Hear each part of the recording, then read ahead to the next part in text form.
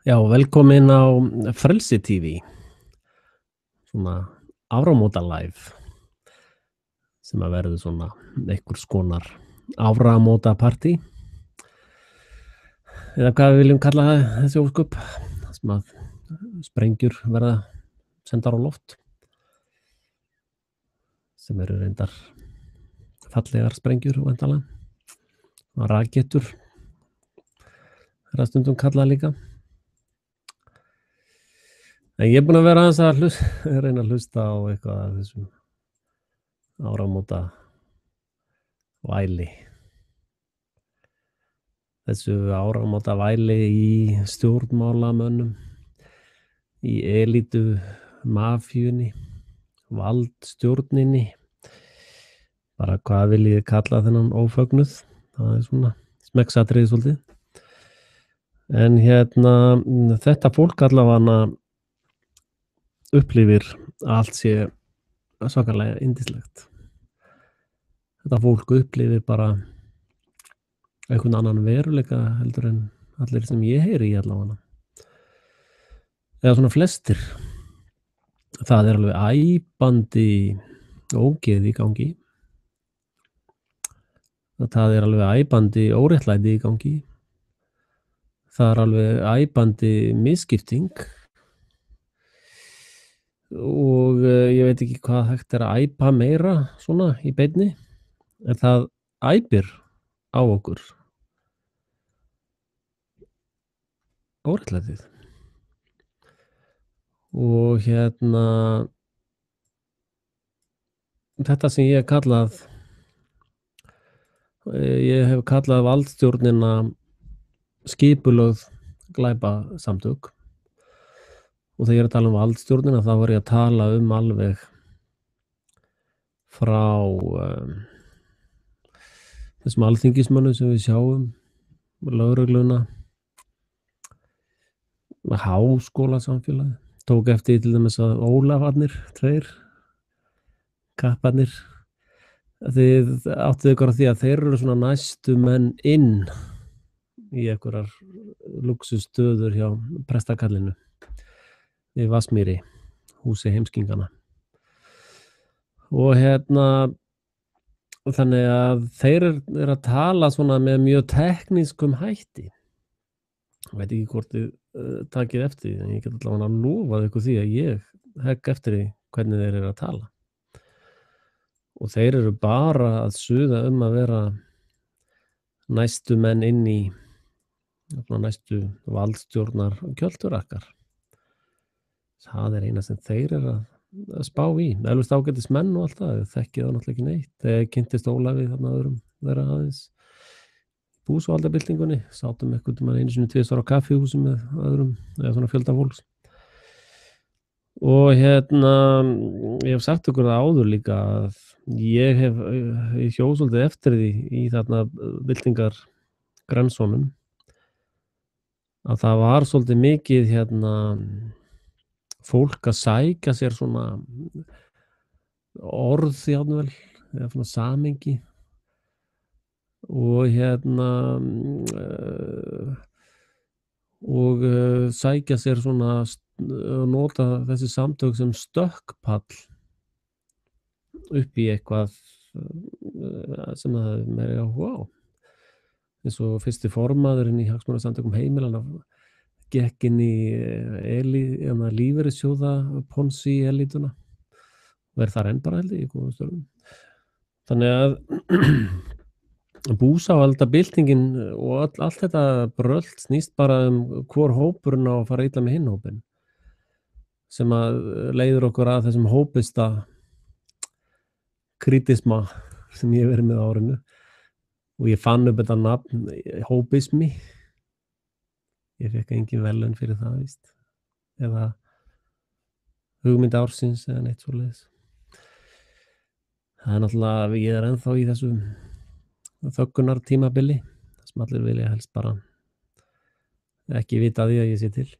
Reyndar fór rásin yfir 100.000 áhorf á árinu, Frelsi TV, sem er frábært. Og ég ætlaði kannski að renna ganni yfir rásina mína, þess að plugga mig. Það ekki leið, má ég ekki plugga mig. En hérna er 1. janúar 2014. Ég var nú ekki með neitt svona áramóta húlumhæ eins og ég er með í kvöld. Og við sjáum hvað menn halda lengi vakandi. Og ég byrjaði hérna með smá áramóta pistil og endilega kíkið á hann og því að margt sem ég var að tala um hérna sem voru algjörlega nýjungar eða svona er orðin bara almenn umræða í dag. Eins og gerist reynda með mjög margt sem að ég hef verið að segja að það hefur svona tilhneigingu til þess að verða meira inn í almennri umræðu sem er bara gott. Náttúrulega ekki allt, þetta er ekki allt inn, ég er ekki að segja það. En þetta er svolítið margt inn. En hérna sjáum við svolítið fyrir, þá var ég með þetta vídeo hérna sem hefur vakið mikla athygli. Skora á okkur, ef þið hafið ekki séð þetta vídeo og kíkja á það. Hérna var ég byrjaður að pæla í stjórnmálafræði, mannhelgi eða hópræði.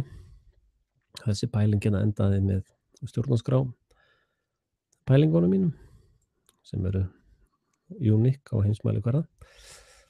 Það eru svo geðveikar, svo klikki. En síðan byrjum við hérna bara, það var hérna eitthvað læti kringu siðmennt sem eru náttúrulega trúarhópur sem trúar á peninga og vísindi.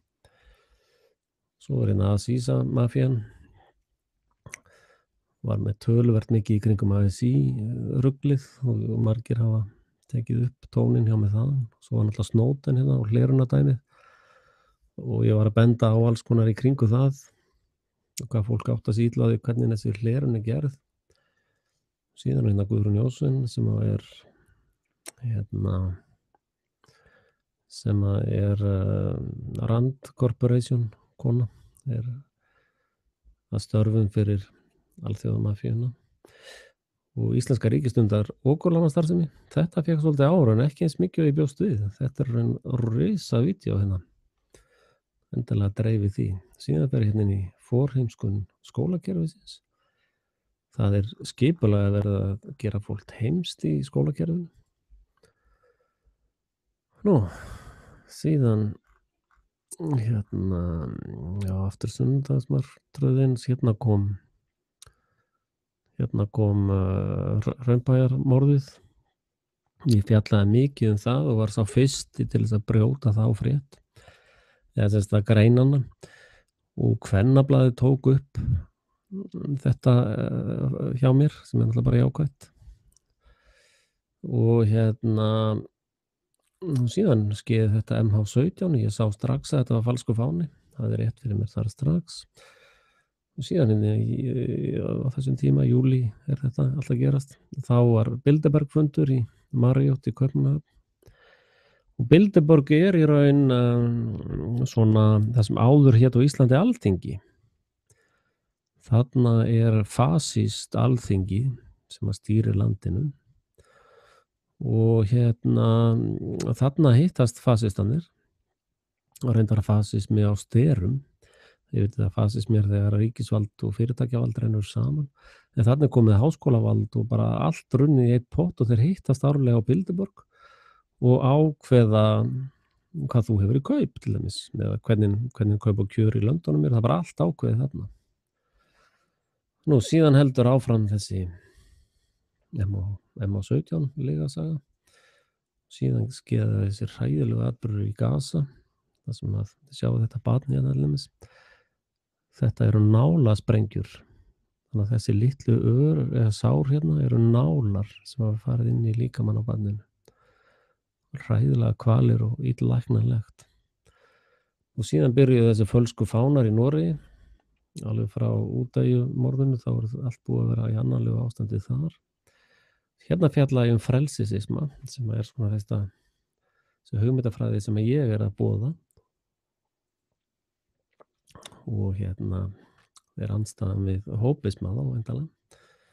Nú síðan er held ég áfram með þjóðamorðinu á Gaza. Ég fengi gríðarlega kritik fyrir þetta og verið kallaður ýmsum ljótum nöfnum sem engin innist það hefði fyrir. og MH17 áfram, Gaza áfram og þarna, já, allt þetta Gaza dæmi. Ég ætla nú ekki að fara í það alveg núna kannski. En sem betur fer hefur ekki ennþá verið jólasláturhúsið sett í gang í Gaza. Yfirleitt árásir í kringum jól líka. Þið getið séð þið farið nokkur ár aftur í tímann að árásanir eru á sama tíma.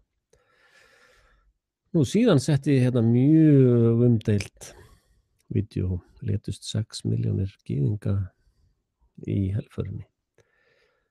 Endilega horfið á þetta vídeó. Í Þýskalandi fólk sett í fangelsi fyrir svona pælingar. Ég bara að spurja ég ekkert að fullera. Ég bara að spurja. Og það bara menn mig að spurja, ekki? Og síðan Ebola, falski fáninn. Og svo ISIS, ég sagði strax í upphafi þetta væri verið að skipta kennitölu og nafna og Al-Qaida. Það reyndist rétt. Það einhver hugvekjupæling. Já, mannsal og þrælahald. Hérna Salem, nornaveiðar og þar fer ég svolítið í strúktúrin. Og núna elitan alltaf með nornaveiðar í gangi. Og núna spjótunum beint að karlmönnum, svona 40-50 ára plús. Það verður að reyna að gera þá á næstu nornum. Og síðan Gaza Colosseum, þetta mjög athyglisvert vídeó sem ég gerði. Endilega að horfa á það. Og hérna mjög fræg mynd, sjáðu Obama svo lítill krakki hérna. Hér höndlarinn hans, síonisti sem að höndlar Obama. Og hérna spurði ég mig út af þessu, út af Gaza-málinu, hvort að virkilega fólk trúði að börnin í Gaza hefði borið á bakinu 3500 eldflaugar nokkrum vikum eða mánuðum. Hérna tala ég Matadorinn, hvernig við erum föst í þessu spili. Hérna áfram lygasögurnar. Þessi menn ekki Hamasliðar, þetta sérsveitarmenn frá Ísrael. Og síðan byrjuðu allt í einu heræfingar fyrir utan Oslo. Skömmu síðar byrjaði eitthvað Ebola-ævintýri, það verið að undirbúa slæma hluti í Noregi og Íslandi. Bara svona að þið vitið að því. Og stjórnarskrá mín. Styðsta stjórnarskrá sem ég hef séð. Ég hef auglýst eftir einhverjum styttri eða menn taki áskorun að skrifa styttri stjórnarskrá sem virkar. Þessi stjórnarskrá virkar. Þótt hún sé stutt, þá hún öflug. Og þið vitið að sá starffræðingur sem nær að stytta í öfnu mest, hann vinnur starffræðimótið. Og hérna umboðslóðis valdstjórn. Þar fjalla ég kosningasvindlið. Það brennd öll kjörgögn. Spurði þá á móti, af hverju má ég ekki brenna öll gögn sem að tilheyra skattaskýrslunni sem ég skrifaði inn. Hérna fer ég inn á fóstureyðingamálið, mjög viðkvæmt mál. Síðan byrja ég með svona hópspjöll og í loftinu. Hérna byrja Guðjón vinur minn að mæta, Guðjón Heimberg, sem mikill snillingur og lífskúnstner. Og einn af þeim fáum sem að hafa lagt í debate við mig hér á Frelsi TV.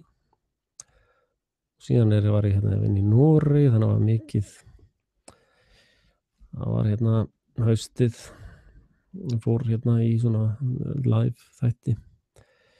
Hérna Ebolan, fjallaði hana og rugli í kringum hana. Og hérna mjög merkilegt vídeó sem ég hvet eiginlega flesta til þess að horfa á. Og myndina sem heitir Brave New World. Hérna sjáum við opaslega mikil endurspeglun á þjóðfélaginu okkar. Þessari þjóðfélags uppbygging sem New World Order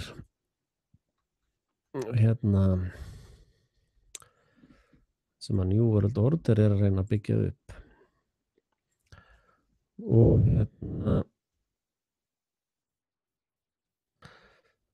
og þið sjáu það uppsvelan fólki sem dælt svoleiðis eitrin í. Og svo A-fólkið og A+-fólkið og B-fólkið. Og sjáu bara fasið á þessu fólki og við sjáu að þetta þjóðfélags dæmi svolítið í þessum stíl við þetta hérna, sko. Og síðan byrjaði ég með skiptileiklafundi, þar sem ég er þjálfarinn, þessi hérna gaur, þið munið kannski eftir honum. Guðjón er eini maðurinn sem hefur þórað að mæta á skiptileiklafundi. Nú síðan fjallaði ég hérna Guð og Guð, sem er það merkileg pæling að ég stefnaði að skrifa bók þetta. Ég er aðeins byrjaður á því.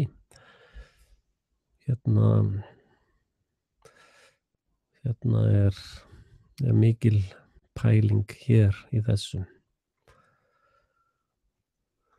Nú síðan eru live og skiptileiklafundir hér, hægri vinstri.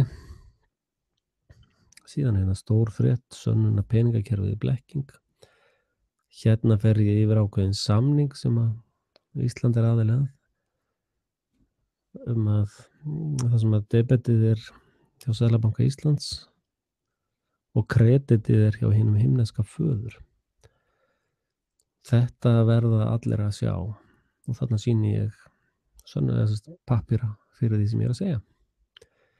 Það er nú alla kenning, það er bara staðreynd. Síðan tala ég hérna maura á fljúgandi úlvalda. Það er hérna faraómaurandi sem kom á heimsókn á Landspítalann. Síðan byrja ég hérna með víkingastundir og læfið og víkingaspöld og svo hérna næsta orðstafan friðhelgi heimilisins. Það verður mikið á næsta ári. Sérsveitir ráðast inn á alls konar heimili og tjónið eftir það verður gríðalegt í lífum fólks, sérstaklega barna. Síðan hérna Ísland alveg á hausnum náttúrulega. Valdstjórnin er búin að klúra allir sem hægt er að klúra. Svo fer ég aðeins yfir stóra Karúsamálið, þetta er nú svona einhver lumma bara dagsins. Þess að fólk fer að æsa sig yfir hlutum sem að í raun skipta akkurat engu máli. Og hérna, sem er bara sorglegt, það er náttúrulega eyða tíma fólks. Það því að fólk ætti raun að vera að horfa á hluti eins og hérna fjárlögin fyrir næsta ár. Og þið horfið hérna eru tekjurnar, hvað er þetta? 650 milljarðar, 2 milljónir á hvert mannsbarn á Íslandi. Og hérna, og síðan fara hérna 4 milljarðar í æðstu stjórnunina, 3 í forsætisráðuneyti. Menntamálin kosta okkur 72 milljarða, utanríkisráðuneytið, spillingi þar 11 milljarða, atvinnu- og nýsköpunarráðuneytið 30 milljarða. Og svo er hérna innanríkisráðuneytið sem er svona hérna velferðarráðuneytið, svolítið óljóst, 270 milljarðar. Já, allir hérna heilbrigðiskerfið sé ekki hérna öðru hvoru megin. Með fjármála efnahags. Síðan sjáum við hérna aðal töluna, vaxtagjöld, 82 milljarðar. Þetta er talan sem enginn vill tala Og sjáum við að hún er að hækka frá því fyrra. Vaxtatekjurnar eru að hækka, ekki lækka. Yfirleitt ef maður borgar upp einhverjar skuldir, þá lækka vextinir. Já, byrju fyrir ekki, þetta er eitthvað rekstra grunnur sjóðshreyfingar. Já. Hvernig sem það er, þá er þetta glæpur gegn íslensku þjóðinni, þessi tala hér. Það stendur ekki fótur fyrir henni. Þetta er skipulega glæpastarfsemi sem að setur þessa tölu hér. Og þetta er bara vextinir. Þetta er engar greiðslur af höfuðstólum eða neitt slíkt. Og hérna mjólkar valdstjórnin, þau skipulögðu glæpasamtök mjólka hér. Og náttúrulega eru mjólkandi hérna alls það líka, svolítið heilbrigðiskerfið er breytt þessu svolítið frá því fyrra, svolítið asnalegt. En hérna það er alltaf að rugla þessum tölum saman, menn get ekki rakið vill svona hjá þessu fólki. Það fólk er svo sturlað að það á ekki að hleypa því nálægt neinu rekstri, sko. Og hérna sama er til dæmis þessum rekstur, þessar endalausu kröfur launahækkanir hjá læknum og heilbrigðiskerfi er alltaf bara meiri pening, hvers konar fávitar þetta það sem að vinna þarna? Og veist, var ekki nær að byrja það bara á því að vera með heilbrigða mat, hætta að eitra fyrir fólki, til dæmis bara, veist, það er frábær hugmynd, að hætta að selja allt þetta eitur í stórmarkaðunum og banna bara innflutning á alls konar GMO-drasli og veikinda eitri. Það virðist enginn vera neitt að pæla í því. Þannig að sko fólk verður að byrja á réttum enda og það er það sem er með þetta læknafólk og þessi læknavísindi. Þetta er bara fólk sem kann ekkert, það bara veit ekkert í sinn haus. Það kann ekkert að reka neitt og bara hlutirnir bara, þetta fólk hefur greinilega ekkert vit á peningum eða rekstri eða neitt slíkt. Og við dæmum það að ein meðferð kosti yfir 100 milljónir fyrir einn einstakling.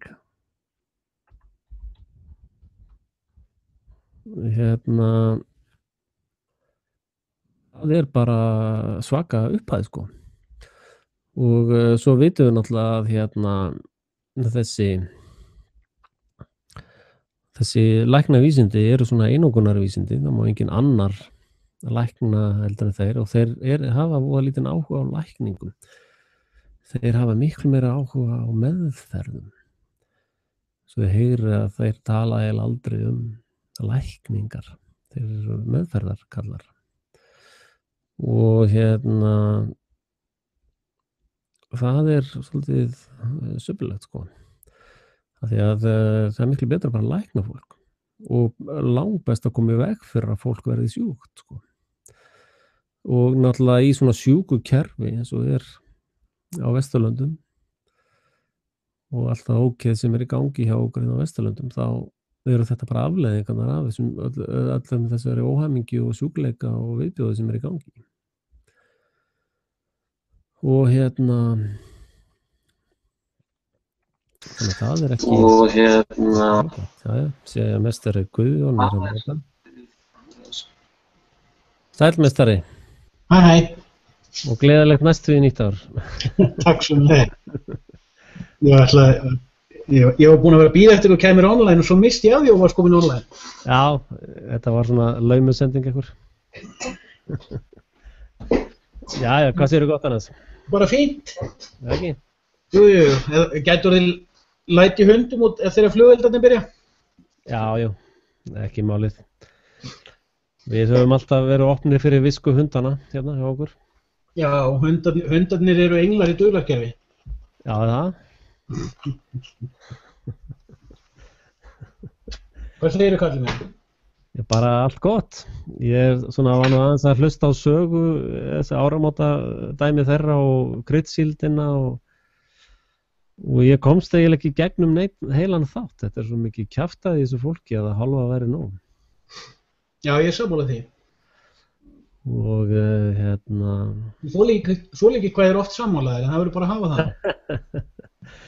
Já, við erum nú svolítið á sömu bylgjulengd, sko. Sem er bara gott, sko. Þú meinar að þú ert góða hliðin og ég er svarta hliðin? Nei, ég held að við séum svona nokkurn veginn sömu megin á peningnum, sko. En bylgjan verður að fara upp og niður? Já, þá förum við bara saman. Mér sýnist nú þunglyndisbylgjurnar okkar vera svona svipuðu róli. Já, það eru það einhvers staðar, já. Það er fylgja tunglinu eða einhverju. Ég er búinn að vera að horfa á Frelsi TV í dag. Já. Ég sá þú varst að deila ykkur allavega á Frelsi TV. Já, ég deildi allan á 2 á þáttinu þínum. Stórfréttin peningakerfið, mjög góð. Varstu ekki búinn að sjá hann áður eða? Jú, ég var búinn að horfa á hann áður. Já. Og ég var búinn að gera bara á hlaupum einhvern tímann á þáttinu morðið upp í Hraunbæ. Já, einmitt. Ég tók hann aftur í dag og ég var mjög sátt. Eiginlega, sko, mér sá þáttur alveg frábær. Já, ég var eiginlega fyrst, það var eiginlega ég sem að skúbbaði það mál, sko. Ég byrjaði á því að horfa svona á það sem var verið að segja okkur og kritisera þetta. Eini fjölmiðillinn á íslensku sem gerði það. Þú ferð þarna vel í gegnum skýrsluna? Já, það líka reyndar löngu seinna. Ég byrjaði eiginlega strax, bara þú sérði í fyrsta þættinum byrjaði ég að beita þessari aðferð sem að bloggar og svona kallar eins og ég að nota út allan heim til þess að spotta þegar að valdstjórnir að framkvæma svona aðgerðir, sko. Og ég neldi þetta eiginlega strax og ég neldi þetta rétt. Síðan tókum við þarna Þórhildur á Kvennablaðinu. Það unnu rosalega mikið á því sem ég var að gera. Okay. En óbúrslega pirrandi að þær gefa mig hvergi kredit, sko. Það má ekki. Nei, það svolítið suppuskapur hjá þeim, sko. Það mjög algengt á Íslandi að menn ekki að gefa kredit á aðra. Nei, ég hef nú reynt að gera það eins og ég get, sko. Já, ég reyna að gera það líka. Já, ég orðið var við það. Já, þú kemst næstu ekki gegnum eitt söguþáttur og svona ég dúki upp eitthvað starf með mitt pæl. Nei, það sko, ég held að þetta sé að hluta til meðvitund, það svo margir sem að skrifa á Íslandi sem ekki búin að fatta hvað hugmyndir eru mikils virði. Já. Og að gefa öðrum kredit á hugmyndinni ef þú fékkst hana frá honum. Já. Og það svolítið merkilegt af því að ég náttúrulega, það svo stutt síðan ég fór að vera skrifandi. Ég hef einstöku sinnum sé stöðulínur frá mér vera teknar og bara skrifa þar upp og nýtt. Já. Og eins og ein stöðulína sem að ég skrifaði hundaþjálfun einhvern tímann, hún varð víral. Já. Það sé að vera 2 ár síðan. Og ég veit ekki hversu oft ég séð hana dúkka upp einhvers staðar þar sem fólk skrifar hana orðrétt eins og sína eigin. Já, var það ekki bara CIA sem að bögga þig? Þetta eru bara draugar sem alltaf að pirra þig með, sko. Það sem að ég var aðeins, sko, ég hef einstaka sinnum pikkað í eitthvað með þetta, meira bara í góður, sko. Ég veit bara mannlegt eðli. Og þá fæ ég svör frá fólki og ég áttaði mikið á því að þú áttir þetta ekki, eða sérst að þú þetta. Ég hélt að þú hefðir afritað þetta frá einhverjum öðrum. Já. Og einu sinni skrifaði ég stöðulínu á ensku sem ég sá fleiri taka upp.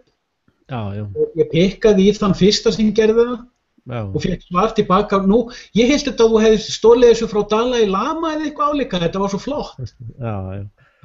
Ég þarf eiginlega að koma mér upp svona síðu eins og þú ert með hérna Reynberg eða eitthvað svoleiðis til þess að negla þetta strax á síðuna, sko. Já, það getur verið mjög gott að vita að ef að þú lendir í því að einhver er að eigna sér hugmynd frá þér, þá getur farið í hvenar þú skrifaðir það fyrst. Já. En svo bara, þú veist, sér ekki karmaðum að þetta dúkki, að höfundurinn fær það sem hann á skilið eitthvað tímann? Jú, það þýðir ekkert að fara að elta ólar við svona. Nei. En maður veit samt, sko, þú nefnilega komið inn á þetta áður. Já. Og ég fór nefnilega að hugsa þetta fyrst þegar ég fór að sjá þetta fyrir svona kannski 2 árum. Já. Og þá einmitt fór maður í gegnum svona ég var sár og síðan var móðgar og svo fellega fúll og svo fór maður að hugsa, heyrðu, skiptir þetta einhverju máli? Já. Ef að Jói Jóns þarf að skrifa eitthvað merkilegt með því að taka það frá öðrum, þá skiptir hann engu máli.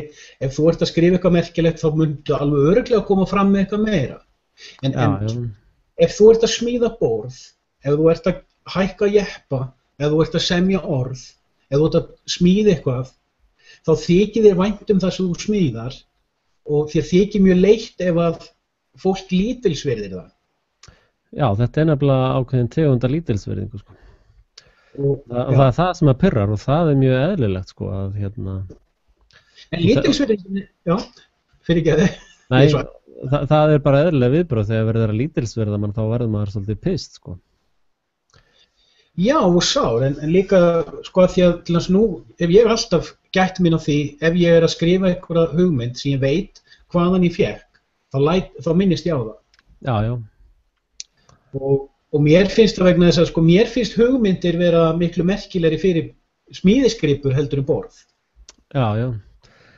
En hérna, ég lenti náttúrulega í rosa þjófnaði Landsvirkjun stal frá mér risahugmynd, sko. Við fórum með lögfræðing með mér sem var vitni að fyrsta fundinum og hún staðfesti, já, þetta er rétt, þú varst að segja hugmynd sem þeir höfðu ekki fyrir, sko. Já. Og ég gerði mér þessi heilt vídeo þetta, sko. Síðan bara fara þeir með einhverju verkfræðingastofu og selja þetta í Noregi og eru bara farnir á fullt með hugmyndina og ég fæ bara fingurinn, sko. En mér finnst, sko, þegar ég sé einhvern taka hugmynd og gera sinni, sem, sko, hjá einu venjulega manni þeir yfirleitt ómeðvitaður það. En þegar fólk í ákveðin áhrif og þau vant að skrifa, vant að fá athygli, kannski komin í valdastöður, þá þetta fólk og vel menntað oft á tíðum, það veit hvað það er að gera.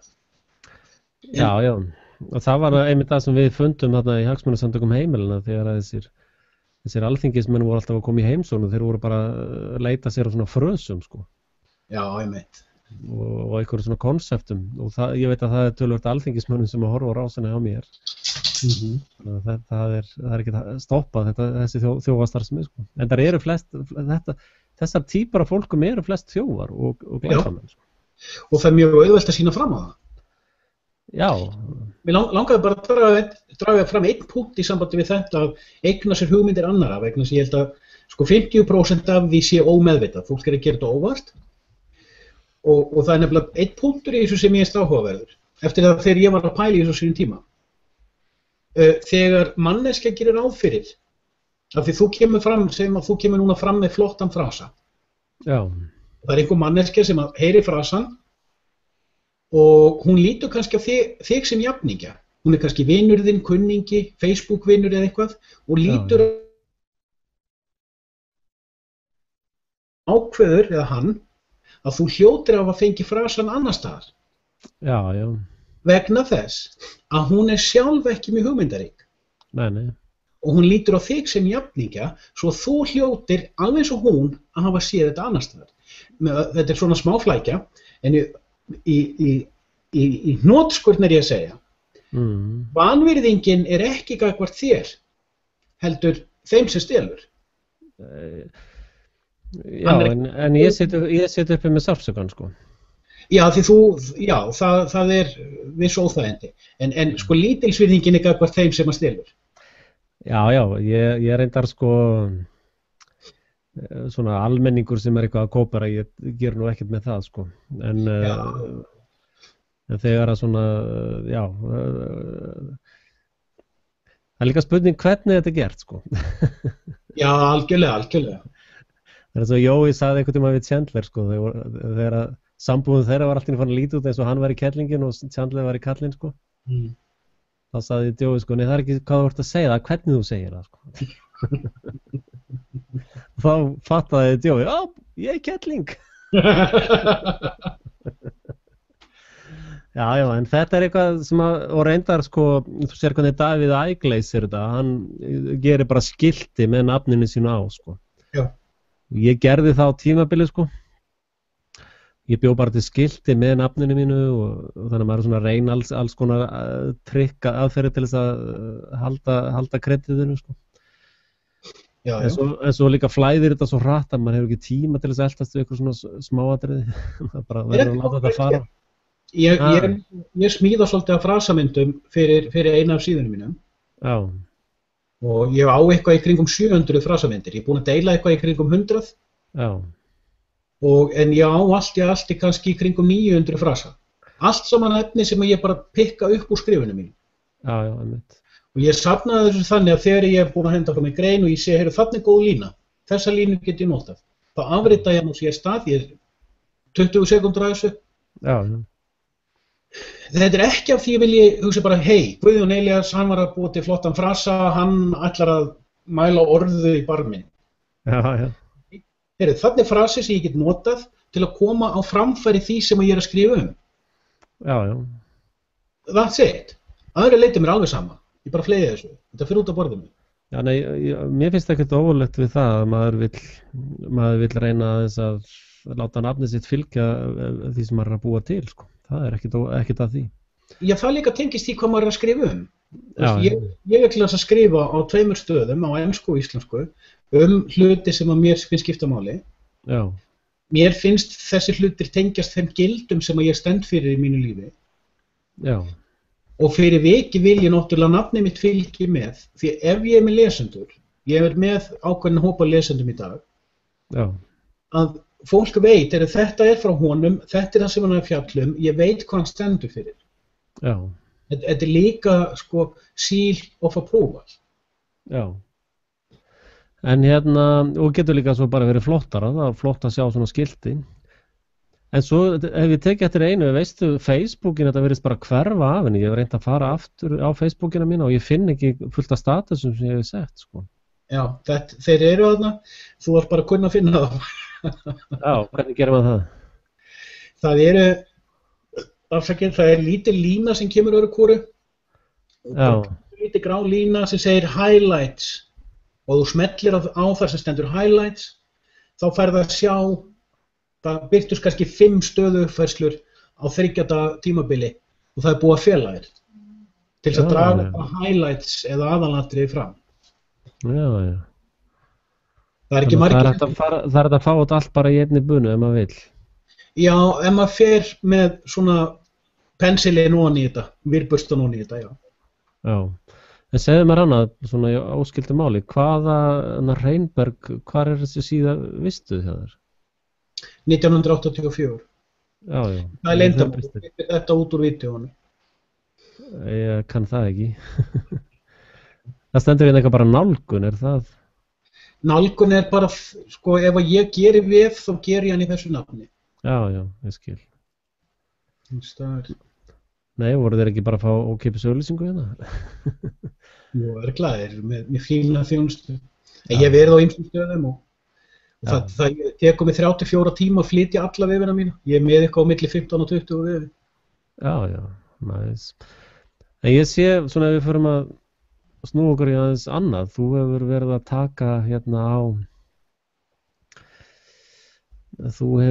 taka á svolítið nýjum málum núna. Þú hefur meira sér snert við þessu helfarar, ekki reyndar alveg eins djúpt og ég, en þú ert aðeins farin að hreyfa við því líka. Mig er búið að vera langa mjög lengi til þess að snerta við helförni. Já. Ég er bara eins og að skítrættur við það. Já, maður þarf að setja þetta frá þessi spurningar, sko. Já. Eins og ég bara spyr. Og ég sé að þú gera það líka. Ég er eins og köttur í kringum heitan eld, ég er að fjalla þá sem eru settir í fangelsi fyrir að fjalla þetta. Já, það voru náttúrulega Sylvia Stoltz. Miklu fleiri, David Irving, Ernst Zundel, Frakkinn sem byrjaði með þetta, ég man nú ekki hvað hann heitir. Nei. Forrey eða eitthvað svolítið, nei, að manna einhver, að vinum okkar. Já. Ég hef búin að horfa á mjög mikið af efni helförina og það sem heitir Holocaust Revisionism. Já. Og líka Holocaust Denial. Já. Og þessi menn eru margir að koma með alveg ótrúlega vel gert efni. Já. Þeir eiga þúsundir af áhorfendum og hlustendum. Já. Þeir eru úthrópar í fjölmiðlum hvar sem þeir koma fram og stimplaðir bara sem nasistar og synir djöfulsins og antisemitistar og enginn veit það að arabar eru líka semitar. Já, þetta tengist ekkert raunveruleikum, þetta er bara dialógur, sko. Þetta er propaganda-dialógur, sko. En það var einn vinur minn, heimspekigrúskari og sögugrúskari, sem sagði við mig fyrir 15 ár síðan. Já. Kom fram með mjög áhugaverðan punkt. Hann benti mér á það að þegar Napóleon tapar á árunum 1812-16, var ekki 1816 sem hann deyr eða er fangelsaður. Já, hann settur þarna einhverja eyju, eða ekki? Jú, samt í helunni með Atlantshafi, fyrir sunnan Nígeríu og það. Já. Bara kletta eyja, sko. Og það er nokkuð ljóst í dag að hann var drepinn á arseníki. Það er meira að minna búið að sýna fram á það. Já. Eins og verður að gera við okkur núna, reyndar. Hvað segir þið? Eins og verður að gera við okkur. Já, þetta er svona áhugavert. Mér varst mjög góður punktur þess að þú varst að tala með maurana og eiturinnflutningin. Þetta er mjög góð efni, þessi vídeó sem ég var að horfa á þetta. Já. Já, hann Nappi, hann er, stendur ekki hvernig hann er fæddur. Hann er 1800 og 1769 til 1821. Það var orrustanum við Waterloo hefur verið 1814 eða 16, ég man það ekki alveg. Já. Hann fer til Rússlands held í 1812. En hann er hluti af því að rauðskildingar komust að því að þegar að þeir voru að berjast við Waterloo þá kom sendiboði Rothschild til London og sagði Rothschild að Napóleon hefði tapað sko. Og Rothschild fór á hlutabréfamarkaðinn og sagði öllum að Napóleon hefði unnið og þá hrundi hlutabréf í London bara niður í ekki neitt og hann keypti upp bara London sko. Eða bara Bretland, hann keypti Bretland bara fyrir slikk. Hann eignaðist valdakerfi Bretlands þennan dag. Já, bara á einum degi. Mér finnst eitt áhugavert af því ég er svo gaman á að fara næsta skref á bak við samsærið. Já. Getur að það hafi verið samsæri einmitt frá honum að Napóleon tapaði. Af því Napóleon kannski var ekki sáttur við það world order sem að síónistahreyfingin vildi fá. Það er allt opið sko. En eftir þetta, punkturinn sem ég langaði að draga fram, og hann nú var ég örugglega settur í hatursfangelsi fyrir það sem ég ætla að segja. Já, verðum við ekki bara að sætta okkur við það? Þú veist, svo lína ekki eitthvað lengst fyrir aftan bara. Við verðum þá bara martíðar. Já. En Napóleon var jafn mikið hataður í Evrópu og Hitler í dag. Já. Og þessi heimspekingur sagði við mig að það er svolítið áhugavert að næstu 50 ár eftir að Napóleon deyr, alveg fram yfir 1870, 1890, þá var Napóleon álitin jafn mikil djöfull eins og Hitler ákveðin í dag. En síðan eftir aldamótin 1900 snerist það við og farið var að líta á Napóleon sem svona evrópska þjóðhetju. Já. Og síðan glotti skepnan og sagði, vittu til það verður eins með Hitler. Já, það er náttúrulega við tveir allavega erum búin að vakna við það 99,9% sem verður að segja okkur er lygi sko. Já. Og restin er stórlega ýkt sko. Einn punktur hér, bara að því að ég hef svo gaman á enska orðinu illusions, það eru beitt svona ímyndablekkingum. Fyrir ímynd, hún virkar á tilfinningar þínar, þú mótar afstöðu og ferð í aðra átt. Já. Það er mikið hampað varandi Hitler og þú að lesa Mein Kampf til þess að sjá hversu vondur hann hafi verið. Já. En hann skrifaði aðra bók sem nánast enginn veitaði til. Sem heitir... Og það er enginn sem segir að lesa hana. Nei, reyndar sko, Hitler er bara eins og, bara svona leiksoppur, eða hann er bara leikari sko. Það getur verið. Og öll stríð eru bankamannastríð sko, þetta snýst alltaf peninga. Og, ég hef aðeins annað teik á þessu. Hvað segir þau? Ég hef aðeins annað teik á þessu með Hitler. Já. Ég vil nú reynda bara taka fram, sko, ég hef ekkert meira álit á Hitler eða Churchill eða Roosevelt eða einhverjum öðrum stjórnmálamanni. Nei. Þetta er allt sama pakkið í mínum augum. Já. En Hitler skrifaði bók sem heitir Table Talks. Þetta er reyndar ekki bók sem hann skrifaði, þetta var vélritað upp eftir samræðum við hann. Já. Ekkert ósvipað eins og bókin sem að Íslendingar þekkja eftir Gunnar Dal, að elska er að lifa. Hann skrifaði hana. Vinur hann skrifaði hana eftir samræðum. Og Table Talk, fólk sem les þessa bók, það yfirleitt skiptir skoðun á Hitler eftir það. Já, sko, þetta er bara eins og Gaddafi, sko, eða Saddam Hussein, allir sem lenda í þessari peningamaskinu, þeir eru dímonaseraðir og Hitler er bara einn af þeim sem er í því dæmi, sko. Hins vegar er enginn að spurja hver fjármagnaði Hitler, hver fjármagnaði Stalin, hvaðan komu peningarnir í þetta. Akkúrat. Og það er hluti af þessari heimskuvæðingu almennings sem að virðist vera að virka ótrúlega vel. Þú minnist á Írak, tökum eins og eitt með Saddam Hussein. Það var bara stutt en ég var að rekast á einn punkt, einn brauðmóla Hussein. að Saddam var ekki bara brjálaður einræðisherra sem tók völd. Hann var maður sem var í stjórnmálaflokki sem heitir Baath-flokkurinn. Já. Þessi stjórnmálahreyfing var til minni mig í Líbíu eða Túnis. Já. Baath-flokkurinn stendur fyrir bræðralag múslímaþjóða og arabaþjóða og mjög þjóðnissinnaður flokkur og þessi stjórnmálahreyfing á mjög miklu fylgi að fagna í mjög mörgum arabalöndum. Þetta nánast hvergi fjallað um. Nei. En fyrir mér þessi múslimagríla sem verður að mála upp fyrir okkur bara svona bylgja sem að luta eftir okkar bylgju og það var hérna stríð á milli mótmælenda og kaþólika bara síðast á Írlandi blóðu og peningaöflin eins og í Jobsbókinni að tala Satan frammaði jörðina fram og aftur að leita að ykkur vesinni Já. Og sama er með þetta Guð með hástöfum og þeir eru alltaf að leita að ykkur vesinu því þar liggur gróðinn og þetta eru súnar og sítar eða ekki þarna í Jú, ég rugla alltaf hvort hvað. Já, skiptir hann ekki máli, þetta bara A og B eða þetta bara múslimar og kaþólikar og mótmælendur sem raun trúa sömu hlutunum, það bara svona sikkur liturinn á stjórnkerfinu eða kontrollsysteminu. Alveg sama ruglið og einhvern veginn tekst þessum fjármála eins og sagt Satan hann nær að fela sig hans staðista sigur að telja fólki trú hann sé ekki til. Akkurat. Þannig að gömlu góðu biblíusögunar gilda enn þann dag í dag Og ef þú trúir hann sé til að þá sé hann einhvers staðar annars staðar en í sjálfum þér.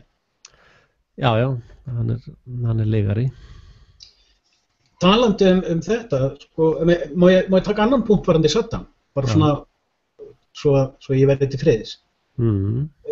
Ég var að horfa á fyrirlestur nýlega einmitt hann, það sem var talað að í mörg ár þá hafi Írak staðið fremst meðal arabaþjóða, varðandi menntun, heilbrigðiskerfi, senda fólk til Evrópu og jafnvel annars staðar önnur lönd í heiminum til að mennta sig og koma með þekkinguna heim. Að Írak hafi meðal arabaþjóðanna notið mjög mikilla virðingar einmitt fyrir það að standa mjög framarlega í menningu. Já, sama með Gaddafi, hann var búinn að búa til eitt besta land Norður Afríku Já, sér það í þessari svokölluðu fabrikeruðu eða ekki svokölluðu, þessari fabrikeruðu Líbíubyltingu sem var algjörlega til af NATO og vitað í dag. En það ekkert að fjalla hana í dag, þeir vilja ekki umfjöllun hvað gerðist í Líbíu. Þetta var algjörlega. En það var meir en 3 milljónir manna sem að söfnuðu saman í Trípoli til þess að lýsa við stuðningi við Gaddafi í upphafi þessa stríðs. Já, ég meina, það skiptir einhver máli,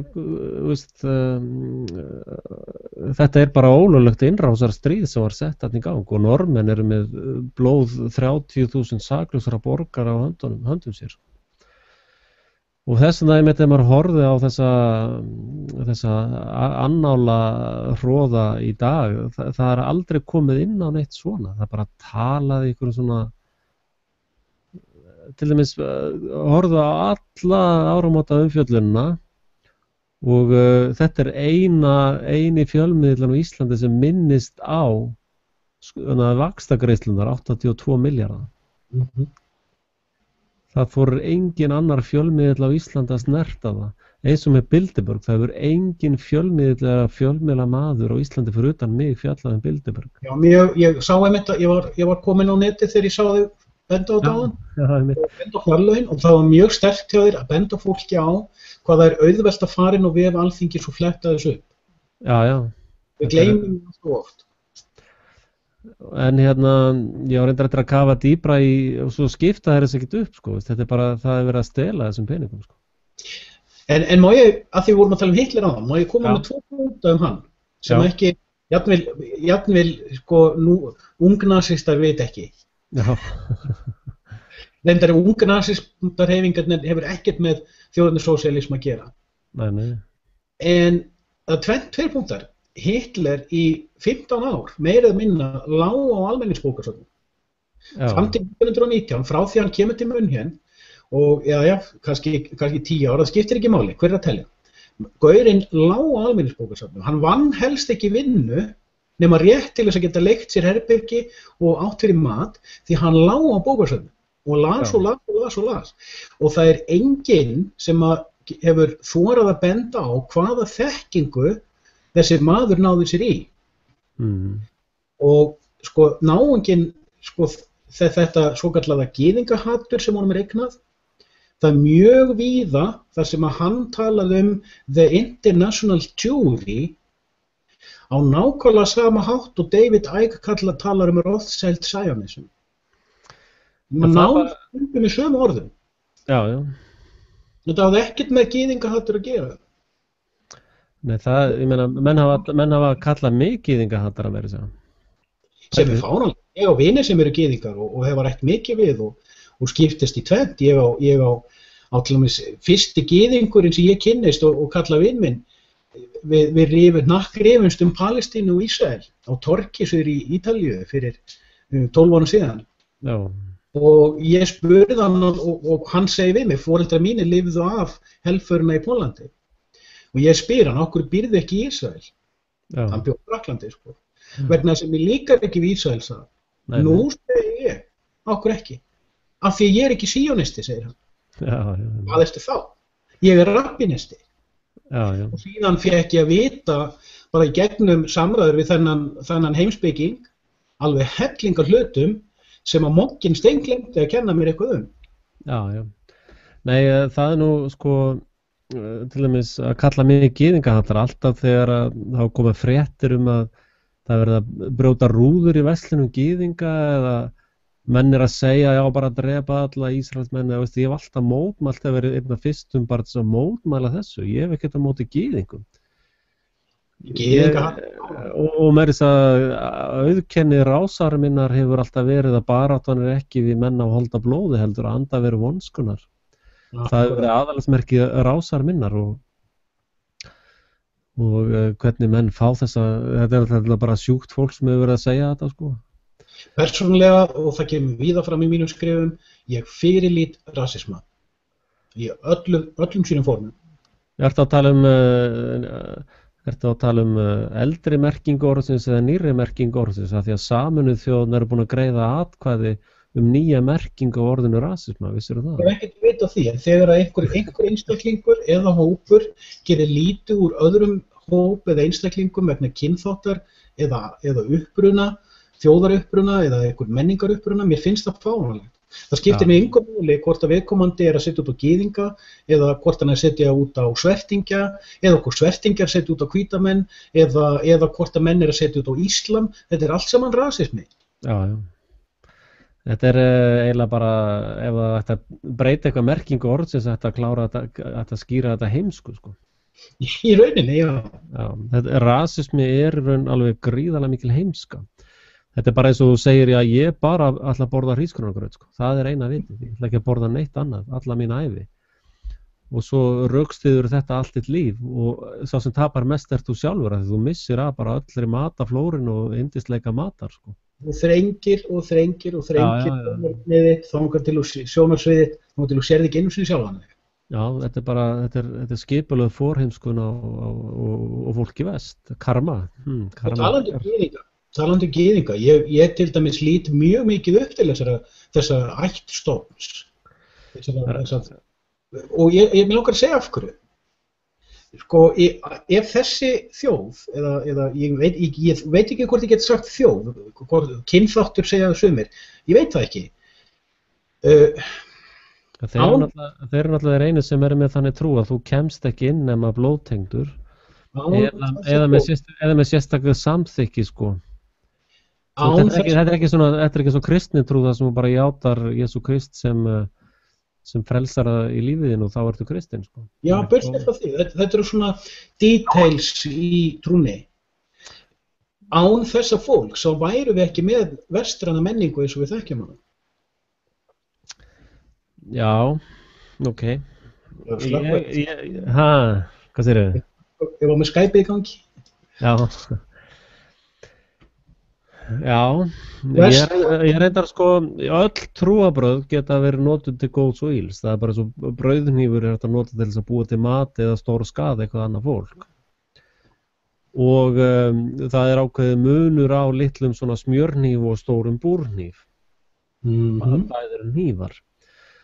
Ég reyndar er á því í mannkyns sögunni, þá hefur gyðingdómurinn hentað best til mjög vondra verka.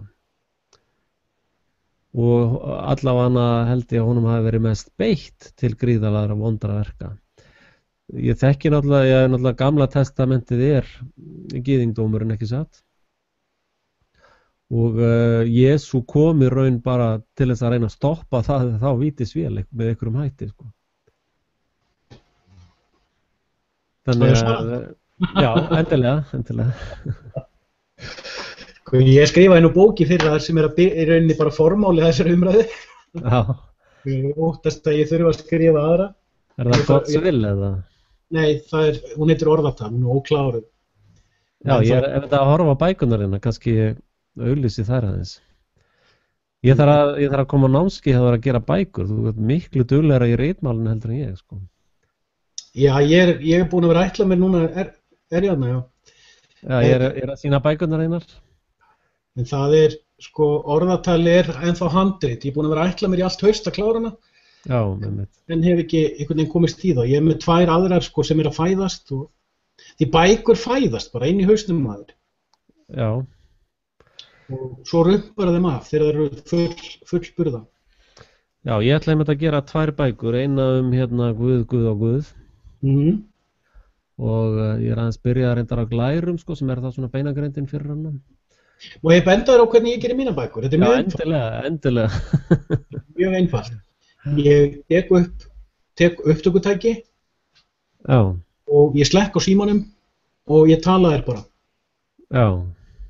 Síðan hlusta ég á þær, hreinsa bara með klippiforriti. Hluti eins og hundarnir voru að rífast eða ef eitthvað gerðist. Síðan læt ég þær vera á netinu þangað til ég er tilbúin ég velrita upp upptökurnar. Já. Og ég er á þeirri skoðun að þú sért tilbúin með fullt af bókum. Þú þurfir bara að velja hvað úr myndskeiðinu þínum þú velritar upp. Já, ég einmitt, það er eiginlega næsta verkefni á dagskrá hjá mér. Og svona þegar ég hef tíma, sko. Það er ofsalega lítileg vinna að velrita hljóðupptökur. Já, ég er reyndar ekkert óvanur að takast á við vinnu, hvort sem hún er skemmtilega eða leiðileg. Hins vegar bara eins og ég ætlaði að vera með rosa mikið af vídeóum þegar ég kemi heim, sko, úr vinnu. En börnin eru ekkert alveg á því, sko. Ég hef gefið börnunum alveg rosalega, þau hafa gefið mér rosalega mikinn tíma núna. Já. Sem er alveg yndislegt. Sko ég lít svo á að maður þurfi ekki að vera háður forminu. Ég til dæmis hef verið að gera undanfarið myndskeið fyrir YouTube á ensku eingyðistrúna, eða mínar hugleiðingar eingyðistrú. Já. Það er bara gert með upptökutæki og svo bara setja í ljósmyndir með og klippa þetta saman og henda á netið. Já, einmitt. Ég reyndar, það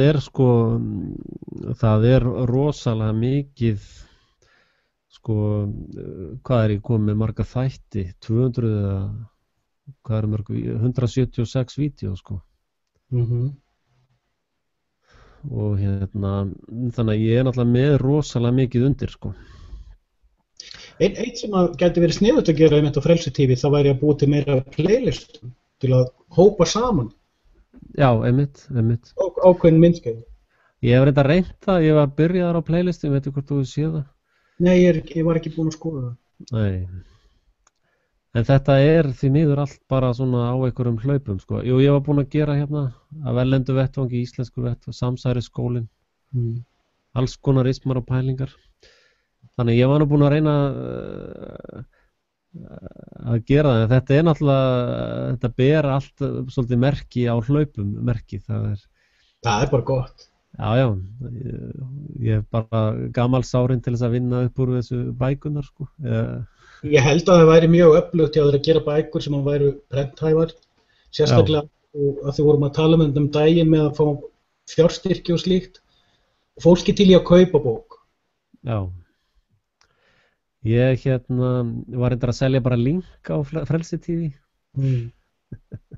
Seldi engan. Ég er alveg viss um það að ef þú gerir 2-3 bækur þá mun það leysa það nákvæða vandamál hjá þér. Já, en það er líka náttúrulega bara svo flott opening card, sko, hérna er bókin mín. Já, það voru til myndskeið í lok hvers myndskeiðs, bara svona 30 sekúndur sem auglýsir bókina eða bækurnar, sko. Já, einmitt. Nei, þetta er komið í meldinguna, sko. Heyrðu, hérna vill einhver joina. Glæsilegt. Menn komnir á 3. glas og svona.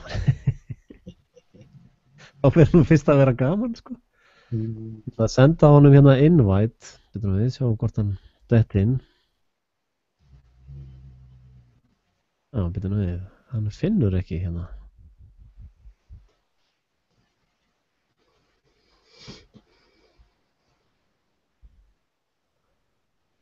En þú varst að tala áðan með eins og með sko svona fjöldamorð. Já. Það er ekki margir sem vita það að eftir að Svíþjóður hirti Skán af Dönum, þá var framið þjóðamorð á Skáni. Já, og líka hérna í Vendée í Frakklandi, þessi bylting sem að kommunistar alltaf að velta sér upp úr franska byltingin. Að í Vendée þar var framið gríðarlegt þjóðamorð. Og ég var nú einmitt að skrifa stöðulínu held ég bara í morgun eða hvort það var í greinarstúk sem ég skrifa á hrimburg.is. Það sem ég var að minnast á að Hvað segirðu? Það má ekki tala helförina, nema tala helförina rétt. Jörðin verður að vera flöt. Já. En sko þú mátt afneita fjöldamörðunum á Austur-Tímor, Rúanda, Júgóslavíu, þú mátt afneita fullt af fjöldamorðum, Pol Pot og Rauðu khmerarnir, þú mátt afneita þeim, en þú mátt ekki afneita helförinni, þá ferð fangelsi. Okkur er þessi helför merkilegri en hinnar helfærinnar? Já, það má ekki, það er enginn að tala um heldur það er heldur enginn að tala um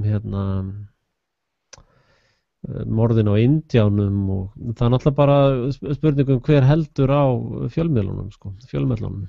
Já, Voltaire sagði, find út hvern þú mátt ekki gagnrýna og þá veistu hver ræður. Já, nákvæmlega, hárrétt. En svo er líka annar vinkill á þessu sem að sko fólk gleymir og það er spurningu siðspillingu. Manstu, við vorum að ræða daginn að það kom maður í Kastljósi sem að fór að tala það eru svona fólk sem er siðspilt. Fólk með svona gen sem er siðspilt. Og megnið af þeim hvort nú þegar í fangelsi nema einn og einn sem að stjórna stórfyrirtækjum. En ég er ekki siðspiltur. Þú ert ekki siðspiltur. Hinn almenni maður er ekki siðspiltur. Hvað er siðspilling? Mér langar að nefna dæmi okkur ég er að stilla þessu upp. Já. Þegar ég var að vinna á Fiskistofu, þá lenti ég í mjög svæsnu einelti þegar það var verið að koma mér til þess að hætta þar. Ég skrifa bók það sem heitir Varmenn kvótans. Sjáðu, það voru menn þar og konur, fólk sem hafði farið niður á Austurvöll þegar búsáhaldabyltingin var. Ég sem er á móti mótmælum og vil ekki taka þátt í mótmælum, ég var mjög gagnrýndur af þessu fólki fyrir að vilja ekki fara niður á Austurvöll, fyrir að vilja ekki vera með því að taka þátt í mótmælum. Þetta sama fólk, þetta réttlæti sinnaða, góða og vandaða fólk, hreyfði engum mótmælum þegar ég var tekinn fyrir. Þá var réttlætiskenndin horfin. Sumt af þessu fólki var síðar tekið fyrir af yfirstjórninni líka. Það er einmitt þetta sem ég verður að krítisera skólakerfið. Skólakerfið er hannað til þess að þjálfa upp einelti í fólki. Og það situr í einelti allt, fólk er í þessum stellingum allt sitt líf, sko. Já. Og sá sem er sko seinastur að beita einhvern einelti, hann er tekinn fyrir, sko. Þannig að það er svona, fólk lærir það í skóla að vera nógu fljótt að leggja helst allir í einelti, þá ert þú nokkuð veginn safe sjálfur, sko. Ég þetta var svo heppinn, ég var yfirleitt sterkastur í bekknum, ég var alltaf sterkastur í bekknum og stundum sterkastur í skólanum, sko. Meira svo þótt ég var miklu yngri, sko. Þetta var svona hjá mig til 16 ára aldur, sko. Þannig að það reyndi enginn að leggja mig í einelti, sko. Ég var 13 ára og lagði ég eitt skólafélaga minni í einelti. Ég sé mjög eftir því. Eða þess áran þegar ég fattaði að ég hafði gert það. Ég fattaði ekki að ég gerði það. Ég bara þoldi ekki strákinn. En svo allt í einu fattaði ég að ég var að beita hann einelti og ég hafði sjálfur verið beittur einelti áður. Og ég skammaðist mín mjög mikið og ég forðast svona tilhneigingu síðan. Stundum þarf maður að skamma sín fyrir sjálfan sig til þess að vakna. Já, ég reyndar ég var svo heppinn að ég lagði engan í einelti. Ég var meira að segja yfirleitt með nokkra undir vendavæng mínum gegn einelti, sko. En þú sér hvað ég er að fara. Ef ég er gull og gerðsemi og það er Hitler sem er illmennið eða Saddam eða Bjarni Ben, þá er ég áfram gull og gerðsemi og þá held ég áfram að vera bara í minni rörsýn á tilveruna og taka sjálfan mig í gegn og byrja að taka þátt í samfélagi. Og þá er svona ekki komnir af þessu með hópismann sem að þú ert svo hrifinn af að tala um. Þetta undirstrikað sem þú ert svo hrifinn af að tala um. Ég veit. Sko góða dýrkunina. Ef fólk er að horfa á eitthvað utan við sjálft sig, það er að tilbiðja þetta skurðgoð eða þessa hugmynd eða fyrirlíta þennan djöful, þá er það ekki að horfa á sjálft sig og endurspeglun veraldarinnar í sjálfu sér og fyrir vikið er það ekki að taka sjálft sig í gegn og byrja að spurja sjálft sig, hérna er ég með 100 skoðanir sem er allar réttar. Það er enginn að spurja, hvaða afstöðu hef ég í lífi mínu? Fyrir hvaða gildi stend ég með mínu lífslaupi? Eins og ég var að tala um áðan, þegar ég gerir skrifin mín, ég er ánægður með skrifin mín af því að þau hafa ákveðna afstöðu. Með skrifin mínum er ég að sýna hvaða gildi ég stend fyrir. Ég gagnrýni sjálfan mig hiklaust í sumum af skrifunum mínu. En þetta finnst mér vera eitt af því sem er að hjá fólki, svona ef ég leyfi mér að setja út á fólki svo fyndið, að ef við erum full af skoðunum og rörsýn, þá erum við ekki að sjá sjálf okkur í allri okkar dýrð. Nei. Og þá við alveg eins og horfast í augu við ljótileika okkar sjálfra. Við erum ekki að sjá að hið illa getur alveg eins tekið þig yfir eða mig eins og einhvern annan. Það er ekki bara vondir Þjóðverjar 1940 sem voru að drepa fólk eða vondir kommúnistar í Sovétríkjunum árið 1930 eða 70. Það voru ekki bara vondir menn í Kambódsu eða vondir menn þarna. Fólk er allstaðar eins, það er allstaðar fólk. Þess vegna er Biblían svo mikil snilld með þetta andaveru vonskunardæmi, sko. Algjörlega. Og ég reyndar það er ein bókin sem ég hef ekki sagt þér frá áður að ég stefna á að skrifa. Það er að draga, sko ég stundum sagt, með fólk, sko. Þú veist, að því ég er alveg upp að hræðilegum pirringi, sko, af kellingum, einstæðri móðru, að það var gríðaleg, hérna mætti Karl Héðinn. Já, sælir strákar. Já, sæl ertu. Velkomin. Þakka fyrir. Þér hefur tekist að komast í gegnum múrinn mikla. Já, einmitt, þetta var svolítið vesen, ég var ekki alveg að fatta þetta, sko. Nei. Gaman að heyra í ykkur, ég er nú búin að fylgjast með ykkur báðum núna í svolítið tíma að spjalla við ykkur. Já, einmitt. Og þið voru einmitt að tala um einelti og ég horfði á vídeóið sem þú gerðir, Guðjón, þar sem varst að tala um að einelti væri svona fyrirbrigði hjá spendýrum til þess að styrkja eða ýta úr þeim sem eru veikir. Og ég einmitt upplifði þetta svolítið mikið þegar ég var ungur, sko, þá var ég lagður í alveg feitt einelti og eina leiðin til þess að brjóta, sem sagt, það var vinahópurinn minn, vorum öll einelti og ég var svo eins sem stóð upp á móti og þá var ég aðal targetið hjá þessum gaurum. Og það endaði bara þannig að ég þurfti bara að rísa upp og lemja það á móti, skilur, og þá var ég svona stiginn yfir þetta, skilur. Það er mjög athyglisvert. Bara nefnum mikið. Já, nákvæmlega. Já. Það er vont að leggja fólk í einelti og verst fyrir þá sem að leggja í einelti af því að þeir eiga yfirleitt mest bátt sjálfur, sko. Já. Nákvæmlega. Hvað segirðu? Hvað er þetta að pæla, Karl? Hvað? Mér langaði svolítið aðalega að spyrja ykkur sko, ég var að skoða svolítið mikið, ég er búinn að skoða svolítið mikið núna TPP, Trans-Pacific Partnership og síðan það sem er hérna í Atlantshafinu og síðan voru ég að skoða þess aftur í Agenda 21 og svona sitt og ég var þeirri skoðun að staðalega Agenda 21 væri eitthvað svona Trojan Horse skilur að koma upp ykkur fasísku ríki eða eitthvað en síðan fyrir að skoða þetta meira og þá sé ég að Sameinuðu þjóðirnar ekki, þetta er ekki lög, þetta er bara svona ráðleggingar og þeir sem eru búin að vera að mótmæla þessu eru aðalega þeir sem eru að menga jörðina og reyna að sleppa frá því að borga skatt undan því og taka refsingar í burt, þannig að ég var bara að Þá tala um Agenda 21. Já, ég hélt að það væri versti hlutur í heimi sko, en síðan einnig var ég að skoða það mjög mikið í gær og kom með annað álit á því. Hvað finnst ykkur um það? Já, ef ég fæ að svara fyrst, Guðjón. Agenda 21 er blekking. Alltaf til þess að, sko, ef að ég myndi koma til Íslands og segja, já, heyrðu, ég ætla bara að taka yfir allt draslið og þið verðið bara þrælarnir mínir og þið þurfa að borga mér skatt fyrir að drekka vatn og nota súrefnið mitt. Þá myndi fólk bara segja, heyrðu, bara vertu úti vinur, eða bara við brennum þennan vitleysing, sko. En ef ég kæmi og segja, já, heyrðu, við þurfum að vernda náttúruna, sko. Það er alltaf að hitastigið að aukast og þetta er svona og þessna þurfum við að vernda náttúruna, sko. Við þurfum að setja lög til þess að vernda náttúruna. En svo ef þú lest í gegnum lögin, þá eru þau að segja nákvæmlega sama hlutin og ég var að segja upp af því. Og Sameinuðu þjóðirnar, Guðjón var einmitt með góða greinu það, Sameinuðu þjóðirnar eru líka svika plott, sko. Þannig að þú tekur upplýsingar þína frá Sameinuðu þjóðirnar og þá ertu fallin í gildruna, sko. En hvað segir þú, Guðjón? Ég hef ekkert vit á Agenda 21, ekki neitt, ég hef ekki sett mig inn í það þá. Varandi Sameinuðu þjóðirnar þá eru það skálkaskjól. Sameinuðu þrjótarnir. Þær eru, við sjáum til dæmis, sko hægðun Sameinuðu þjóðanna er ekkert annað en svona eins konar smokescreen fyrir hinn almenna mann til þess að trúa. En það er svolítið merkilegt og við sjáum það svolítið endurspeglast í því sem er að gerast 47 og 8 þegar Ísrael er stofnað. Að Ísrael réttlætir tilveru sína á því mandati sem Sameinuðu þjóðirnar gefa út að Ísrael eigi rétt eða megi hafa Palestínu fyrir sig. Þetta er helmingin. En síðan hafa Sameinuðu þjóðirnar sagt fullt af hlutum eins og, já, þið eigið ekki að vera að ofsækja Gaza eða eitthvað álíka.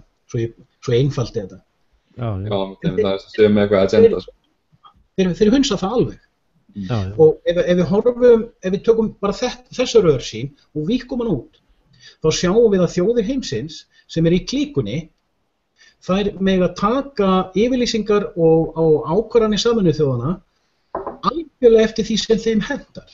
Þeir sem eru ekki í klíkunni komast ekki upp með það. Við sjáum að Sameinuðu þjóðirnar eru algjörlega skálkaskjól til þess að geta sagt við almenning eða fólk eða stofnanir eða hvern sem er, sko við megum gera þetta af því Sameinuðu þjóðirnar eru búin að ákveða við megum gera þetta. Sjáum þetta endurspeglast í kvótakerfinu á Íslandi. Sameinuðu þjóðirnar eru búin að segja við Íslendinga þeir eru að brjóta mannréttindi með kvótakerfinu og Íslendingar segja okkur alveg sama. Og það er engin viðbrögð. En ef við værum með Saddam Hussein þá væri búið að taka okkur á beinu fyrir að brjóta mannréttindi Sameinuðu þjóðanna. Saddam Hussein sagði náttúrulega að ég vill ekki selja ykkur meira af olíu fyrir klósupapír, ég vill fá eitthvað stöff á móti, sko. Hann vildi gulldínarinn í staðinn og Líbíufórseti vildi gulldínarinn og fyrir það voru þeir teknir að lífi. En meira í sambandi við Agenda 21, sko. Ef að þetta er staðreind að CO2 er svona rosalega mikið hættu efni fyrir jörðina, CO2 er svona stór hætta, þá hlýti ég að spurja af hverju er þá ekki stöðvaður þessi endalausi stríðsrekstur. Getur ímyndað bara hvað þessir herdallar er að nota í CO2 og allar þessar rakettur og flugvélar og allt þetta stríðsbröll. Það er þetta sem er svo grunnsalegt með allt þetta náttúruvernda kjaftaði að þeir minnast aldrei á það sem er að eyða mest af þessu stöffi, sko. Ekki það að CO2 skiptir í raun engu máli, sko. Ég hef stundum sagt dæmisögu, það er járnbræðsla það sem ég bý í Svíþjóð og þegar þú kemur þar inn sko, það bara, þú veist, það verður að bræða stál, skilur, og það rosalega heitt þarna inni og ég væri kannski ráðinn sem ráðgjafi til þess að reyna að ná niður hitanum þarna það sem fólk að vinna, sko. Og ég myndi segja, já, heyrðu, það hérna 10 járnbræðsluofnar, það verið að berja hérna glóandi stál, svo sé ykkur að starfsmenn vera að reykja, skilur. Já. eins og Guðjón núna, þessi, heyrðu, já, við verðum alltaf bara að banna reykingar hérna til þess að ná niður hitanum, sko. það er í raun rökin, sko. Og það er það sem við erum að krítisera. Það er þekkt að sólin er öll í óveður. Þú veist að sólin er ósýnileg. Þú veist að ef þú ferð út fyrir gufuhvolfið þá sérðu ekki sólina. Aha. Já. Þetta er bara raf. Ef þú horfir á svona geimfaramyndir þá sérðu aldrei sólina. Þú sérðu bara speiklun í gufuhvolfinu. Þú er aldrei séð ljósmynd bara af í okkar vísilega, en þú getur alltaf, eins og með rafmagn, þú getur séð rafmagn með einhverjum svona sérstakri tækni og sama með sólinu og getur séð hana með rafmagnsfræðilegu myndavélum. Já. En sko það er orka og sko það er líka global warming í hérna á Mars og öllu sólkerfinu eru núna verulega mikla breytingar. Og eru menn að halda því fram að loftslagsbreytingar á Mars kom út úr pústurinn á bílinu hjá mér. Já, það meikir ekki sens. Nei, en af hverju þarf ég að borga skatta af þessu þá? Þetta er svo mikið rugl, sko. Svo eru stórfyrirtækin að borga alltaf flýjendarskatti, skilur, þegar þau eru að valda náttúrulega mest af útblæstrinum, skilur, og þau ættu að vera að borga stærsta hluta næja. Já, sem að setja mig náttúrulega í ákveðið dilemma, því að fyrir mér er það glæpur gegn mannkyni að innheimta skatt með valdi. Þannig ég hef aldrei skilið þetta að vera eltast við Róa Hött og taka þá alltaf að lífi. Ég held að Róa Höttur væri liðið með okkur almúganum, sko. Eins og þess núna, þá er verið að væla það að kaupa eitthvað lista yfir eitthvað skattsvika. Það er aðal proppi núna. Ég segi bara, heyrðu, ég er miklu meira til að kaupa lista yfir frímúrara. Það er miklu meira áreiðandi heldur en einhverju, þeir sem hefur tekist að koma með einhverja krónur og bara til Luxemburg. Takk eftir því. Allir stóru krimmanir í Swiss, City of London og allt öðrum stöðum, sko. Þannig að það er bara verið að taka fyrir ákveðin hóp og rústa honum, sko. Það voru einhverju vitleysingar sem urðu pínu ríkir, sko, og nú var bara að slátra þeim. Já, þú verður að róa múin kannski.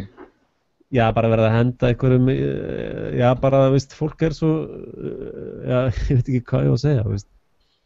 Það eru þeir sem að sleppa þess undan þrældómanum, að þrælarnir að segja að maður ekki láta þá sleppa, sko, og láta þá fá svipahaukinn líka, sko. Helleirinn hans Plató. Já, einmitt. En þú, Karl, þú trúir aðeins á þetta Agenda 21, að þetta sé bara gott mál og þetta sé svona... Sko, í gærkvöldi var ég á aðrari skoðan og síðan horfði ég á eitthvað klukkutíma vídeó þar sem það var einhver ástralsku gaur sem var að tala um þetta og að við sé ástralska pólitíkusinn, konan sem að tala, var með eitthvað ræðu Agenda 21, hvernig þetta væri einhver, þú veist, svona Trojan Horse og eitthvað þannig, skilur. Eitthvað svona kommunist, fascist, totalitarian state, skilur. Sem kemur í ljós að hún er konservativ bara á búin að vera að vinna með, sko, og hengum með fólkinu sem á, þú veist, námufyrirtækin og það í Ástralíu og það gæti verið að hún vildi ekki fá Agenda 21 og það gæti, þú veist, lögin sem þessar tillögur sem eru því gæti olli því að þau gæti ekki grætt eins mikið og svo Glenn Beck líka, hann skrifa bók Agenda 21 og hann er náttúrulega, veit ekki hvort að hann sé að mega mikið senn, skilur, hann er einhver, hann sé bara einhver fóti og veit ekki, þetta er náttúrulega bara tillögur, en eins og þið var að tala þá er kannski réttlanalegt að segja, skilur, við getum gert þetta. Er í Agenda 21 og það eigi að banna eignarhald á landi og eitthvað svona, er það eitthvað ríðlega? Já, það er absolutt, það verður gert þannig og við sjáum á Íslandi það er byrjað með þessum náttúrupassa og þessu. Já. Þetta er allt saman undirbúningur það, þú sko, núna eru menn að borga eitthvað 1500 kall í 5 ára eitthvað eða 3 ára eða eitthvað. En síðan er þetta kannski 10 ár og það er bara, nei, það er bara, nú er ekkert selt meira passar, það fer enginn út í náttúru. Já. Þetta er allt saman undirbúningur undir það. Sko, og þá byrja menn alltaf að skjóta á kall eins og mig og segja, já, þú ert á móti náttúruvernd og þú bla bla bla, sem er akkurat ekki rétt, sko. Af því að ef þú hefur áhyggjur af þessu CO2 og hefur áhyggjur af umhverfismálum, þá er langbest að rækta matinn sem næst sér. Og þá spyr maður sig á móti, akkur er New World Order að senda sérsveitir á svona sjálfvirkjubú sem eru fullkomlega sjálfbær.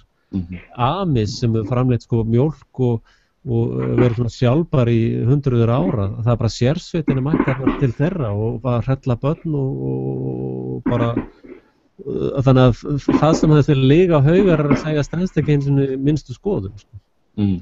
Að besta aðferðin til að leysa þetta ef þetta er vandamál, ég veit það ekki, ég vil náttúrulega ekki menga jörðina, að það er að rækta sem mest lokali. Við sjáum eins og Íslandi, þar er verið að setja alls konar lög sem er að gera erfitt að rækta kindur, það var nú teknar einhverjar 300 kindur og þeim slátra út af einhverju reglugerða rugli sko.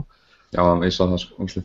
Og þannig að það þú veist, ég er miklu meira bara að horfa á það sem þessi vitleysingar eru að gera heldur en hvað þeir eru að segja, því ég veit að allt sem þeir segja er lygi, þess vegna horfa ég bara það sem þeir gera og ég spyr mig bara, af hverju eru þið að sérsveita fólk sem er að rækta mat í nærnágrenni og með því að rækta matinn og gera sem mest lokalt þá stoppa allar þessar skipaferðir bara fram og tilbaka, daginn út og daginn inn.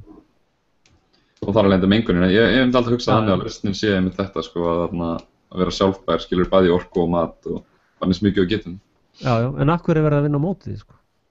Það er bara til þess að geta örugglega tekið réttindin af okkur og sjálfstæði af okkur, skilur, svo við getum ekki séð okkur sjálf og ykkur þurfa að sjá okkur og þar alveg erum við orðin eign þeirra. Já, það er bara eins og þú segir. Það er ósvöldlega mikið talað það í samsærisheiminum, þetta með frelsi og taka af okkur sjálfsvaldið, sjálfseignarhaldið, taka af okkur hvaða frelsi. Það er enginn að græða á því að taka okkur frelsi. Það er ekki höfverkið frelsi með þeirra. Já, við höfum allavega meira frelsi heldur en það sem við erum að plana. Það er verið að plana bara ekkert frelsi, sko. Það er bara leitið.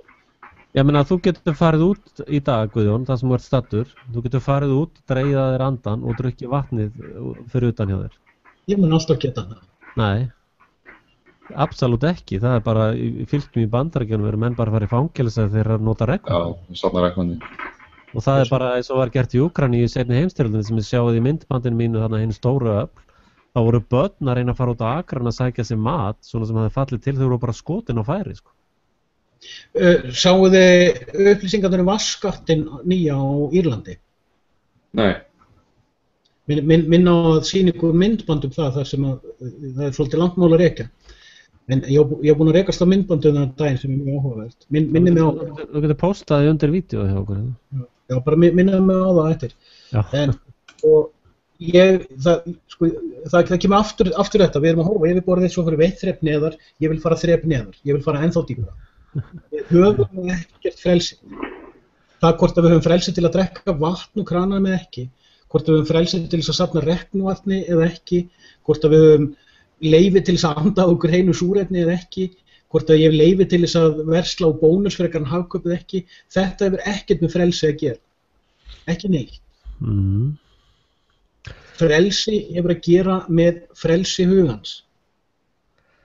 Og ef þú horfir á samtíma okkar í dag, alveg eins og vorum að tala um helförina, sko ég hef engan áhuga á helförinni, nákvæmlega engan. Helförin er bara staðreynd og það voru bara drepnar 6 milljónir. 1,4. Ég er bara að tryggja að ég fari í fangelsi. Herðu, það er fritt fæðu húsnæði. Hvað ertu eitthvað á móti því? Það sem ég hef áhuga á eru rótin að undir. Alveg eins og ég benti á. Ég gagnrýni alveg eins hinar helfærinar sem að má gagnrýna. En sko, ef að þú lampar til dæmis niður á Lækjartorg og segir, heyrðu, þá að fyrirgefa öllum pedófílum og pedófílar í lagi, þá verður þú grýttur. Ég nota mjög abstrakt dæmi, en þess að við erum allir sammála það að pedófílar eru viðbjóður. En sko, hvað fleira er viðbjóður? Manstu til dæmis, Axel, við lentum í mjög skemmtilegum umræðum við eina Facebook-vinkonum mína nýlega kvenhatur. Jú. Hún stimplaði þig og einn náunga sem að ég deildi á vegginn minn sem kvenhatara án þess að skoða hvað þið báðir eru raunverulega að segja samskipti kynjana og hegðun kvenna í okkar samtíma. Hún tók ákveðnar setningar, hún er háskólamentuð, hún veit hvað er rétt viðhorf í hinum feminíska samtíma og þar með var bara komið debate nákvæmlega fróðu.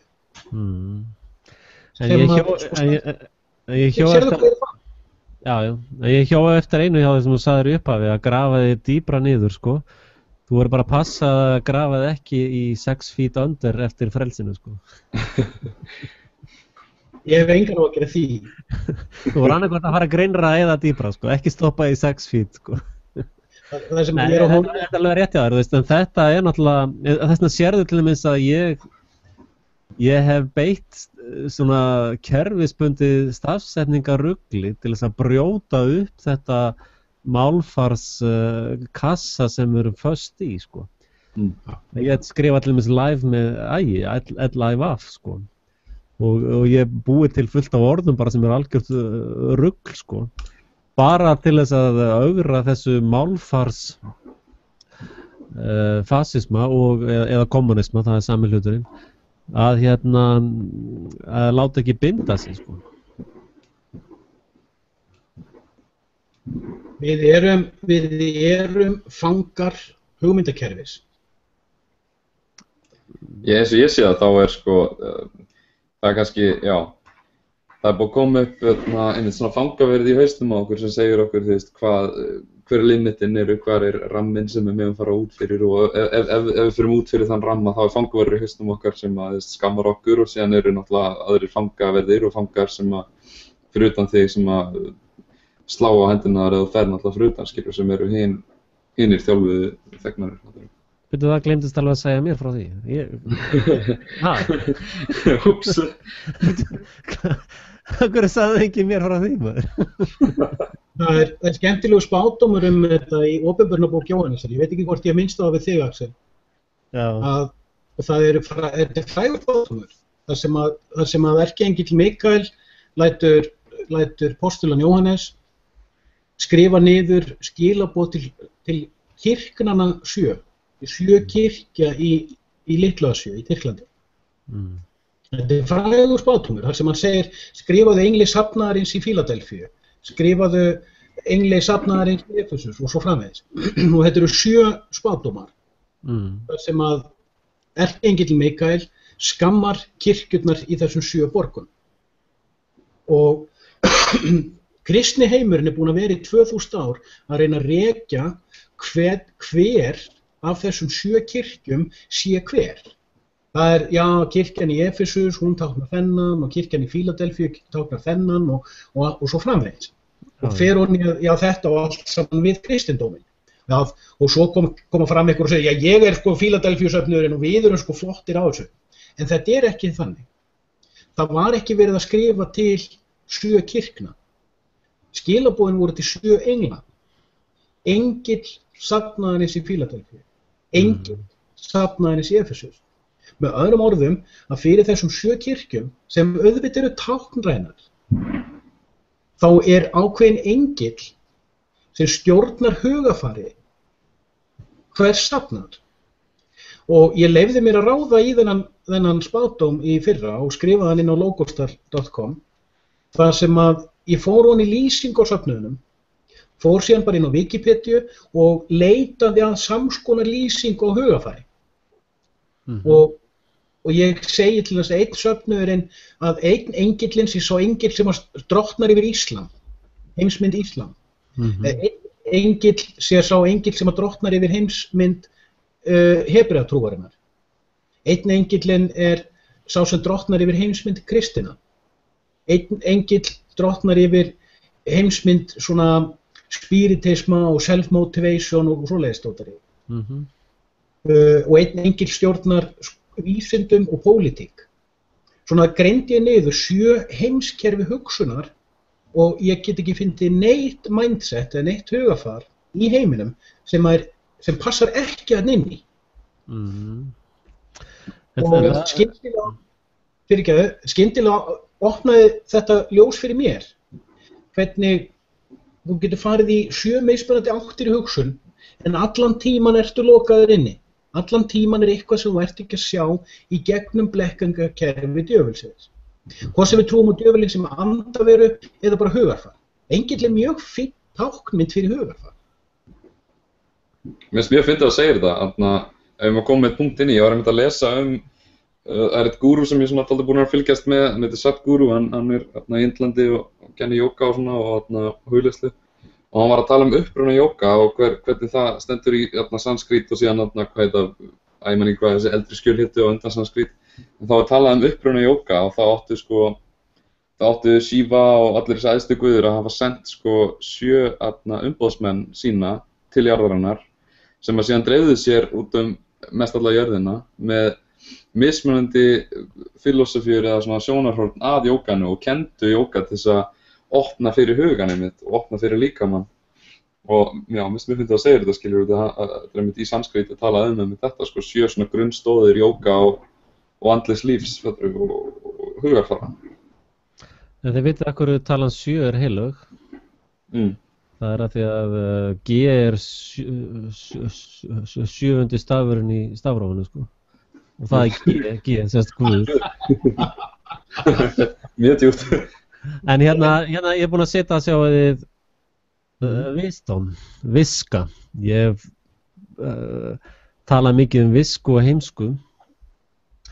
Þið minnst að tengjast svo þessar umræðu, það er hérna hvernig þetta byrjar bara hérna að sko viska eða Sofía er hæfileikinn að geta hugsað og framkvæmt notandi þekkingu, reynslu, skilning, heilbrigða skynsemi og innsýn. Og þið vorum að tala áðan málfarið. Ég gerði frasa frá Thomas Jefferson. Ég sagði, ef ég fæ að stjórna orðunum þínum og málfari, þá er mér nákvæmlega sama hvað þú ert að hugsa. Og, þetta bara 6 þættir. Hvað segirðu? Já. Þetta bara 6 stoðir. Hvað er svo 7? Það er visdóminn sjálfur. En hérna, sko, ef mér tekst að eyðileggja bara 1 eða 2 af þessu, þá nærðu ekki að framkalla visdóm. Það er skólakerfið og háskólakerfið er til dæmis að þeir bera enga virðingu fyrir common sense eða heilbrigði skynsemi, þeir líta niður á common sense. Og insight, segja. Og innsýn, já. Það er bara, þeir eru bara í einhverjum allt öðrum heimi, sko. What-like experience. Já, reyndar er fullt gott, það er alltaf eitthvað gott í öllu slæmu, skilur við. Sama eins og ef við tölum Sameinuðu þjóðirnar, það er eins og með svona pastora, og ég verið í nokkrum kirkjum sem hafa fallið, pastorinn hefur fallið á grettunni, sko. Að þrátt fyrir það og algjört hrun í kirkjunni og þeim er bara lokað, sko, en þá situr alltaf eitthvað eftir. Meira sig í staðistu svindlu, menn eru kannski að reyna að svindla einhverja peninga, einhver frægur gaur var að búa til einhverja vatnsverksmiðju, sko, og stál fullt af peningum, sko, út á þessa hugmynd. En svo er þetta kannski bara frábær hugmynd, sko. Og það sem að situr eftir hann nýtist til margra góðra verka, sko. Þannig að þetta kriminalitet í kringum Sameinuðu þjóðirnar og þetta var allt saman í upphafi bara búið til fyrir fullkomið kriminal, en það virðist reyndar, og það er það sem ég er svolítið spenntur að sjá, það virðast vera svona smá vaxtabrotar að þetta sé hægt að nýta þetta eitthvað til góðs, og það til dæmis að þeir ætla að ákæra Ísrael. Og Ísrael og síónistarnir í Ísrael eru stofnuð allt þetta drasl, þannig að þetta kerfi sem þeir smíðu til vondra verka er svona búmerang og er á leiðinni til þeirra sjálfra, sko. Ekki það þessar, sko, þið vitið það náttúrulega, ég vil ekki gefa neitt vald frá mér, sko. Ég vil ekki borga skatta eða neitt, sko. Ég vil bara hafa allt vald á minni hendi og svo vil ég bara velja eitthvað sísta sem kannski hendar mér. Þannig ég er að vona að öll þessi vondu verk eins og þessar vondu kirkjur oft hafa skilið samt eftir fullt af góðum hlutum og þá kannski vonda liðinu bara það er tekið út og síðan kemur fullt af góðu fólki sem nýtir sér strúkturinn, skiljið hvað er að meina. Þetta er kannski svo bara handboltafélag sem að, ég veit ekki, þjálfarinn var kannski að misnota einhvern í handboltaliðinu, honum er kippt út, kemur nýr þjálfari en nýtist all þjálfunni sem var búið að leggja í liði eftir sem áður. Og það fer að blómstra þegar þessi nýðingur er tekin út. Svo byggja upp úr öskunni eða þetta sé svona ákveðin næring fyrir það sem á eftir að koma, svona jarðvegur. Já, eins og ég sagði við Guðjón síðast þegar við vorum að tala skítkastið hjá okkur þegar ég sagði þegar kasta mikið að skít hjá mér það sé bara, hei, já, fínt, ég er með fullt af ábyrgði. Það er góð vel. Já, sko, skuggahliðin á tunglinu er líka tunglið. Er eitthvað skuggalega á tunglinu? Er það ekki eitthvað blekking bara? Er þetta ekki bara hálft? Hvorum megin og ert að sigla, náttúrulega. Já, og það er eins með okkur sjálfa. Carl Gustaf Jung gerði mikið úr þessu með sálarlífið að ef þú þekktir ekki skuggahlið eigin sálar, þá þekkir ekki sjálfan þig. Já. Það er eitthvað sem ég var að læra mitt núna.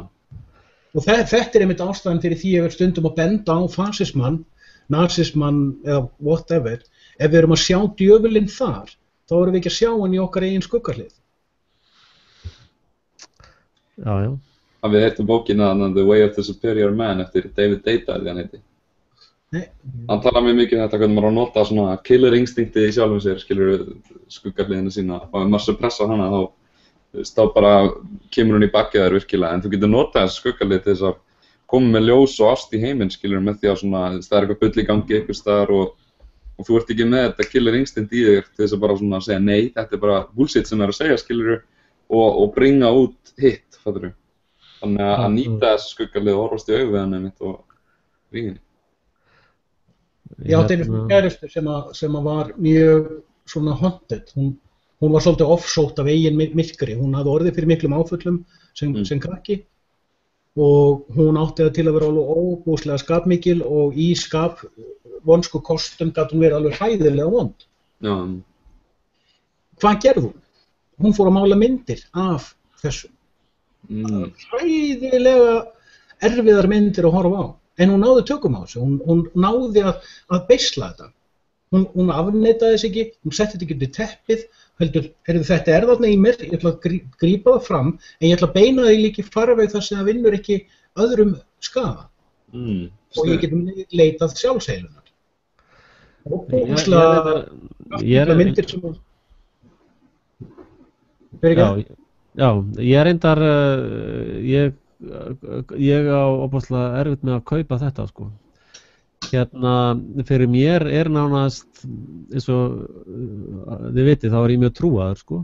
Ég trúi á Jesú Krist, hann hafi dáið fyrir misgjörðir mínar og ég er hreinsaður í blóði hans og allt þetta. En, sko, hins vegar er ég mjög praktiskur í trúnni minni, sko. Til dæmis það, ég er ekkert mjög upptekinn að því hvort að Jesú var til í holdi og blóðið ekki. Já. Það er bara þessi konsept og þessi hugmyndir sem að kemur fram. Fyrir mér er það Jesú. Og hvort hann var gift Maríu Magdalénu eða hvernig kynlífið hans var, kemur málinu raun ekkert við, sko. Þetta er þess að ef ég heyri frá bara hugmynd, þá spyr ég ekki bara, já, herðu, hvernig er kynlífið hjá görnu sem að fann þetta? Það bara kemur málinu ekki eins og við. Og hérna, sama er með illa anda og þessa vondu hliðar á okkur og skuggahliðum og allt slíkt, að þetta eru bara skemmdir. Til dæmis börn í dag sem lifa á Íslandi í gríðarlegri fátækt, þetta mun koma út í einhvers konar afleiðingum í þeirra lífi. Og ég talaði að sko, ef að fólk vill breyta heiminum, byrjið á börnunum ykkar, sko. Uppeldið á börnunum, þess vegna vill ég ekki að börn fara í ég veit ekki hvernig ég ætla að komast fram hjá því að fara með börnin í skóla, sko. Ég tel að börnin er absolutt ekki að fara í skóla fyrir fyrsta lagi 9 til 10 ára gömul. Og þannig að það eru í raun bara þetta sem menn er að lýsa og þessi fyrirverandi kærasta þín Guðjón, það sem hún er að lýsa er bara skemmdir sem hún er orðið fyrir lífinu. Já, absolutt.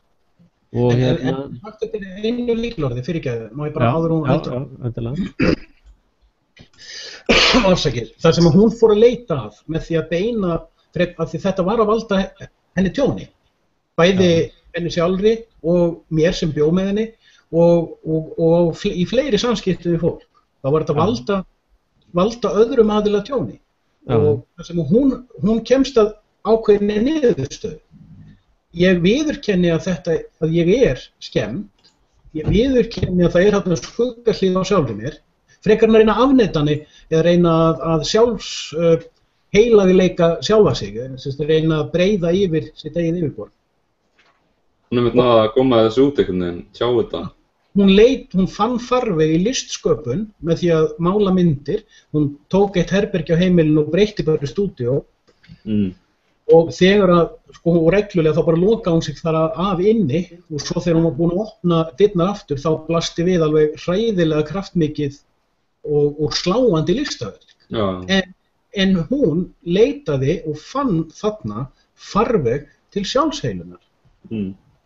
Og þetta finnst mér verið lykilatriði. Þegar að ég hætti að afneita eigin ljótleika, þegar ég hætti að horfa á djöfullinn eða frelsunina hjá einhverjum öðrum en sjálfum mér, þegar ég fer að leita því sjálfum mér og horfa á mína eigin skuggarhliðar og mínar jákvæður, þá fer ég að leita farvegi sjálfs ábyrgðar. Og það aðeins þegar ég finn sjálfs ábyrgð sem ég finn sjálfs heilun og byrja að þramma þetta þrönga einstigi sem meistari Jesú kenndi okkur að leita að. Já, ég var að sækja með penna. Ég var á sálgæslunámskeiði í Kaupmannahöfn einu sinni með hollenskum gaur, Theo van der Wiel heitir hann. Og það námskeið var þvílík opinberun fyrir mig og ég ætla að reyna að teikna hérna fyrir ykkur hvað ég lærði svona vel hjá honum. Ef þið hugsið ykkur, sjáðu hérna, ef þið hugsið ykkur persónan hringur og hérna okkar innsta sjálf hérna inni og segjum að þessi manneskja sé 40 ára hérna, þetta svona tímarhringir í tré, skiljiði, og hérna það þegar þú fæðist og þetta eru svona sviðin og svæðin í þínu lífi. Segjum síðan þekktasta dæmið, þú verður fyrir kynferðislegu ofbeldi þegar þú ert 10 ára. Þá segjum að þetta hérna sé svona kynferðissviðið hérna, þá stöðvast þroskið þinn við 10 ára aldur. Þú eru farið með þetta aðeins ofar? Já, fyrirgeðu. Sjáðu þið, þá stöðvast þroskið þinn við cirka 10 ára aldur. Já. Og þá komið gap hérna á milli, sjáðu þið. Hérna þú ert 40 ára, og fólk býst við að þú sért með svona kynferði á við 40 ára en þú ert í raun 10 ára sko af því að þroskiðin stöðvaðist þarna leiðin á þessu sviði og til þess að díla við það þá þarf að búa þér til svona einhverjar undirstöður eða þú ert að klambra upp einhverju svona tréverki til þess að halda til yfirborðinu. Þú getur ekki bara verið 10 ára á þessu sviði, skilur, þú þarft einhvern veginn að feika það, sko. Þetta mjög góð lýsing á því sem að gerist í sálarlífi við til dæmis kynferðisofbeldi gegn börnum. Já, eða bara, alls konar hluti, sko. Og aðferðin til þess að finna þetta, þið takið eftir að sumt fólk, þú tala við alls konar hluti, já, hvernig finnst þér þetta og þetta, svo allt í henni bara það ósveigjanlegt með eitthvað. Já. Þá ertu búin að finna þennan veika blett á viðkomandi. Leið og manneskjan ósveigjanleg með eitthvað, þá ertu búin að finna ástand, það sem mismunur á milli raunaldurs og þroskaaldurs viðkomandi. Og það finnur bara einfaldlega með ósveigjanleika. Og til þess að lækna þetta, til þess að ná þessum súlum upp og til þess að hleypa þroskanum hérna fram, ég braut mikið að leirtaugi og kýldi gegnum nokkra veggi og alls konar svona til þess að ná þessu út. Sem betur fer sendi Guð mér mannesku sem tókst að díla við þetta með mér. Og það það sem verður að tala sem illa anda, dökkurliðarnar eða hvað sem er. Ég trúi því ekki að fólk fæðist með illan huga. Ég trúi því ekki að fólk fæðist bara, til þess að fólk fæðist sadistar. Það liggur einhvers staðar í þessu að fólk hefur orðið fyrir ykkur og eitt dæmi til þess sem ég heyrði í svona sál- og sorgunar samhengi. Bara eitt dæmi, það var, og flestir bara halda þetta sé kynferðislega, en það var stelpa sem var að passa litlu systur sína, eða var svona eitthvað með hana bara í barnavagninum, og hún var 12 ára gömul þegar þetta gerist, 10 og 12 ára eitthvað svoleiðis. Og hún einhvern veginn svona aðeins víkur sér, sækir eitthvað sem misti eitthvað og í því rennur barnavagnin með barninu niður langa brekku og yfir umferðargötu og síðan fer hún út í skurð eitthvað svolítið barnið dettur þar og fer að gráta, það varði ekkert fyrir barninu og móðurinn situr á verundinni eða einhvers staðar skammt undan og sér þetta gerast og móðurinn byrjar á því að bara öskra á stelpuna, hvernig vogar þér að gera og svo fer hún að hlaupa eftir barninu. Þetta atvik braut hana sko. Þetta eina atvik, að því sko það var nóg refsing fyrir hana að horfa á eftir systkini sínu fara niður brekkuna sko, hún var raun búin að taka út næga refsingu. Og þetta hef ég til dæmis passa rosalega vel hérna hjá mér og og ég sé til dæmis kona mín til dæmis með Afríku þannig hún með svona ákveðna svona tendensa frá Afríku sem bara þar gerðir ákveðnir hlutir sem ég til dæmis stoppað á og talaði við hana og ég ger ákveðna hluti, hún hefur talað við mig líka þannig við erum óbúslega meðvituð það til dæmis þegar að bara litla stelpan braut eitthvað glas og allt fór í klessu og kona mín var óbúslega reið og þegar hún tekur gítarinn minn þá verði ég óbúslega reiður og hún var að fikta í dótinu mínu og við erum með ákveðin level við erum mjög meðvituð þá og við pössum upp á hvort annað gangi ekki of langt það er allir yfirleitt bara nóg refsing þegar glasi brotnar barnið bara þannig að þegar börnin okkar hella niður eða brjóta glös eitthvað svolítið við segjum ekki orð sko.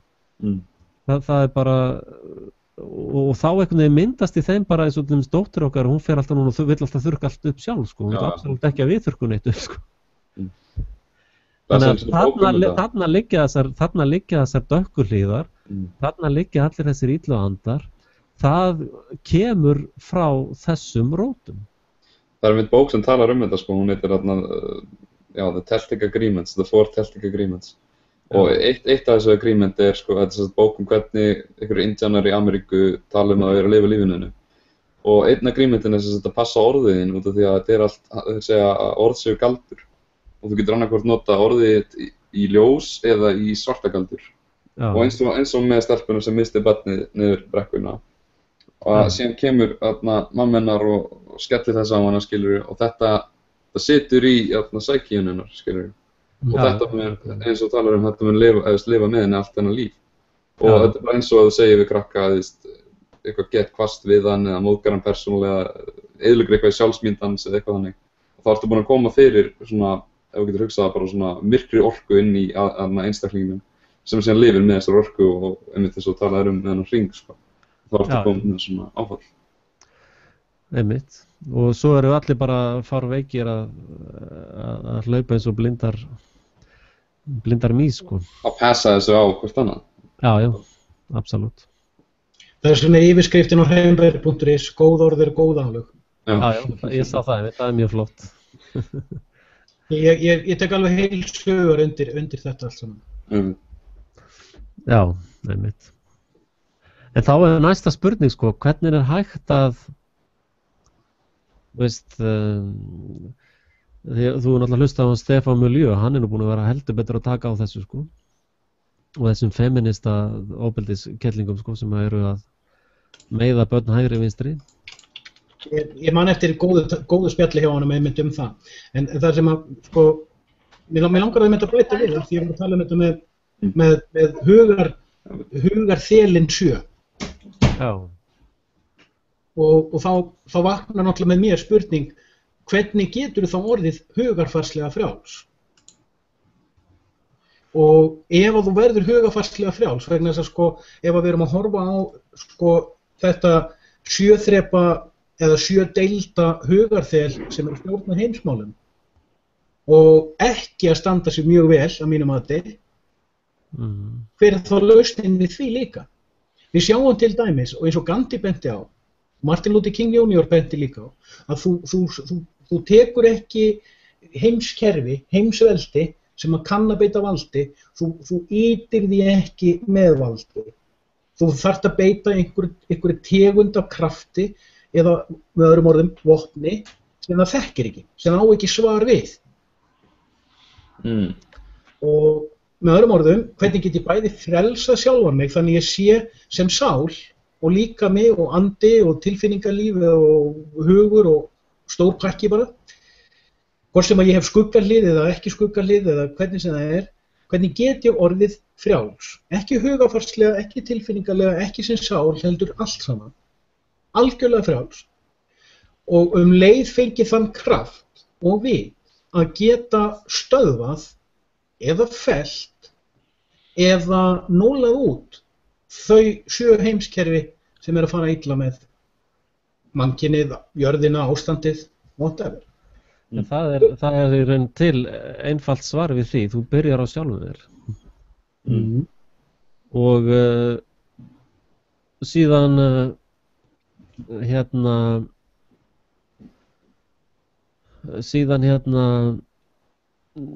tel ég að þú gerist fræðari. Það er svona standard procedure í þessu, sko.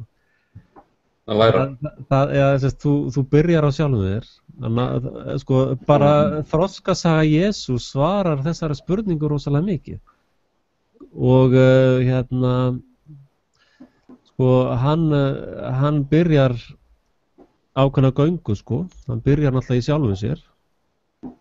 Að hann er í lagi sjálfur, skilur, hann er búinn að ná ákveðnum tökum, sko, illu andarnir, sem þá safnheiti yfir þessi meiðsli, sko.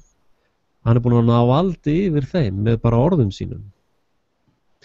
Og og næsta sem hann gerir, að þú byrjar á sjálfum þér og nær umhverfiðinu, þegar þú búinn að ná tökum á því, þá ferð að kenna. Af því að sko, það er ekki mannlegum máttur að fara fyrir eina manneskju að fara að lækna alla, sko. Og það er það sem ég tek eftir hjá svona poddistum eins og mér og Guðjóni og Stefán og Alex Jones meira að segja, að það virðast allir einhvern veginn vera komnir með þennan skilning.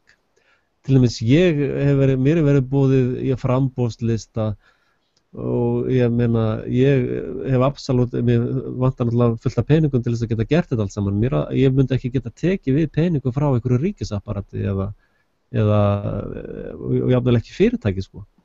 Það situr með, maður þarf að vera trú sjálfum sér og það kemur alltaf sem Jesú gerði líka. Honum var boðið allar heimsins völd og gull og allt drastlið, sko. Hann mætti á fundi á New World Order þar sem honum var boðið allt drastlið.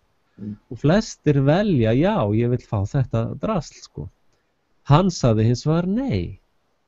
Og þá reynda fylgir því djópi svolítið að vera crossfestur og svona, menn lendi ákveðnu veseni stundum. En það fylgir bara pakkanum.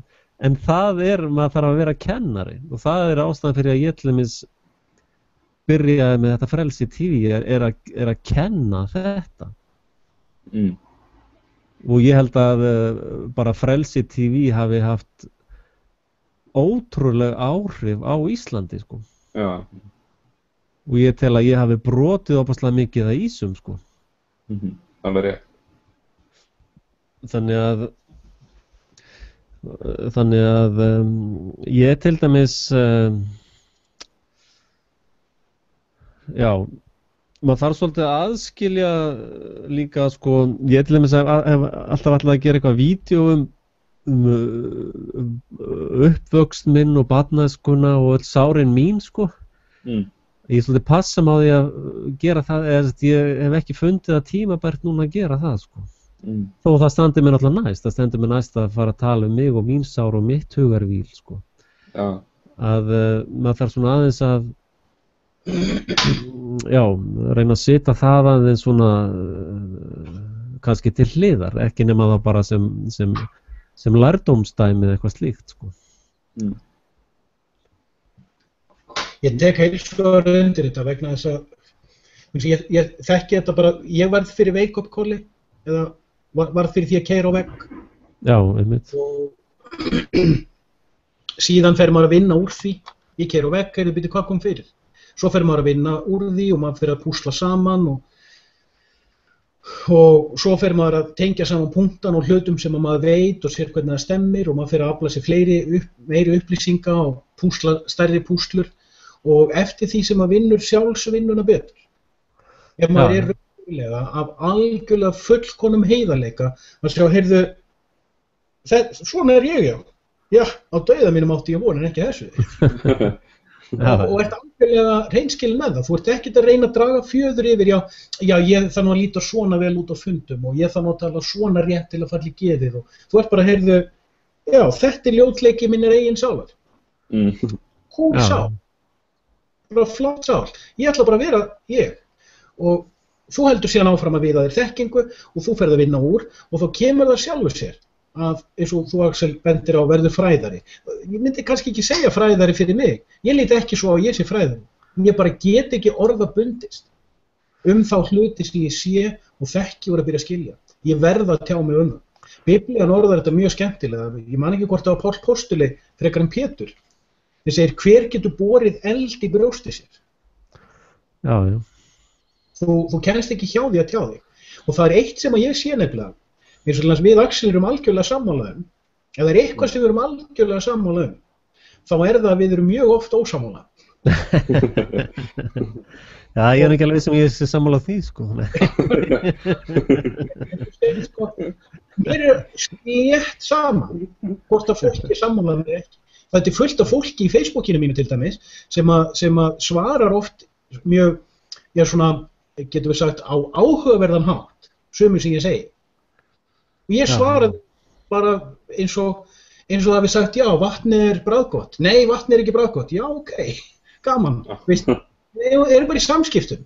En það sem ég upplifir sem mitt frelsi hér, og ég svona kannski skafa utan að ég legg nákvæmlega ekkert mat á hvað rétt eða rangt, gott eða vont. Nákvæmlega ekki neitt. Ég fann mitt frelsi þannig að ég leit á hvernig Biblían byrjaði, þetta svokallaða syndafall í paradís, að syndafalli var ekki epli, heldur ávöxtur skilnings og góð og illu. Þetta bara líkingamál. Að leið og þú tekur tréð, skilningstré góðs og ills, ekkert annað en hugartré. Allar hugmyndagreinar inn í höfðinu og hugmyndakerfin sem þar eru. Að þegar þú síðan tekur hugmynd og notar hana til að ákveða hvað rétt eða rangt, gott eða vont, eftir einhverjum rökum, eftir einhverju þekkingu, eftir einhverjum sérstökum skilningi, heldur negli bara niður, já, nú dæmi ég. Það skiptir engu máli hvort þú dómari hjá héraðsdómi eða í kommentakerfinu að gera það. Leið og þú segir, heyrðu, þetta rétt og fyllist að sjálfþótta og setur þig inn í rörsýn, þá rörsýn sem að fylgir hugmyndakerfinu, þá ertu búin að setja ávöxt eða afleiðingu á hvernig þú skilur rétt eða rangt. Ég get ekkert slíkt vægi, ég gef því ekkert gildi. Ég hef teilt þetta á það, það verður bara ekki setja neitt limið á neitt. Taka eins og það svolítið. Leyfa því bara að vera. Ég læt ekki draga mig inn í að glíma við neitt monster. Alltaf vera vonskunar í himingeimnum gætu þessna verið hugmyndakerfi. Skiptir engu máli hvort það gott hugmyndakerfi eins og Dalai Lama eða vont hugmyndakerfi eins og ISIL. Svo er þetta bara einhverja líkingar. Ég meina, mér finnst Obama ekkert vera holdgerfingur eins góða, sko. Nei. Ég ætla að sýna ykkur, ef við talandi þetta sem þú varst að segja hérna, þá þarf ekki annað að líta í hérna Republic bókina hans Platós sem skrifað eitthvað 300–500 ári fyrir Krist og það þetta sem að kalla tímokrasi. Það þetta ástand sem verður að lýsa í Eden, sko. Það fólk elskar heiðarleika og góða hluti, sko. Síðan ákveðnir snákar sem að fara að fatta þetta ólagarki, sko. Með ákveðnir starfsemi fara þeir geta sópa til sín alls konar drasli og láta aðra þjóna sér, sko. Og síðan kemur ákveðin mótspyrna við það. Já, fyrir ekki, ég ekki að sýna fólki þetta. Hérna Jú, þetta segir. Já, en ekki áhorfendur, sko. Ég var að tala þetta, Republic af Plató og Tímokrati, það þetta hér. Að hérna hann að tala sko, fólk elskar bara góða hluti, sko. Og það svona eins og Edengarðurinn í upphafi, síðan byrjar ólagarki og þá byrjar ákveðin hópur af fólki, snákarnir, að misnota hluti og góðmennsku fólk, sko. Og síðan markmiðið að fara í terrani en á meðan þú ert að fullbyggja terrani þá þarftu að fara í democracy til þess að blekkja fólk. Sko ólagarki þá byrja bara einhver að sópa allir draslinu til sín og fólk segja já nei þetta gengur ekki, þá kemur blekkingin, já betur þú mátt greiða atkvæði hvað ég geri með draslið og áfram heldur að byggja og taka skatta og byggja þau upp og síðan á ákveðnum tímapunkti þetta komið svo mikið að drasli og svo miklum hermæti að þú segir bara herru mér skýt sama hvað fólk segir sko, það ekki sátt að bara drepi það. Og þetta sko bara þessi tímalína hérna í Republic hjá Plató. Þessi tímalína í biblíunni í sköpuna eða í þessu aldengarði Eden sko. Þetta er alltaf sama sagan og þetta nútíma Íslandssaga. Ísland var óbúslega gott þegar ég var krakki, það var margt óbúslega gott. Síðan kemur ólagarkarnir sem einræðahópurinn og þetta drastlið sem að mætir þarna á svæðið. Það myndar ólagarki og fólk búið að vera í mikilli svona lýðveldis blekkingu og það mjög stutt í hreint terrani á Íslandi sko. Við erum eiginlega stödd hérna í þessari lýðræðis blekkingu í dag. En þú sér að þetta eru 2400 ára gamlar hugmyndir og það eru alveg nýjar í dag eins og það voru þá. Já, fyrir mér þetta bara eins og þyngdarlögmálið sko. Ertu með einhverja nýjar hugmyndir eða kenningar þyngdarlögmálið til þess? En þetta sem ég var að tala áðan, þarna var ég að lýsa því hvernig ég skilgrini mitt frelsi. Ég dæmi einhver mann, ég dæmi ekki annað fólk, alls ekki. Þú veist þó ég hafi sagt á hann, já ég veit ekki hvort Obama góður eða vondur, mér í raun alveg sama. Ég dæmi ekki þennan einstakling, þetta bara einhver einstaklingur sem að gera eitthvað. En ef þú hlýðir ekki, þá þér ekki stjórnað. Og ef að þú gefur hugmyndunum sem að stjórna samfélaginu ekkert vægi, ef þú ert búin að taka gildismatið af þeim og þér finnst að þú þurfir ekki lengur að gera eins og allir gera eða ætlast til að þér að gera, ef þú ert non-conformist, þú ert hættur að upplifa og þú þurfir að vera hóp. Eins og þú Axel bendir svo skemmtilega á með hópismann. Þetta ég samt undirstrika, hann samt ismi. Ég vil öll hugmyndakerfi séu vægislaus. Þær eru bara hugmyndir. Já, þetta flott hugmynd, en hún hefur ekkert vægi. Heldur þú að áin hafi eitthvað skoðun á því hvort hún renna til sjávar eða ekki? Hún bara að njóta ferðalagsins. Já, þarna kemur þetta reynsla mín allir sem markaðsfræðingur, markaðstengill sko. Að ég hef svo oft verið að vinna með fyrirtækjum sem með eitthvað svona hugmyndir sko. Og þá fólk að tala sko, já, og ég kannski á markaðsfundum með fyrirtæki og það einhver með sölustjórinn eða framkvæmdastjórinn einhver með hugmynd og segir, já, herra Axel, við erum að spá í að gera þetta. Þetta hugmynd sem við erum með og ég segi bara, nei, þetta fáraleg hugmynd. Af hverju segir það? Ekki allar hugmyndir jafn góður? Ég sagði, nei, þessi hugmynd mjög slæm og ég get rökstutt það fyrir þér.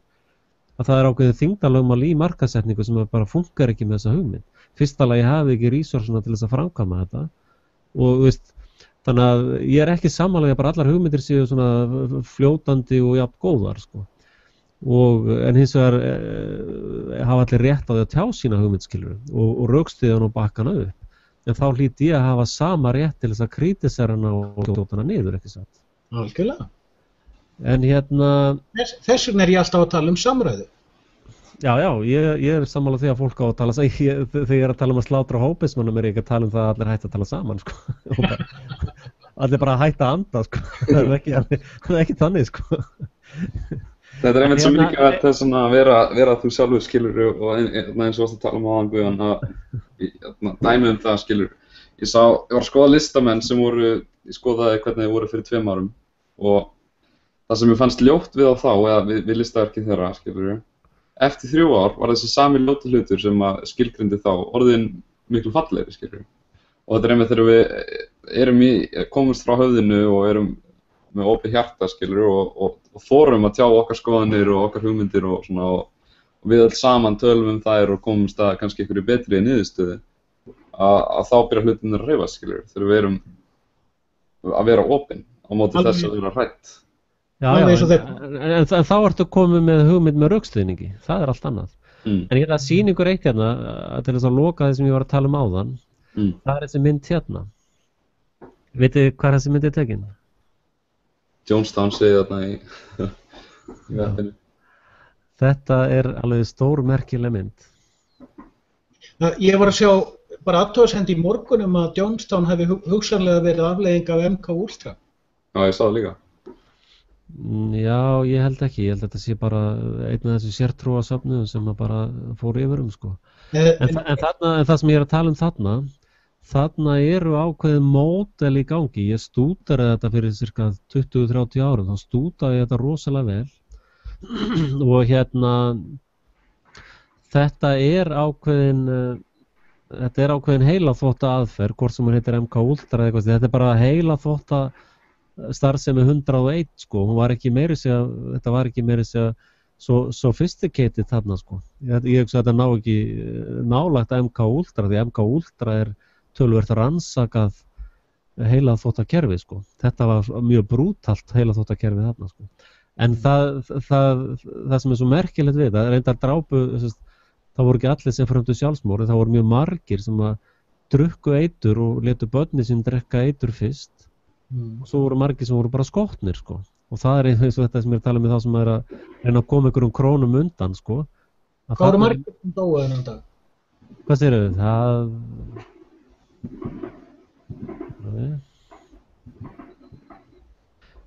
Er þetta í Jamaica eða hvað er þetta? Það var ekki í Nýju-Gíneu eða Gínu, Gæjana. Það voru ekki stær í Suður-Ameríku, Gæjana hendur.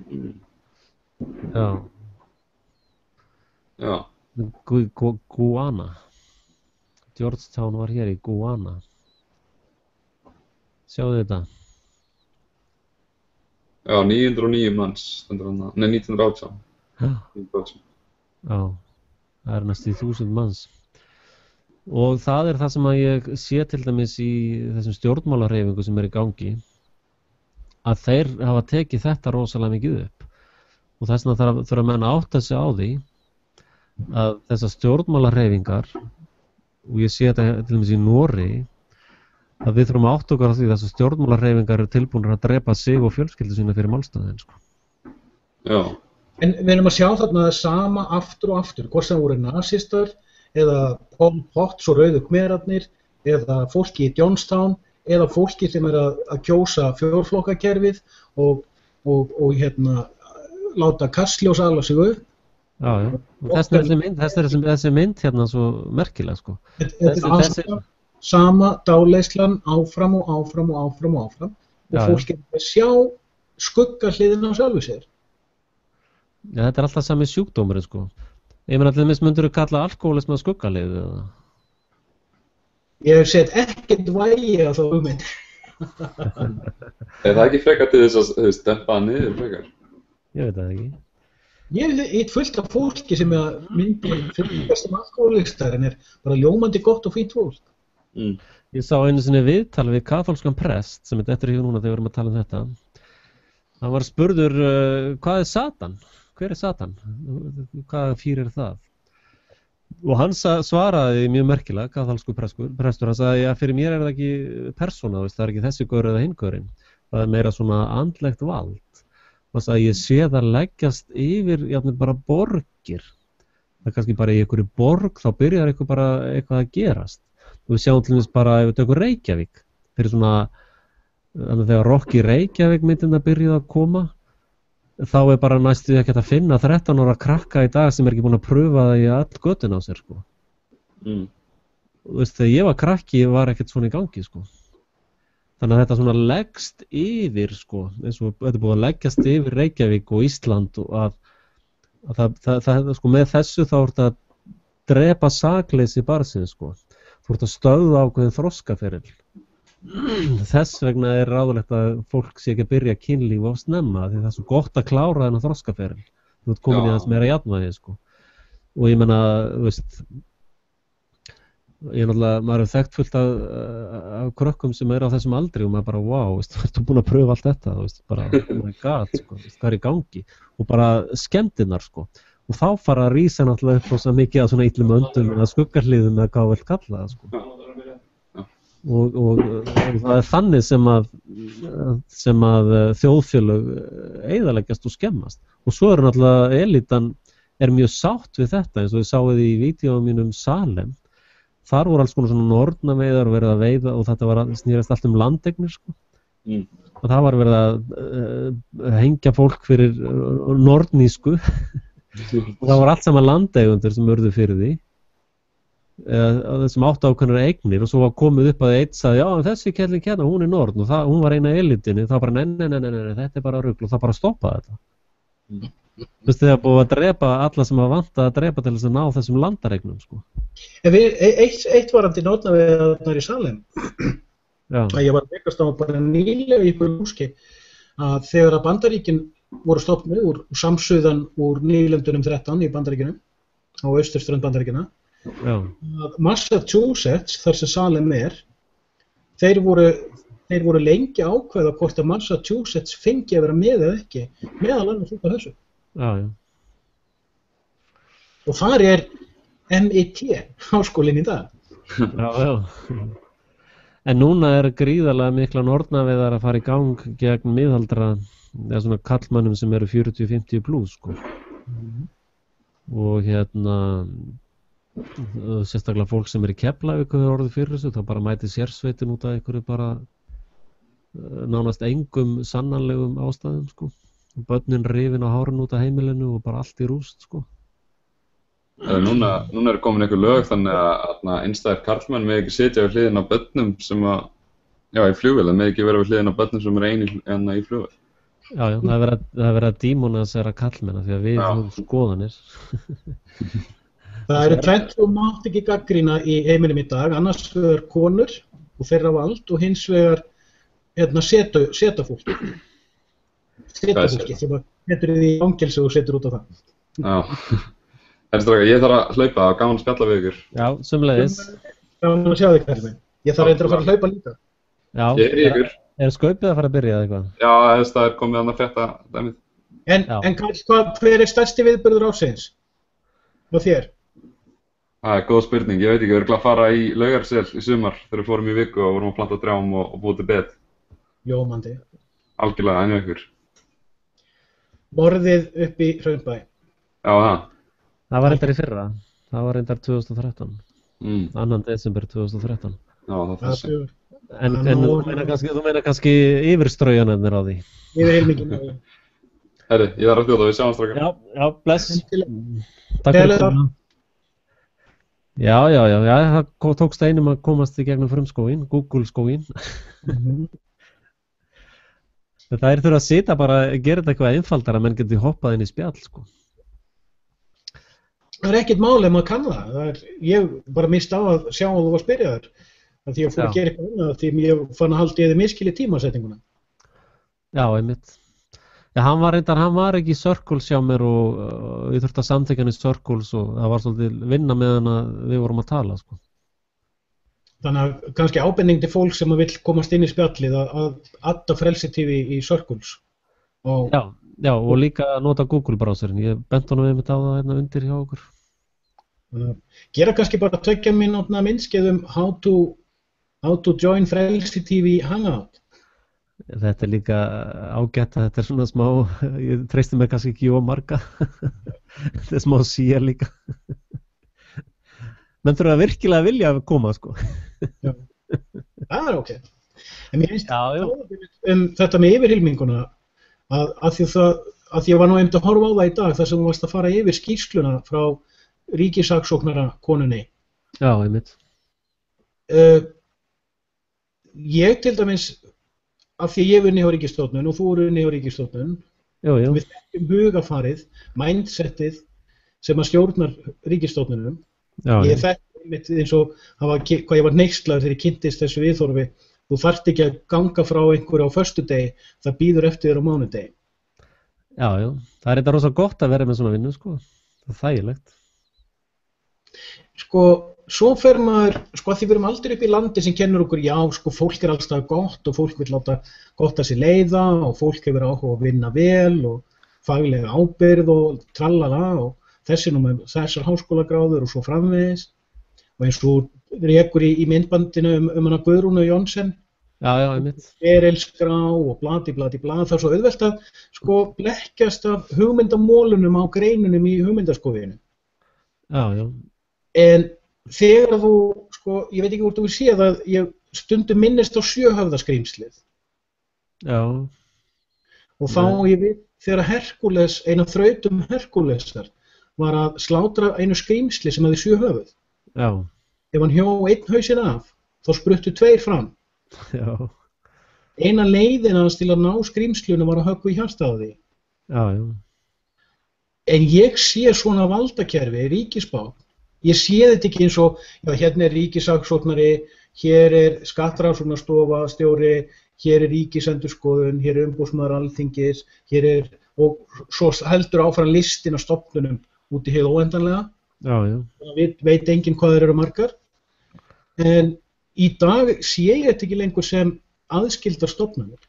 En þá lít ég að spyrja þig, hvar er hjartað á Ég skal svara því.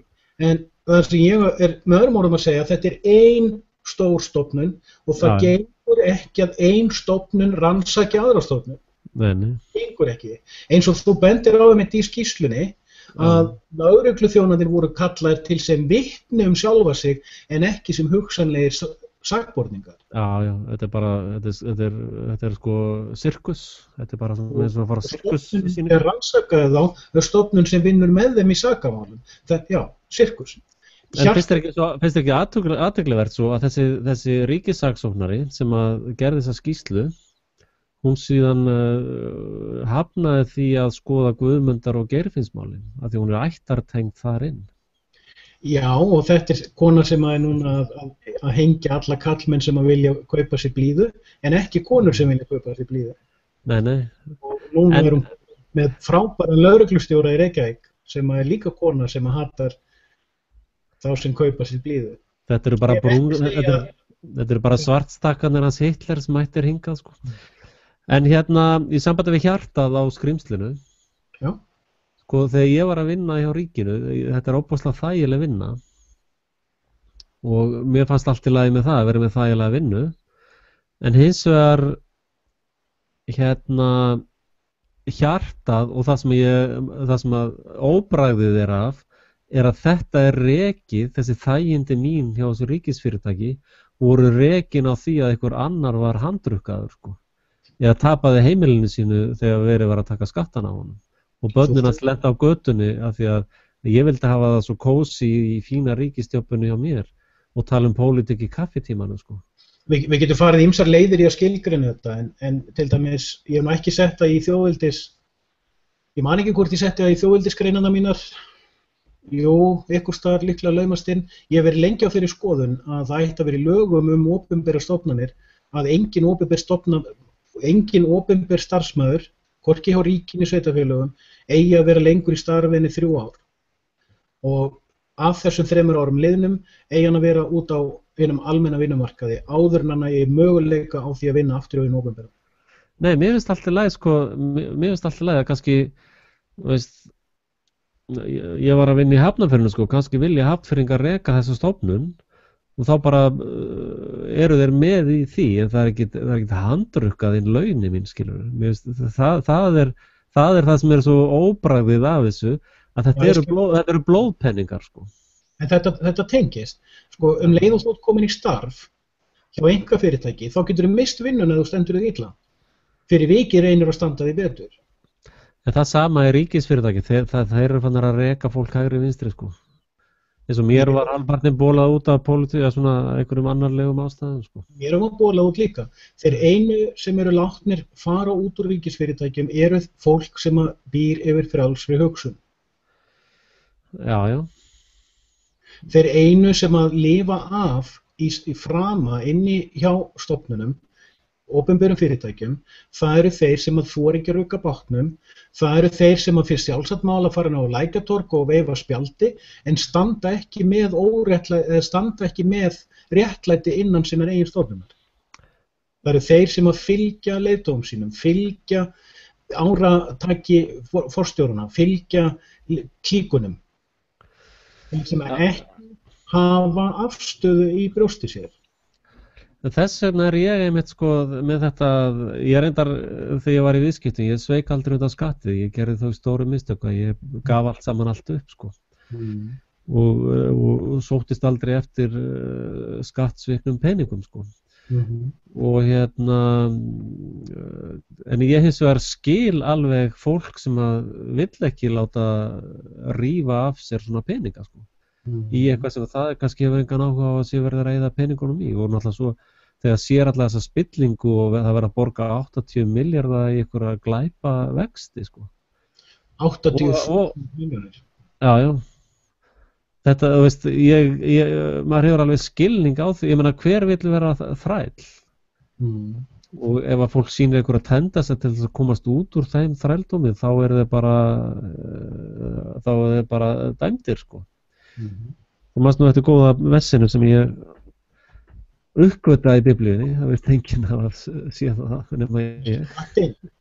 Já, ég veit. Þú tekur ekki skatt af börninu þínu? Nei, ekki ennþá. Það allt opið. Hjartað í skrýmslinu trú. Eða ofbeldi.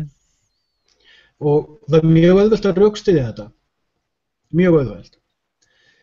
Þegar einstaklingurinn áttar sig á því að trú ekki eign trúarbragðanna, heldur trú í rauninni krafturinn sem býr til hugmyndakerfi. Það skiptir engu máli hvort hugmyndakerfið ríkisapparat eða kaþólska kirkjan eða einhverja vísindapælingar. Hugarkerfi fær birtingu, það verður áþreifanlegt í okkar veruleika í réttu hlutfalli við þá trú sem við gefum því.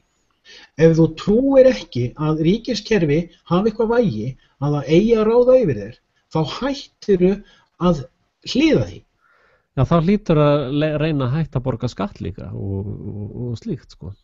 Já, sjálfsögðu. Það til dæmis, má ég nefna til þess mjög einfalda aðferð af því hvernig þú getur, segjum að þú byggir í Færeyjum og vildir fella ríkiskerfið í Færeyjum. Já. Af því að ég nefnilega ekki að starfa að því að fella íslenska lýðveldið. Ég vil bara reisa íslenska þjóðveldið, sem allt önnur pæling.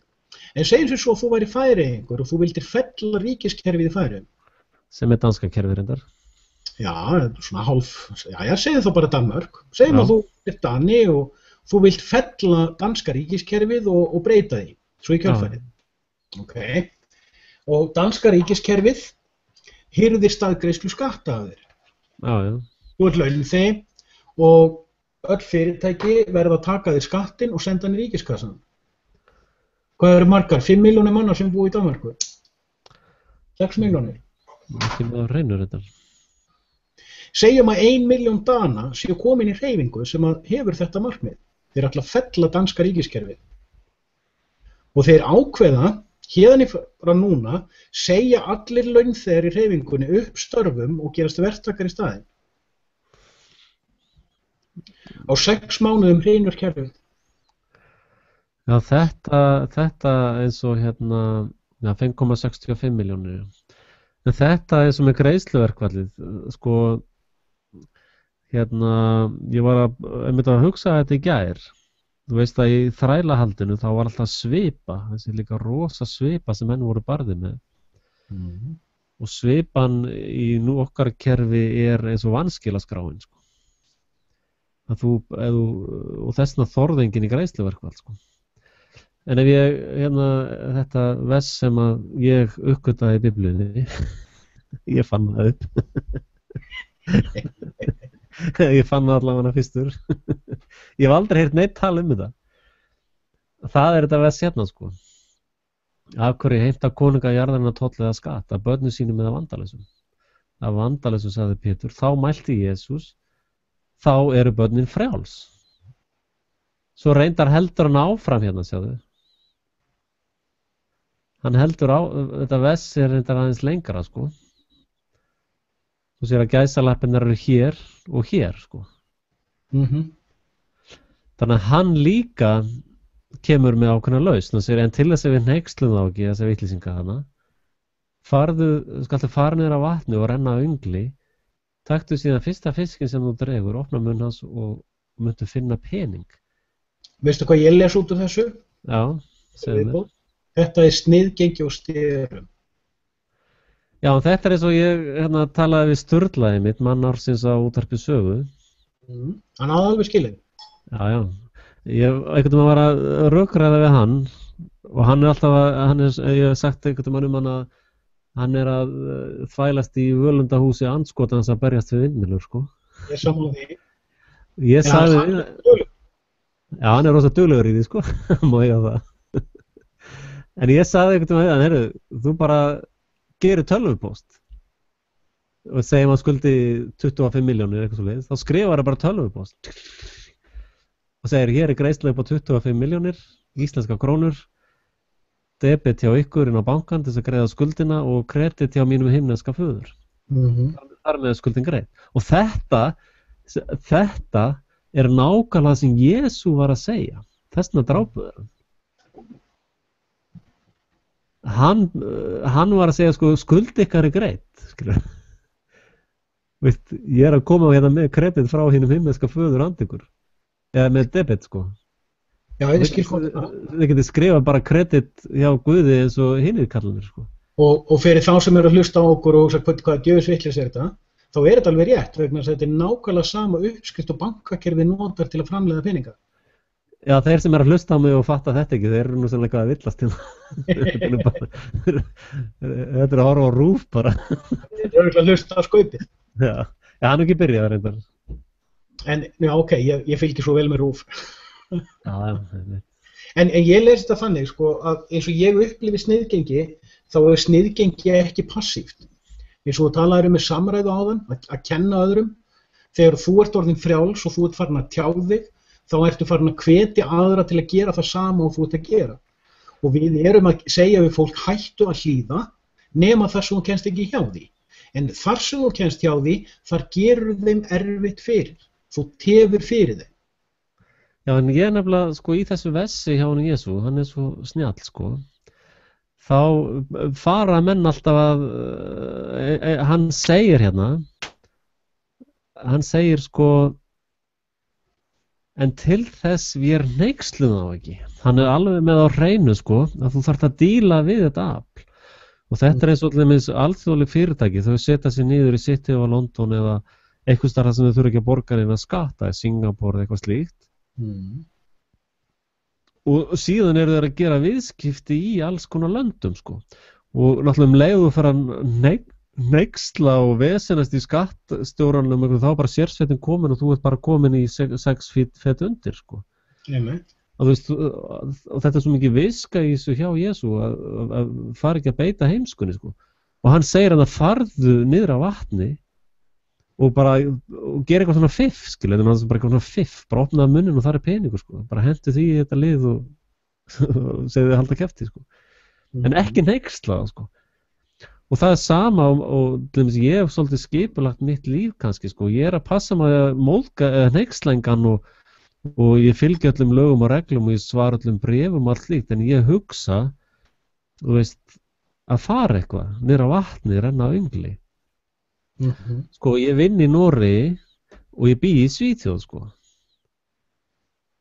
Og ef ég opna fyrirtæki, þá opna ég það væntanlega í Hollandi eða eitthvað staðar þar sem ég þarf ekki að borga neina skatta, sko. Að Jesú að benda þér á, sko, að beita visku. Hann að segja sveigjanlegur. Hafðu búið yfir dýnamískri hugsun. Já, þetta er bara eins og þú kemur í heimsókn, segjum að ég sé húsasmiður, sem ég reyndar ég vantar bara prófið, og ég fer að leggja parkett hjá einhverjum og viðkomandi segir, já, heyrðu, ég veit bara að komir hérna milli klukkan 7 og 10 á kvöldin og ég vil ekki, og veist, hann fer að setja eitthvað svona reglur, þegar ég þá bara að segja, nei, haltu kjafti bara, veist, bara á lemjan og veist, skil eftir kúka á stofugólunni á honum eða þegar ég verið með eitthvað svona stæla, skilur. Þetta er alltaf húsið hans, þannig ég fylgi bara hans reglum. Og sama sko, þegar ég í Noregi, þá ég undir norskum reglum, skilur. Og ég get ekkert farið að bara vera eitthvað að stæla þar, ég get alveg bara farið ef ég eitthvað ósáttur við það. En hins vegar náttúrulega svolítið annað kannski með heimalandi manns eins og Ísland, maður kannski aðeins meiri skoðanir á því, að það heimilið mann, sko. Já. Ef þú hittir Íslendingi í útlöndum, þá ertu að hitta mann sem á leiðinni heim, það bara spurning tíma. Ég fer aldrei heim reyndar. Þegar þjóðveldið rís þá kemur heim. Nei. Við erum með frábæra aðstöðu hér, sko. En líka kona mín myndi aldrei vilja fara héðan, sko. Segðu þetta með meiri sannfæringarkrafti. Það svo gott veður hérna, ég nenni ekki þessu vindraskat á Íslandi maður. Við vitum, þú veist að ég trúi því að ljósið úr norðri fari bráðum að tendrast á Íslandi. Já, ég myndi eiginlega frekar vilja flytja til Eþíópíu þá. Ég alveg heillaðist að því landi, sko. Fyrsta lagi þá getur bara byggt þar eins og ég sýnist, sko. Þarf ekki að tala við neitt. Ég var einmitt að setja upp vatnstanka og var að byggja alls konar fyrir tengdamömmu. Og ég var að spurja, já, hvað, þurfum við ekki leiði? Nei. En ef ég ætla að byggja húsið upp á nýtt, já, bara gerum við það. Ef ég ætla að byggja húsið, já, bara gerum það sem þú vilt. Og ég bara, ég get bara byggt mér hana kastala, sko. Hérna inn í innríkja gettóinu getur það sko ekki, þú þarf nokkuð 100 leiði. Já, þú þarf þessa gaura sem að senda handrukkarana allt, sko. Já, og það einmitt þetta, trúum við því að þetta fólk hafi eitthvað með það að gera, að veita okkur leyfi til að gera hitt og þetta?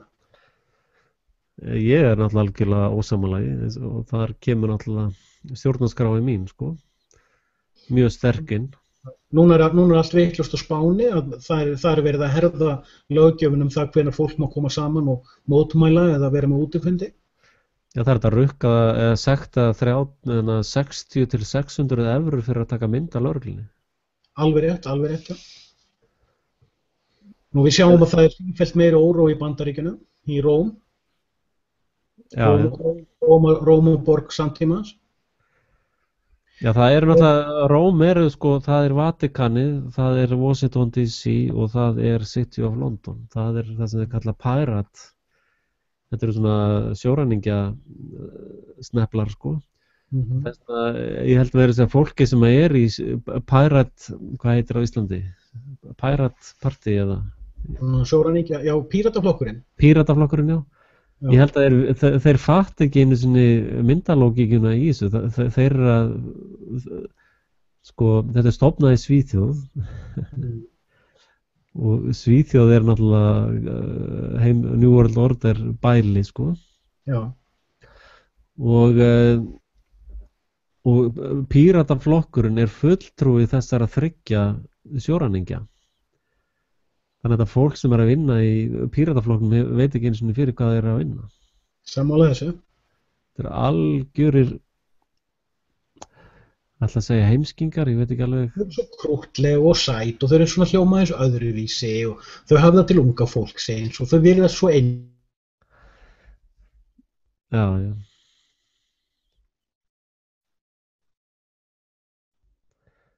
Já, nú er eitthvað vesen hjá Guðjóni. Spurning hvort að NSA hafi lokað á þetta þegar við fórum að snerta á píratunum. Þú er þegar þú trúir á þitt eigið hugmyndakerfi. Já, þú dast út aðeins, byrjaði aftur. Ég segi, fólk fattar ekki sko pælinguna. Það er í rauninni, þú veist að mín skoðan er svo að það er engin samsæri. Þú ég skrifi stundum um einhver samsæri, þá er ég bara að leika mér. Þetta er bara eins og að byggja sandkastala fyrir mér. Ég trúi því að séu bara til 2 samsæri. En það sem fólk sér ekki, hinn almenni kastljóslesandi og mokkalesandi, hann sér ekki að veruleikinn sem hann býr í er aðeins veruleiki af því að hann trúir á hann. Hann trúir að skattstofan eigi að vera þarna, hann trúir að alþingi eigi að vera á Austurvöll, hann trúir að vegakerfið eigi að vera eins og það er, hann trúir að á þann veruleika sem hann elur lífsitt í og hann kann ekki að efast um hann. Hann sér ekki að þetta er allt sem hann trú. Leið og þú hættir að trúa á hugarkerfið, þá hættir hugarkerfið að stjórna þér og þú verður frjáls. Og þetta var ég svo að benda á. Já. En þess vegna held ég reyndar að sko, þessi boðskapur minn eins og stjórnarskrána og þetta með hópism og þetta, ég er að vona að þetta sé nú stutt og kjarngott til þess að fólk kveiki á konseptinu, sko. Já, það er kannski helsta kritik minn á tillögu þína á stjórnarskrána, hún er á löng og hún er á flókin, sko. Skiptir í rauninni engu máli. Það sem skiptir máli er að þessar skoðanir koma fram. Það vegna þess að það sem við erum báðir að gera, ég meina, þú ert að koma með mjög góðan einfallleika og þú ert að hamra hann oft og þú ert að útskýra hann aftur, svo ert að koma með alls konar efni í kring eins og myndböndiðinn og útskýra fullt hlutum sem fólk getur skilið af því að þeir lesa fjölmiðla og af því að verða að lýsa þeirra veruleika og smátt ferða að skilja hvað hópismin er. Já, já. Og stjórnarskráin þín, hvar sem ég minnist á hana, mér finnst hún algjör snilld, hún er mjög fín. En það sem ég er að hamra á er að ég vil sjá 200.000 stjórnarskrár á landinu. Mér er alveg sama hvort einhver kemur fram með eina línu eða 100 síður. Manst þetta er Hægri grænar, hérna Guðmundur Franklín.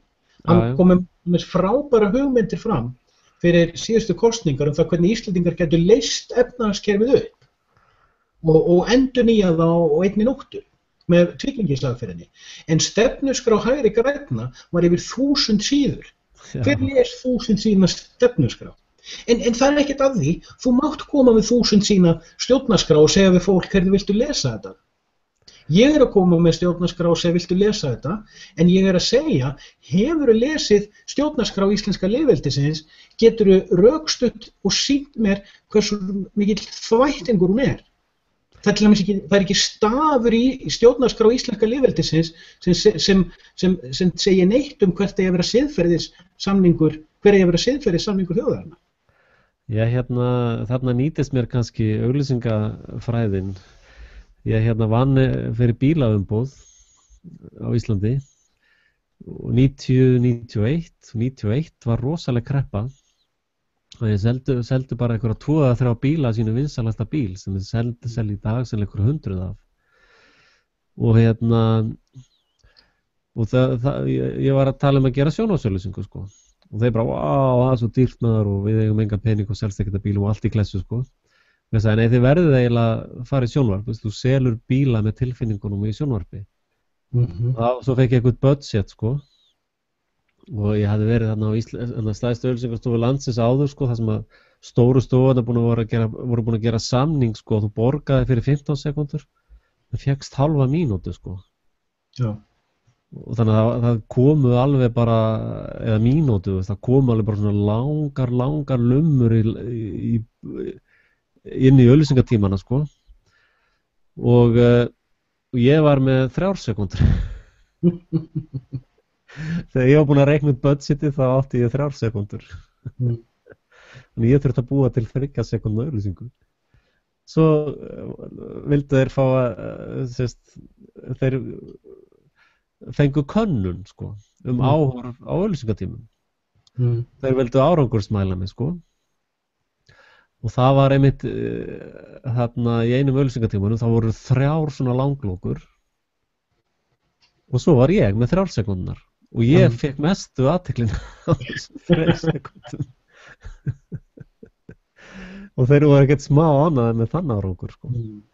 Og ég gerði þetta með sko, bíllinn var að flökta svona í trjám og ég með alveg rosalega tónlist sko, veist bara kom eitthvað svona bara, veist gítarinn eitthvað bara og svo bara flögt svo logoið veist og það dugði sko til að slá út alveg bara veist þeir voru búin að segja ævisögu fyrirtækis 5 sinnum sko. Þannig að þetta var í mér mjög mikið í huga þegar ég gerði stjórnarskrána mína að hún verður að vera svona stutt og hnitmið og hún verður að ná konseptunum eins og já, að rukka skatt með valdi, já, ok. En hvert á markmiðið hennar að vera? Ekki stjórnarskrána sjálfar, heldur ástæðan fyrir því hún var gerð? Stjórnarskráin mín eða? Já. Stjórnarskráin mín er náttúrulega hugsuð til þess að breyta Íslandi. Heldur að hún geti gert það? Já, ég trúi því, annars hef ég ekki gert hana. Ég held að þegar þessi stjórnarskrá, þegar kviknar á henni, að þá verður þetta svona lítill neisti sem að mun sko bara leiða sér stór bál, að þetta eru svo mikið prinsip og það er svo erfitt að koma einhverju ógeði fram hjá þessum prinsipum sko. Ég held að þarna höfum við mjög svipuð markmið.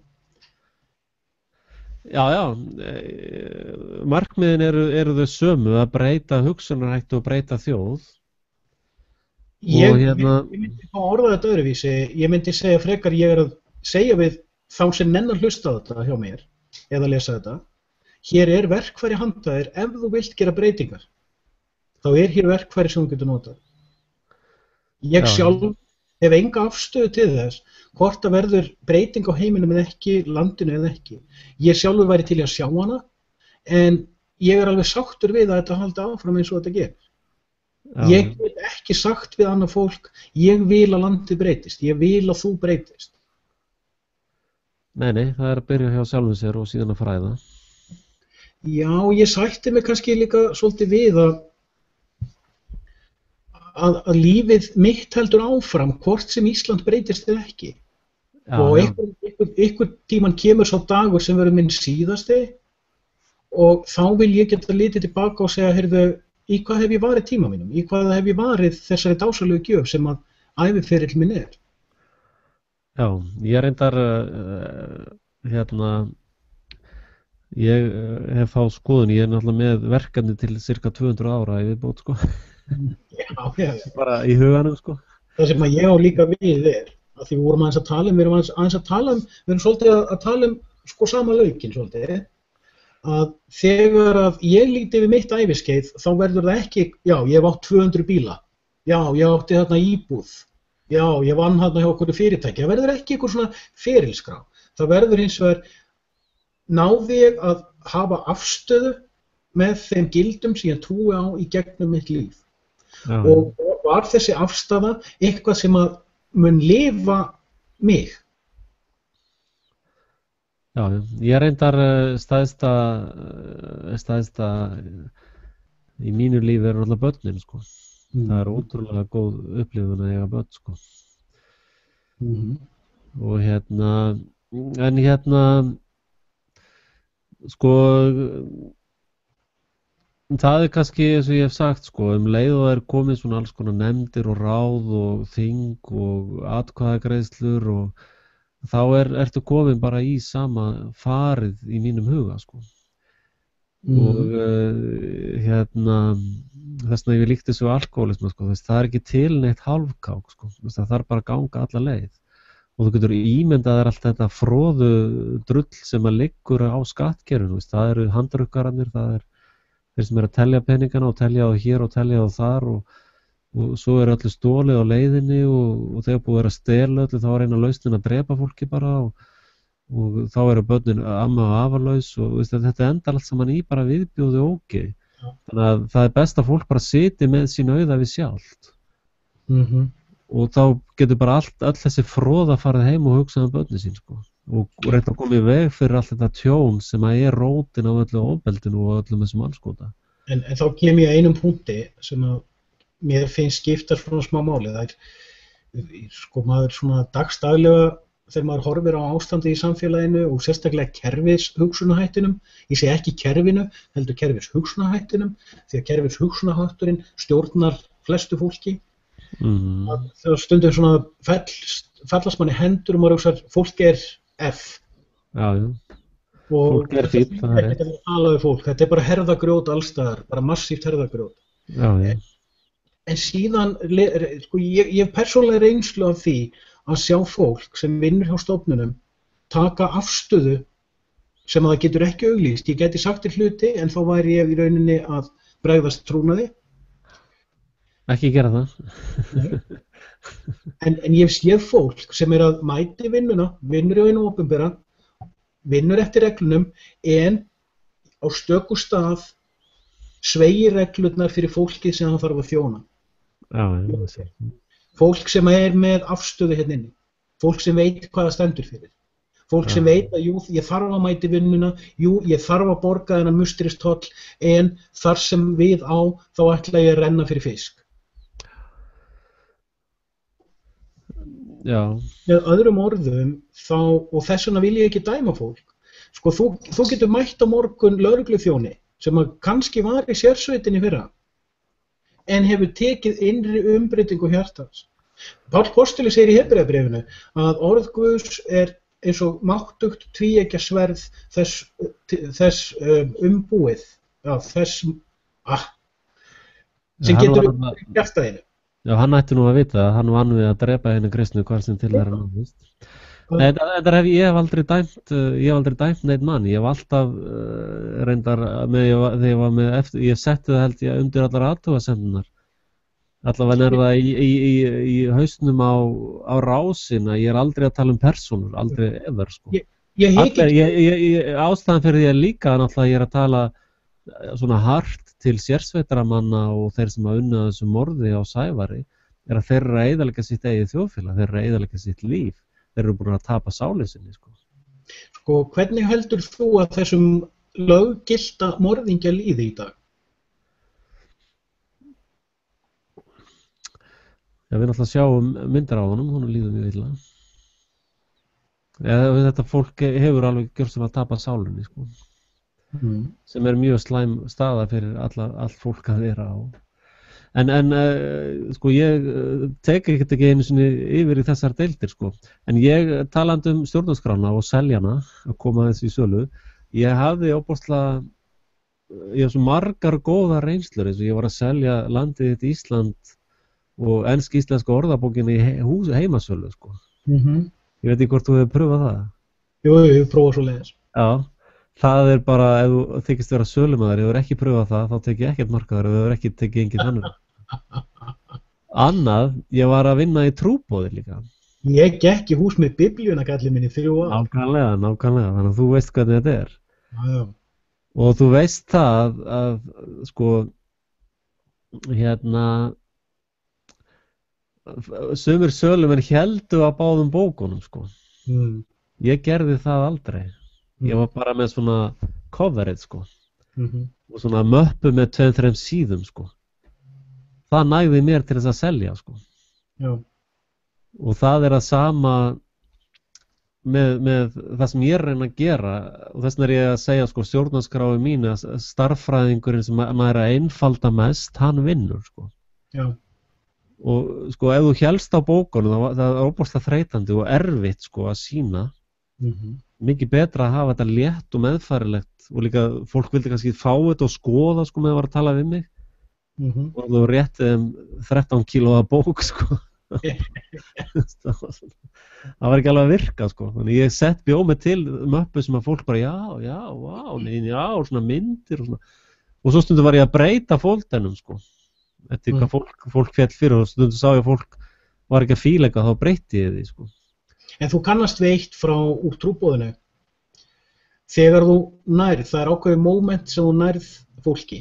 Í samfélagi. Þar sem að þú finnur að þú náður að segja setningu sem fekk fólk til að segja já. Aðeins doka við að hugsa og það momentið sem þú getur stungið í hjarta og skrímsli.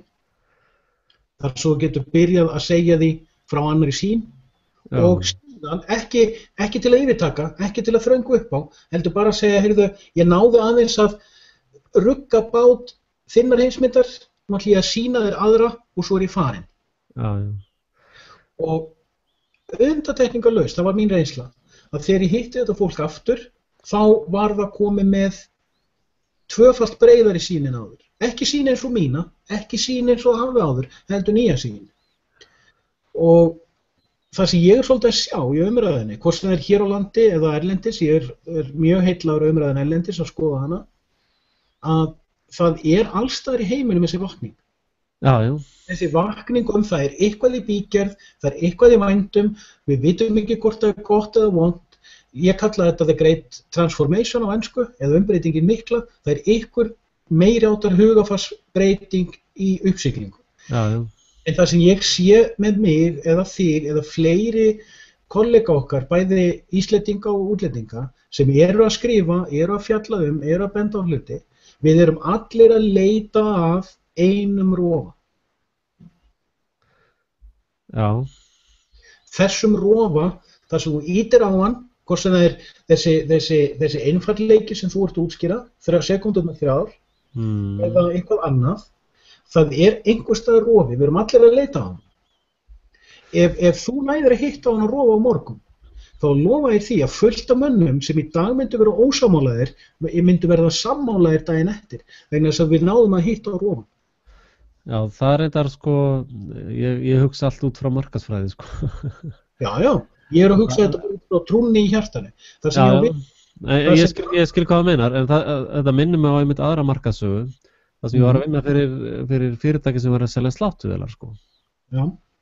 Og þar var fyrsta hugmyndin á kúnanum að bara við sitjum bara að risa auglýsingu 3-4 heilsíður á vorin og bara það málið sko, þannig gera menn þetta og ég sagði nei, það absolutt ekki leiðin sko, því þú ert kannski 20. júlí eyðilegst mótorinn í árans sláttuvélinni á þér og þú manst ekki eitthvað auglýsingu sem eins eða 2 mánaða gömul, þú ekki svo geimi blöðin heima á þér. Þegar að sláttuvélinn deyr, þá ferð að leita í blöðunum sko. Þá ferð að leita að einhverjum upplýsingum sko. Og þess vegna mikið betra að taka þessar heilsíður sem voru að tala og setja bara allt í smáauglýsingar, allt sísoni sko. Já. Og vera bara helst alltaf í einhverjum fjölmiðlum og helst að tileinka sér einhvern fjölmiðil. Þetta reyndar aðferð sem ég notaði líka í tölvubransanum og reyndar þegar ég var í tölvubransanum þá sagði eitt samkeppnisaðili við mig, heyrðu Axel, þú ert besti sölumaður á Íslandi selur. Og veistu hvað stæðsta trikki hjá mér í sölumennsku? Eitt trikk sem að sterkasta sölumannstrikkið ever. Bara ganni, giskað á hvað það eitthvað svona eitt. Þögn. Það ekkert sterkara tól í sölumennsku en þögn. Þegar þú hittir á mómentið þá einmitt þarftu að bíða. Já, reyndar ég Ef þú þarft að hitta á mómentið Ég ætla reyndar sennilega, það eitt sem ég get gert auglýsi hér með eftir, ég get tekið menn í sölunámskeið alveg bara nánast að menn á við fullkomnunni sko. Það annað sem ég hef aldrei verið prángari sko. Komdu frekar yfir í þjóðveldið og kláraði að selja það. Það svo lélegt kaup hérna maður.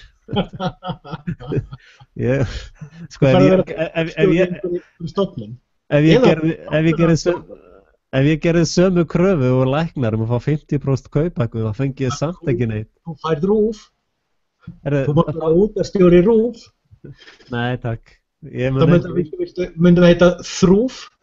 Ég mun ekki vinna fyrir kerfið því miður. En hérna, þótt ég fengi 50% hækkun þá var ég samt ennþá með 0 sko. Þetta það sem að reka mig áfram. Ég hef engan áhuga á því hvort að menn fara að gera einhverja róttækjabreytingar á Íslandi eða ekki. Ég hef áhuga á því að finna hennar rofa. Já. Ég held reyndar að rofinn sé fundin sko, þetta ekki rofi, þetta sama og með markastarf sko. Þetta eins og með hérna, þegar þú talar rofan, ef ég skilja rétt, þá ertu að tala eitthvað svona heilsíðu sem á að selja og bjarga fyrirtækinu. Sko. Nei, ég að leita að ein setning sem ættir að segja við aðra mannesku og þú færð mómentið þar sem þú getur sagt inn í þína heimsýn og svo skilja hann eftir. Já, þetta er ekki það svona fyrir mér eins og eitthvað töfralaust sko. Þetta er bara langtíma verkefni. Ég er ekki að leita því, ég er að leita rofanum að hugsunargrótinu. Já, reyndar komið eins og breska þingið sko, þetta svona vakning gerist rofin það er löngu búið að flippa rofanum sko. Vakningin tekur svolítið tíma og þú sér allir breska þingið hafnaði árásum á Sýrland sko. Þeir sögðu bara nei, þessi þingmenn í breska þinginu. Heldur að George Galloway eigi part af því? Einn verið harður í Bretlandi og náttúrulega Tony Benn á meðan hann var og hér. Ég held að það sé engin einn sem að gera svona, þetta bara svona Svo sem heldur spökkuna lofti og fær athyglina og sko þingmenn eru sálarlausar gungur. Ég þarf að veðja að þetta var ótti en ekki vakning. Vakningin hjá þeim. Vakningin gerist hún í rótinni. Já, sko, hérna, það eins og til dæmis það, nú eru raunveruleikinn sá að alþjóðastofnanir ætla að samþykkja Palestínu sem þjóðríki. Það raunveruleiki að alþjóðastofnanir ætla að kæra Ísraelsmenn fyrir stríðsglæpi. Það raunveruleiki að Bush þorir ekki úr landi út af ótta við handtöku út af stríðsglæpum. Þannig að það er rosalega mikið búið að gerast, sko. Sjáðu myndina sem að George Galloway var að safna peningum fyrir, The Killing of Tony Blair. Já, Galloway sem að halda á lofti þessari umræðu. Já. En það eins og með trúboðið, sko, að þú veist, Jesú var lengur kominn, sko. Hugmyndin var kominn, sko. En það sem ég á við það skiptir engu máli í hverju af heimsmyndunum 7 þú ert staddur. Sjáðu til dæmis umræðuna núið. Og núið, já, það bara farin í núið og þá finnur hennar innri frið. Hvaða nú? Hvar þetta nú? Eða í 5 ár eftir að bíómyndin The Secret kom út. Þá voru allir að skrifa óskir sínar og miða og stingi vasan og býða eftir að rættust. Já, ég held að þetta voru nú svona bara börn síns tíma, sko. Það voru einu hugarkerfi yfir í annað. Jesú til dæmis, tökum eitt, þegar að kirkjuþingi í Níkeu varð til, þegar kaþólska kirkjan var soðin saman úr mýþraisma, Apollon og jesúisma. Já. Og breytti skurðgoðadýrkun. Og þar með var henni upprunalegu kristnu trú hijackað. Í 3 aldir þá höfðu kristnir menn voru tilbúnir að láta fleygja sér fyrir ljónin, brenna sér lifandi, negla sér spýtur fyrir trú sína. En eftir að þetta gerist þá vatnast hún út. Og eins og þegar múslímar hertóku Egyptaland og 80% af Egyptalandi var kristið, þá tók þá innan við öld að breyta Egyptalandi yfir 80% múslímar. Hvernig? Með því að breyta sköttunum. Trúin var horfin. Fólk var ekki lengur tilbúið að taka afstöðu með trú sinni. Og það var eitthvað sem Jesú kendi, einhver rofi sem hann ýtti á, sem hreyfði svo rækilega við þeim sem hlustuðu á hann að þeir fóru að hugsa sjálfstætt. Þeir fóru að tengja sjálfir við sinn eigin innblástur frá skapara okkar og urðu hugafarslega, tilfinningalega og sálarlega frjálsir. Svo magnað að ekkert vald á jörðinni gat hreyft við þeim. Ég að leita að þessum rof. Já, þetta sé ég fæ mitt svona rofa viðbrögð þegar að fólk horfir á vídeó á mér sem falla hópismann og þann djöfull sem það er. En aðtuga það, sko, eins og ég ég er ekki að tala hópismann. Eins og ég talaði áðan, þannig að Satan að arka jörðina samkvæmt Jóbsbókinni, sko, og leita að einhverjum vandræðum, sko. Að fyrir mér þetta sem þú lýstir hérna með þegar kaþólska kirkjan var stofnuð, þá var bara eitthvað dæmi tekið og það var búið til business model úr því, sko. Sama gerði Greenpeace. Greenpeace tók eitthvað svona umhverfis kjaftaði, hvalveiðar Íslendinga, bara útrýma öllum hvölum í höfum heimsins og eitthvað svona, og það var búið til business model úr þessu. Og þú getur tekið hvað sem selinni voru teknir og núna hitti ég Greenpeace mann í miðbæ Oslo og ég fór að ganga á hann og hann var að segja, já, það þarf að varðveita hvítabirninni á norðurpólnum. Ég sagði, af hverju? Já, þeir eru útrýmingahættir. Ég sagði, nei, það er bara kjaftaði. Ég sé átt að mega ekki útrýmast. Já, þeir hafa það bara fínt, það er ekkert vanda, þeir eru ekkert innan vanda. Og svo fór ég að segja við hann, og byrju, ef að þú vendar hérna ísbirnuna og þú, hvað þá með selina? Þú veist á hverju ísbirnir lifa? Þeir lifa á seli, það ekki? Ertu þá bara allar að útrýma selunum? Ja, og hérna, svo fór ég að segja, og hvað með hvalveiðarnar? Ég meina, við Íslendingar og því normenn náttúrulega eru við hvalveiði þjóðir. Nei, við tölum ekkert hvali núna, alls ekki tala hvali, sko. Það er eitthvað fólk sem getur varið þessa vitleysu, sko. Á norðurpólnum er náttúrulega engi sem að mun fara að segja, það er ekkert vandamál með ísbirnina, sko. Þetta, þú getur tekið hvað sem og búið til blekkinga viðskiptamódel. Veistu hvert peninga Greenpeace fara? Ekki hugmynd. Þeir fara beint til Rothschild. World Wildlife Fund, veistu hver aðal gaurinn þar? Það er Mr. Jesus Rothschild, hann er búinn að láta breyta andlitinu á sér og hárið er alveg svo þessar stereómyndir af Jesú, sko. En þú ert að segja nákvæmlega sama ég var að segja á þann. Skurðgoðadýrkunin þegar þú ert að horfa með rörsýn á eitthvað utan við sjálfan þig. Já, já. 99,9% af öllum lífverum jarðar eru nú þegar útdauð. Ísbirnirnir mega deyja út, alveg eins og geirfuglinn, við munum deyja út. Það var fullt af mannöpum dáið út á undan okkur. Já, já. Ég fullyrði til dæmis, ég skrifaði það, það er samsæriskenning hjá mér, að Reptilians ædolinn hans David Icke, þetta eru frumuminni. Reptilians voru tvífættar eðlur á tímum risaeðlana og höfðu greind á við okkur. Við bara munum eftir þeim út af frumuminni af því að atómin endurnýtast og atómin hafa minni líka. Við vitum það vegna þess að DNA er inn í frumunum og hvað býr til frumunar? Atóm. En byrju, tveir punktar... Þetta er vísindalegt. Byrju, 2 punktar hérna. Það er ekki til neitt atóm, þetta er bara orð. Ok. DNA. Trúirðu virkilega á þetta DNA hoax? Já, ég trúi á það. Nei, byrju, ég trúi ekki á það, ég trúi að það sé til, já. Nei, þetta eru bara tölvublekkingar. Ok, en tökum samt, sko, þetta er einn viðurkennda heimsmynd í dag. Já, byrju, ef við tökum smá reverse engineering, ég vil ná alræðisvaldi, ég vil geta freymað hvert sem er í heiminum þegar mér sýnist svo og ég á öll örgjörvafyrirtæki þessi chip framleiðendur öll rafmagnstæki eru tengd við rafmagn, það ekki? Hvort sem er kveikt á þeim eða slökkt á þeim.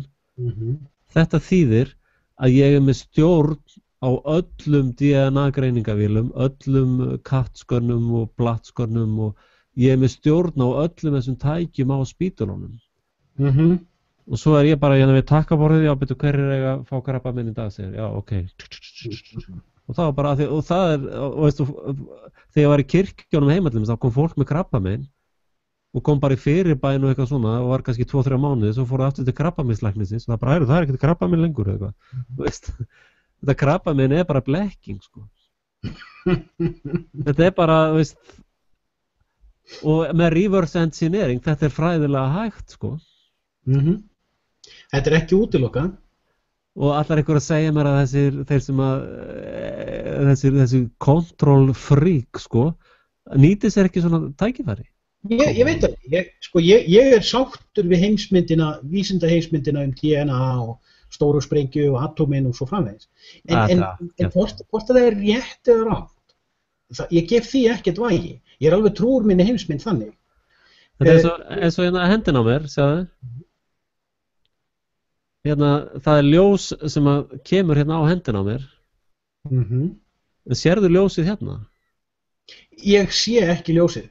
Nei, nákvæmlega. Þetta skiptir engu. Þetta skiptir nákvæmlega engu. Það skiptir nákvæmlega engu máli hvort að við trúum á heimsmynd vísinda samtímans eða hvort að við trúum heimsmynd þess samtíma sem var árið 1500 eða heimsmynd samtímans sem var 500 fyrir Jesú eða einhverju annarri heimsmynd. Það skiptir nákvæmlega engu máli. Við sjáum þá heimsmynd sem við trúum og spurningin er hvaða andlega innsæi, hvaða andlega uppljómun getum við fundið út úr hugsun okkar eða núvitund eða samvitund eða innra tilfinningavitund eða því sem við varst að tala um þetta meðan hollenska nafnið í Kaupmannahöfn. Já, Theo van der Wiel. Það er ákveðið innsæi sem að getur ljóma sálu þína. Það skiptir mér nákvæmlega engu máli hvort atómin eru blekking eða hvort er einhver önnur blekking. Það er svo mikið af blekkingum. Ég nenni ekki lengur að reyna að skera býta þannig blekking, þannig blekking, þannig blekking, þannig blekking. Ég nenni því ekki lengur. Nei, en þarna held ég á sér að gera alveg reygin feil og þarna held ég með sann Santos ef þú hlustar á vídeó. Stefán Molyneux er líka blekking. Já, ég náttúrulega, sko, það getur vel verið, en ég tek náttúrulega það sem hann segir og ber saman við ákveðna upplifun hjá mér. sem akkurat það sem ég að segja. Já, en það sem hann að segja, sem að ég held að sé mjög, sko, hann að tala þetta sem var kallað eter, sem að var, það var hérna áður, það var talað að ljósið væri Eterinn kondúið fyrir ljósið, segja þér. Já, en það sem að Santos var að segja að ljósið, og þess að það segir, sko, Jesú að tala ég ljós heimsins, veist, og friðin og allt það. Ég held að hann að tala að þetta hvíta ljós sem eterinn, það bylgjulaust. Það er svona alveg, og þess að sérðu það ekki. Það svona alveg nútral kraftur. Þetta ákveð svona. Þessna þegar að, sko, fólk að fara til þess í hugleiðslu og finnur ákveðna, þegar við erum að setja saman Guð og Guð, þannig með litlum stofum og með stórum fyrsta stað, og þegar við erum að epoksa þetta saman, þá, alveg sem ég sagði á það með visdóm, að þú tekur eitt elementið út, þá vantaði eitthvað í mixið, sko. Má ég koma með tvær stungur áður en ég gleymi þeim? Það er stungur inn í þetta, vegna þess að, sko, menn veit ekki einu svona hvort ljósið bylgja eða eind. Það mælist sem hvort ekki. En ef Guð einmana, ert þú til í að veita honum félagsskap? Hvað Guð? Í öðru lagi. Það eru 3 Guðir. Hvernig? Ef Guð þarfnast heilunar, vilt þú fara og heila? Eða hana? Eða það? Já, þegar þú segir Guð, þá... Samkvæmt skilningi á honum. Já, ég verði alveg ringlaður, sko, þegar bara, þetta eins og hérna, hvað segir að tala bara allt, bara? Ég er hættur. Það var ég svo ringlaður, en ég bara, Sko, mér finnst... Nei, ekki tala það, tala allt. Já, mér langar að svara þessu. Mér persónulega í dag finnst, sko, hugtakið Guð eins og það notað í hinum vestrana heimi og líka í hinum íslenska heimi. Og takmarkað, og flatt, og tvívítt.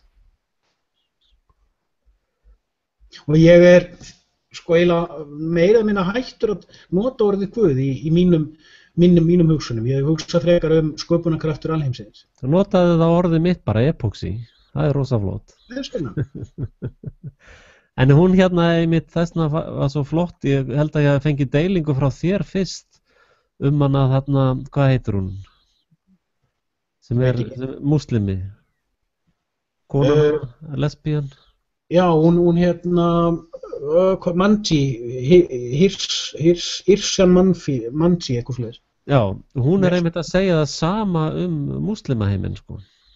Hún er mjög klár, ég er mjög gaman að fyrirlesta með henni.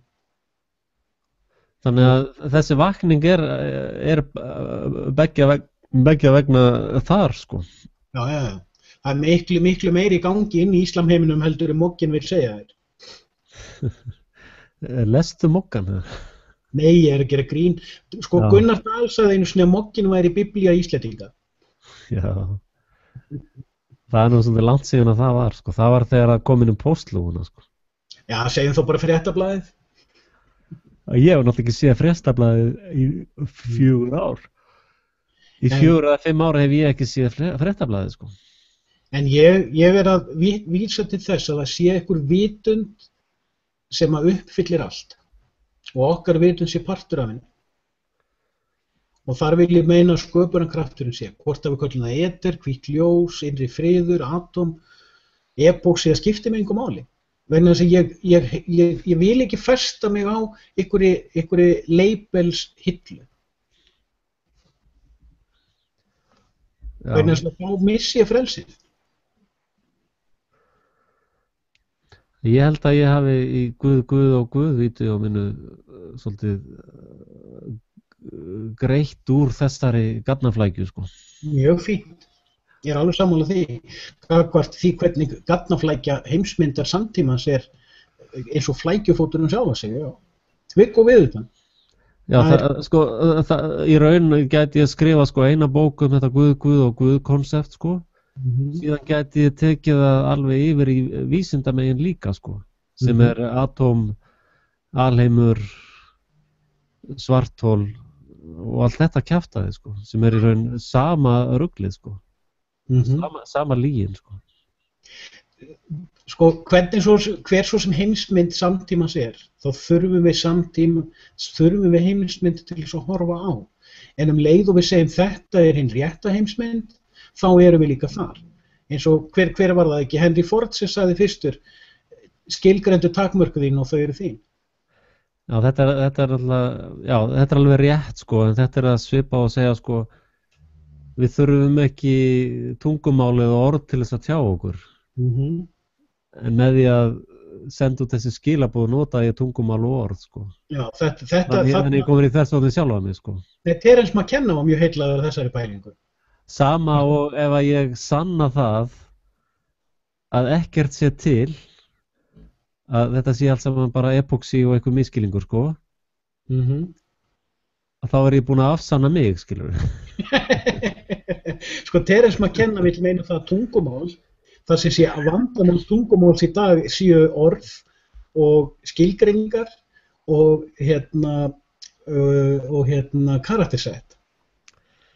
Stafsetning. Já, vandamál tungumáls náttúrulega já. Þessi bara megin vandamál tungumálsins. Ég held að tungumál allavega eins og ég beiti því virkar mjög vel fyrir mig. Það held ég að fáir sem miskilja með þegar ég er búin að tala við þá. Það kannski reiðir út í mig eða argir, en ég held að ég alveg ná pointinu, sko. Ég las Górin og sjó fyrir svipað leitu ég las Art of War fyrst, þá ég verið 23 ára. Já. Ásakið.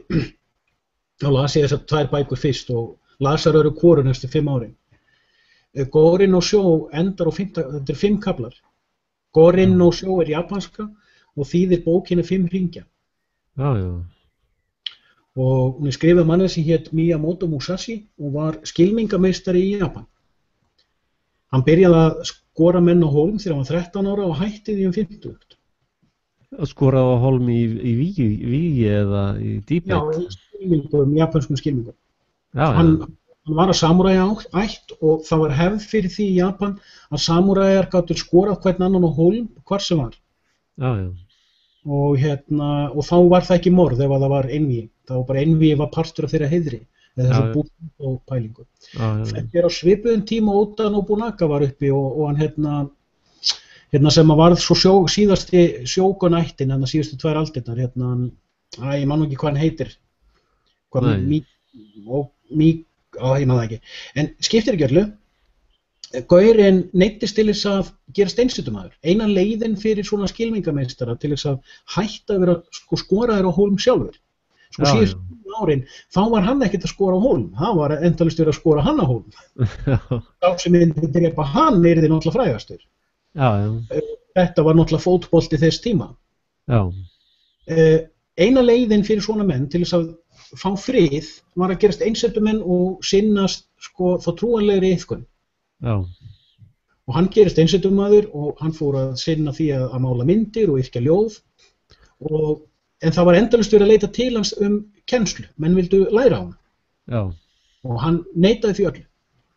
Þangað til hann gafst upp fyrir einum sem var mjög ásælinn í þekkingu hjá honum og skrifaði bók skylmingar. Og það þessi bók. Já, já. 5. kaflinn gengur út frá 5. frumefninu. Henni skiptir þetta í 5 kafla. Það eru jörð, loft, eldur og vatn. Eins og frumefnin 4 í vestrænum mítum. Já. Nema í taoisma þá 5. frumefnið til.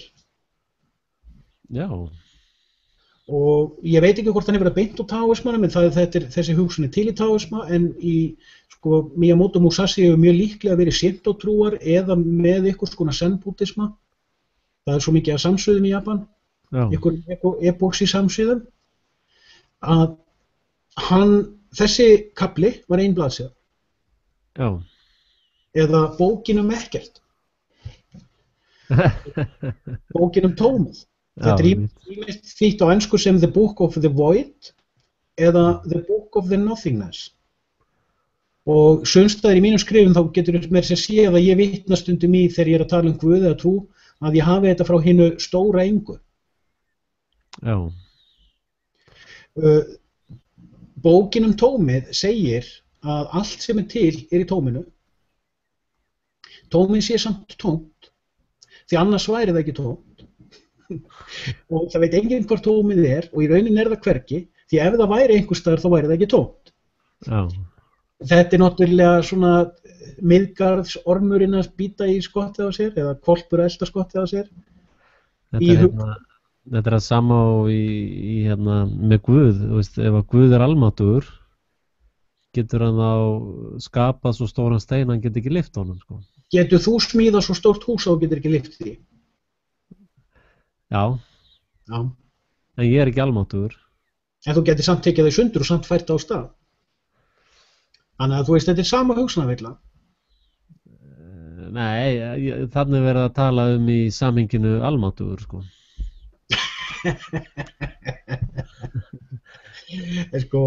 Þannig er þetta einmitt að tala sko, þegar þú tekur almættið, Guð með stórum staf, og ætlar að reyna bara að beita þeim öflum í Guð einstaklingnum, sko, með litlum stöðum.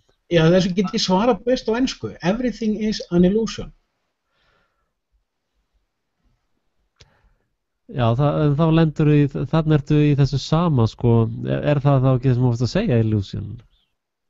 Jú. Þetta sem þú varst að segja núna illusion, þá það ekki margtækt. Það hugsunarvilla eða skynvilla þess líkama sem ég í núna eftir þeim hugarbrautum sem hann hefur tamið sér. Þetta sama og ég myndi segja að það þýðir ekkert fyrir að tala í þennan mikrofón, það heyrir enginn neitt í mér. Ég ekki meðvitaður að nokkur sé að hlusta á okkur, við erum búin að vera að tala... Nei, menn að þú heyrir í mér, það ekki? Jú. Ef ég myndi trúa því að það heyrðist ekkert í þennan mikrofón, þá ég fávita að vera að tala í hann, sko. Þá ég bara að tala í eitthvað svona stauk, skilur við. Ég gæti á að forrita tölvuna í svefni og verið bara að dreyma margt á meðan og spegilmyndin sem ég sé og baði sé ekkert ég, heldur svo sem að ég sé í skjánum minn. Ég bara rífast í vondatýpuran. En er ekki draumarnir veruleikin og þetta bara eitthvað martröð sem við erum fast í? Mér langar að svara þessu með því að vitna í Kalahari fólkið. Og ákvára með tjúpir maður. Búsmaðurinn telur sig vera upprunalegasta íbúa Afríku og margir vilja meina að það sé rétt það. Já. Þeir vilja meina að þeir hafi verið til á undan öllu öðru fólki og að tungumálið þeirra sé tungumál svo getur notað til að tala við dýrin, þar sem að sérhljóðarnir eru smellir. Já. Þeir segja, og eiga þessa setningu, það er draumur sem dreymir okkur. Já. Þetta er nákvæmlega sama á bókinum ekki neitt. Já, ég er mjög opinn fyrir þessum pælingum, sko. En segja mér, ef ég ætla að lesa taoisma, hvaða bók tekur maður sér í hönd til þess að lesa það? Bókin veginn, eftir Lao Tse. Hvað segirðu, bókin Veginn. Já. Og ef þú fer bara inn á, já, hún er inn á snerpa.is/net. Það sem biblían líka. Hún er bara aðgengileg eða hvað? Já, þetta er biblía taoismans. Já. Og hvað heitir hún, segirðu? Biblían eða? Bókin veginn.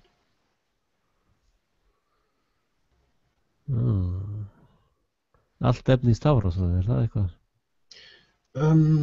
Ég man ekki slóðina, hún þarna allan. Ég sótt hana, ég fekk leyfi hjá þeim til þess að birta partur af henni á einum vefjirnum mínum. Já. Ég sé hann ekki hérna. Já, ég skal bara senda þér link á eftir. Ég ætla líka muni eftir að senda þér link í þetta með vatni á Írlandi. Já, einmitt. Vegna þess að það er sko myndband sem að ég, sko maður fæ bara martraðir eftir að horfa á það. Það eru umræða á Írlandi núna síðustu ár að setja einhvern vatnsskatt á fólk. Það er mikil reiði á Írlandi og að vera mótmæli af því að sko það er talið að sé mjög hreint vatnið á Írlandi og þeir vilja meina að með sköttunum sínum séu þeir búin að borga fyrir vatnið og svo framvegis. Þetta er einhver svona New World Order flækja. Já. Það var einn náungi sem býr í held ég County Meath sem svona vasseftirlits og vassþjónustumæður frá ungur strákum. Ungur strákur, aðeins yngri við. Hann á svona rafeindatæki sem að þú getur notað til þess að mæla mengun í vatni. Ég veit ekkert meir það, ég hef aldrei séð neitt það áður.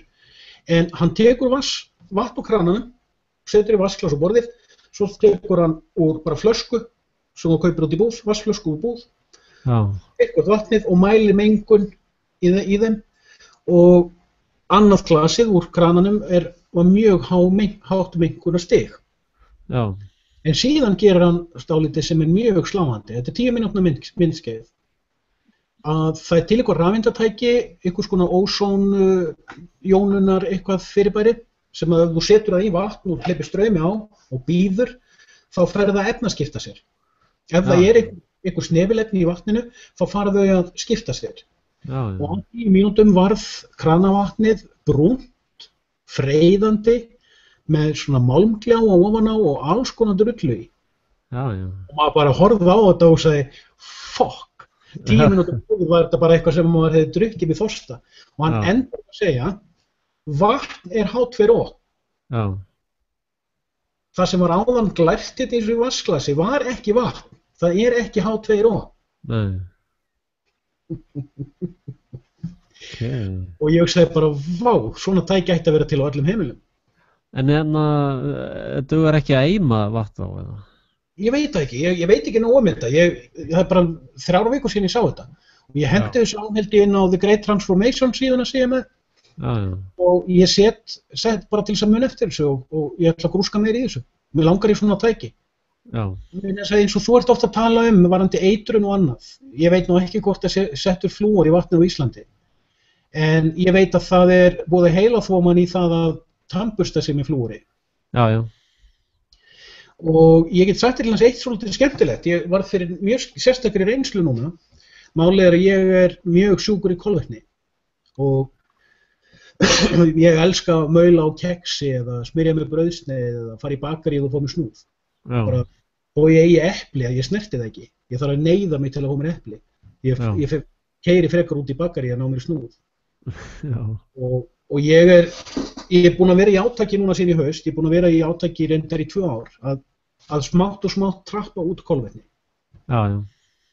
Og ég til að kaupi mjög sjaldan brauð, bara það varla ég kaupi það í dag. Ef mig langar í brauð þá baka ég það sjálfur. Og ég tek eftir því til dæmis, ég hef tilraun á því, ef ég baka mér eitt bananabrauð eða gulrótarbrauð, þá líður mér bara ágætlega. En ef ég fyrir út í búð og kaupi mér brauð og borða helminginn af því, þá líður mér ekki vel. Nei, það svo mikið eitur í brauði. Það alveg ótrúlegt. Konan mín vill brauð, sko. Ég verð bara lasin að því, sko. Og ég einmitt með kenningu í sambandi við, ég búinn að vera pælið núna undanfarna daga, merkilegt að þú kemur inn á þetta núna. Að sko, þetta sem þeir kalla glúten óþol eða það. Sko, þetta hveiti sem við erum að borða, þetta fullt af skordýraeitri bara. Ég meina, þetta bara kort sem bara malað og svo bara sett í poka, sko. Og skordýraeitrið ekkert tekið úr. Og það sem ég verið að segja í sambandi við ebóluna, ebólan engin vírus, þetta eitur, þetta formalæt, og það voru böstaður gaurar í Afríku sem voru að setja formalæt í drykkjavatni, fengu greitt fyrir það. Formaldehætt eða formalín eða? Já, þú færð sama að byrja að blæða úr eyrunum, það eru nákvæmlega sömu einkennin og þeir eru að lýsa í ebólunni. Og þá fara bara í eitt hverfi, setja þetta í neysluvatnið og svo segja bara, já, hérna kom niður ebóla, síðan kemur bara herinn og lokar þetta af og síðan allir bara nánast drepnir, sko, með eitrið þannig á staðnum. Það var demantanáma á svæðinu. Já, nákvæmlega. Og svo hérna, sama með hveiti, sko, að þú fer að bera saman. Og sama var ég að velta fyrir með kjúkling, ég er alltaf að tala sko salmonelluna með kjúklingin. Ég held að þetta sé eitur áhrif. Ég held að þetta sé salmonella það er alltaf svona yfirskinn, yfir eiturinn. Að það er búið í mörg ára að gefa kjúklingum arsenik til þess að fá hvíta kjötið, sko. Þannig að þeir eru alveg baneitra. Það sem þeir kalla salmonellusýking í raun eitursýking. Og sama með hveitið, þetta glútón óþol, í raun bara skordýraeitrið í hvíta korninu. Ég væri alveg viss það að þú gerðir fleiri myndskeið eitur í matvælum og spillingum í matvælaframleiðslu, það myndi auka áhorfið hjá þér. Þetta mjög mikið í tísku núna, sérstaklega svona ekológískar pælingar. Ja, þegar ég talaði mat og heilsu, þá fæ ég mest af vitleysingum inn, sko. Það allt í lagi. Það bara, skiptir ekki máli hvort þú fætt gott eða vont umtal. Þú fær umtal. Ég bara nenni ekki að díla við þá akkurat núna. En mér langar að segja sko, að því ég nefnilega var einmitt að horfa á sko, ég var ekki búinn að horfa á þarna Maurar og Úlfaldar fyrir í dag. Ég gleyma mér það. Ég tek í skorpum þá sem að ég fylgist með. Og þar komst inn á þetta með ebóluna og ebólublekkina og hvernig var þetta líka eftir henni og það mætti sko gera meira úr þessu atriði. Vegna þess að það gætu líka verið fleiri sjúkdómar sem komið á flug á þennan hátt. En eitt varandi kolvetnin. Því mér búið að ganga vel undanfarið svona 1,5 til 2 ár að svona breyta gír. Bara breyta venjum. Og þá, sko, þegar þú breytir venju, þá breytir þú líka löngun. Ég ákvað að taka út kartöflur, hrísgrjón og pasta fyrir svona 2 mánuðum síðan. Bara tók það alveg út. Ég reyndar ekki sammála kartöflunum. Nei, kartöflurnar eru náttúrulegar, en ég var bara að reyna að gefa sjálfur mér svona sjokk-trítment, að fara út í grænmeti í staðinn. En mér finnst grænmeti svo vont að ég ákvað að kaupa mér hrásalat. Sem fullt af sulli reyndar. Og ég hugsaði, já, mér finnst hrásalat gott, eða það sem heitir á ensku coleslaw. Ég verið að borða hrásalat með mat í 6 vikur og ég er búinn að vera að blása út. Og fyrir 3 dögum þá hugsaði ég bara, heyrðu, nú nóg komið, út með hrásalat, inn með rófur og kartöflur.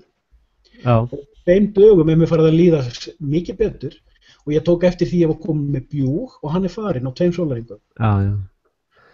Nei, ég held að þessi grænmetisfræðsla eitthvað alvarlega skökk, sko. En til dæmis börnin mín, hann að verða 4 ára núna á næsta ári, eða árinu sem að koma, og dóttir mín verður 2 ára. Og þau hafa aldrei orðið veik, hvorugt þeirra, aldrei. Og reyndar sko, ég tók eftir í einu veggnum hjá okkur í húsinu, að þegar kólnaði, það eru ákveðnar bakteríur, eða það er svona sveppur aðeins í einu veggnum, það þarf að laga aðeins leka í kjallaranum, og ég tók eftir því þegar byrjaði að kólna, þá gaus hann upp, sveppurinn. Eitt sem ég get sagt að því nú er búið að vera svo vinsæl umræða á Íslandi svarta sveppinn. Já, einmitt. Og það eru oft talað að þurfi eiturefni á hann og klór og alls konar. Ég hef einmitt lent í því þar sem ég er með vetraraðsetur á einum góðum stað. Og ég tók eftir því að því ég var komin hingað í ágúst, þar sem ég núna, að það einmitt fór að bera á svepp við eitt horn á húsinu á íbúðinni, einmitt þar sem að austanátt og raki kom inn þegar að voru veðrabreytingarnar í haust. Og ég af hreinni tilviljun þá var ég með svona vassúðabrúsa. Nú sagt að megi ekki úða þetta af því þetta farið á flug, en ég var með úðabrúsa sem ég hafði sett títriolíu út í. Bara svona eins og 500 millilítrar af vatni og 10 dropar af títriolíu sem lífrænt efni, eiturefni sem mjög sótthreinandi. Og ég nota mikið títriolíu eins og til að svo sár og annað. Til dæmis títriolíu algjör snilld ef þú ert að fá kvef að anda að sér, algjör snilld. Ég þekki ekki. Ég úðaði þessu efni, bara vassúða með títriolíu á svæðin þar sem að sveppurinn og barf, gjörsamlega. Ég ætla reynda bara að mála yfir hann. Máling hefur oft reynst mér vel í svona. En það er eitt nefnilega í sambandi við þetta. Títriolían upprunnin held ég í Ástralíu eða Madagaskar, ég man ekki hvaðan hún kemur. En og hún er algjör snill gegn sveppum, eins og til þess að ef fólk sem fyrir mikið í sund, eins og ég fyrir mikið í sund, þannig uppgötaði hana, að ef þú byrjar að fá fótasvepp og setur títriolíu, þá er hann farinn. En ég fór aðeins að hugsa, býttu, af hverju virkar nokkrir dropar af títriolíu á svartasveppinn, þar sem klór virkar ekki. Klór er kemískur, hann er dauður. Sveppurinn er lifandi vera. Hann hefur skynjun, hann veit hann er til, allt sem lifir veit að það er til. Títriolían er lífræn. Sveppurinn, hún líkar ekki við títriolíuna, hann forðast hann. Já. Er þetta tí, eins og te? Já, te og tré. Já. En það er mjög gott fyrir, sko, ef einhver nennir að fara svona djúpt ofan í myndbandið okkar og hefur áhuga á svona pælingum, að þá er það tilraunarinnar virði að kynna sveppinn fyrir títriolíu og ég lofa því allavega með mína reynslu að hann hleypur með skottið á milli lappana. Já. Hann er ekki að fíla þá olíu. Kaupir maður hana bara út í apóteki eða hvernig? Já, bara pínulitlum glösum. Já. Ég kannski pröfa að spreyja því á það. Bara ég seti 10 dropa í smá snúðabrúsa á. En þetta er það sem ég tek til að setja með lækna. Að sko, ég sá í myndinni þarna, ég sá einhverju bíómynd þar sem var kona sem að misti barnið sitt, eða hjón sem misti barnið sitt, hann borðaði einhvern hamborgara sko og fekk E. coli sýkingu. Já. Og hvort að strákurinn var eitthvað 5, 6, 7 ára og læknarnir sögðu henni alls ekki að gefa honum vatn sko. Og hún sagði sko, ég gleymi aldrei öskrunum þegar hann var að öskra eftir vatni sko. Og svo dó hann bara í höndunum á henni sko. Og ég skil ekki þessa ráðleggingu að gefa ekki vatn sko. Ég myndi bara, ef ég væri með sjúkt barn í höndunum sem er að öskra eftir vatni, ég myndi bara gefa honum alltaf vatn sem að mögulegt er að barnið vildi innbyrða sko, af því það reynsar, vatn reynsar alltaf sko. Já. Þannig ég held að þessi ráðgjöf hafi í raun drepið barnið sko. Og það er svolítið merkilegt eins og með, sko nú er ég á þeirri skoðun að sumum eiturefni bindi vatni líkamannum og við vitum að það gerist, eins og með bjú og annað. En nú hef ég verið að auka vatnsdrykkju hjá mér. Ég er að staðaldri með 1,5 lítra vatni í ísskápnum og ég drekka meðaltali 1 til 2 lítra á dag af vatni, hreinu vatni. Já. Já, við skulum vona að það sé hreint. En eitt sem ég tek eftir er að ég er að verða sólgnar í það. Ég sæki meira í það heldur en eins og kaffi eða gos eða mjólk eða eitthvað slíkt. Því meira sem ég drekka vatni og þetta er sko öfugt við kolsýru. Ef ég fæ með kolsýrt vatn þá verði ég bara þyrstari strax á eftir. Mér líður illa í munninum á eftir. En því meira sem ég drekka hreinu vatni, þeim mun meira sæki ég í það. Ég reyndar ekki mikill vaskur, sko. Ég hef alltaf drukkið mikið af mjólk, sko. Og mér finnst best þarna 1,5% fitan. Börnin drekka bara 3%. Já. Og þannig ég hef alltaf verið rosalega hrifinn af mjólk. Ég er það líka. Og ég hef eiginlega aldrei hlustað á svona næringaráðgjöf. Ég hef alltaf bara haft þetta að pröfa sjálfur, sko. Já, og hlusta líka. Já, hlusta á líkamann. Og til dæmis núna, það er nú svolítið langt síðan við fórum á svona McDonald's eða svona hamborgarastað, sko. En svona síðustu skiptin sem við fórum á hamborgarastað, þá vorum svo næmur að við bara, fundum bæði hjónin, en þetta er bara eitur, sko. Við fundum bara einkennin strax, sko. Ég hef einmitt fylgt þessu og það er, sko, maður þarf að vera svona eins og þegar maður býr einn, svolítið meðvitari, maður þarf að leggja eins meira á sig. Já. Það er mín reynsla því ég er ekkert mikið fyrir eldamennsku. En ég hef verið svo langsamur að tværa mínum fyrirverandi skóluðu mig í þessu að hlusta á líkamann og vera meðvitari að borða meira, eins og þú segir með kolvetni, frekar kartöflur en pasta, því kartöflur eru 100% náttúrulegar, pasta eru þræl unnið. Það er bara hveiti, það er sama eitrið og hveitið sko. Og eins og hamborgari, þetta er algjörlega unnin vara frá A til upp, allt svo út að borða um á gúrkan. Ég er svo heppinn að ég er giftur meistarakokki sko. Reyndar við vinnum rosalega vel saman sko, þegar við kynntust, þá var hún opaslega svona formföst í sinni matagerð, sko. Og þá vil ég snappaði einhvern tímann og bara, heyrðu, nú bara kem ég í eldhúsið með þér, sko. Og ég bara geri eitthvað svona, sko, bara, já, svo gerum við þetta bara svona. Og svo misheppnaðist það oft og var eitthvað bara algjört ógeð og svo náði hún konseptinu, sko. Að ég nefndi svo aldrei að fullkomna þetta eða neitt og svo tók hún konseptu og fullkomnar það, sko. Það er gaman að improvisera. En svo núna, sko, við byrjum að gera pizzu saman. Það var bara eitthvað 6 mánaða verkefni hjá okkur. Við vorum alltaf að gera pizzu saman. Finna út úr rétta hveitinu og við pröfuðum alls konar, sko. Og meira sér núna erum við fann að gera pizzu með, sko, hrísgrjónum sem við breytum í duft, sko. Ok. Og nú hún orðið svo klár í pizzum að ég bara veit eiginlega ekki neitt, sko. Þannig að á að gera pizzu þá spyr ég hana, hvað segirðu, hvernig gerum við þetta? En það var ég sem að kveikti í, startaði ferlinu, sko. Því hún hafði aldrei gert þetta og bara, nei, ég get ekki gert þetta. Og ég sagði, jú, gerum þetta bara svona, við gerum bara eitthvað svona og svo sittum við hérna og sjáðu hérna á YouTube einhver að gera þetta og við gerum bara svipað. En nú hún búin að fullkomna það, sko. Einn kunningi minn giftist konu sem var harður jafnrétti sinni, mjög líklega feministi. Já, og hún var alveg á því að hann ætti að elda til jafns við sig. Já, og hún setti niður plan. Feministar eru mjög hrifnir af listum og plönum. Já. Að hann átti þessa daga í eldhúsinu. Ekki málið, hann tók bara vel í þetta allt saman. Alveg til í eldhúsinu. Já. Það endist í örfáa vikur að endanum banna hún að fara í eldhúsið.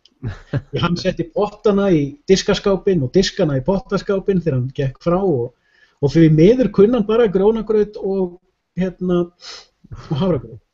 Já. En þetta var nú held ég viljandi hjá honum. Já. Stundum þarf maður að svona hugsa einu skrefi lengra gagnvart þessum elskum.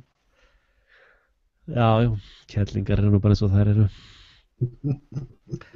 Já, við munum hver gaf okkur hugmyndakerfið. Hvaða hugmyndakerfið? Nú Eva, hún gaf okkur hugmyndakerfið.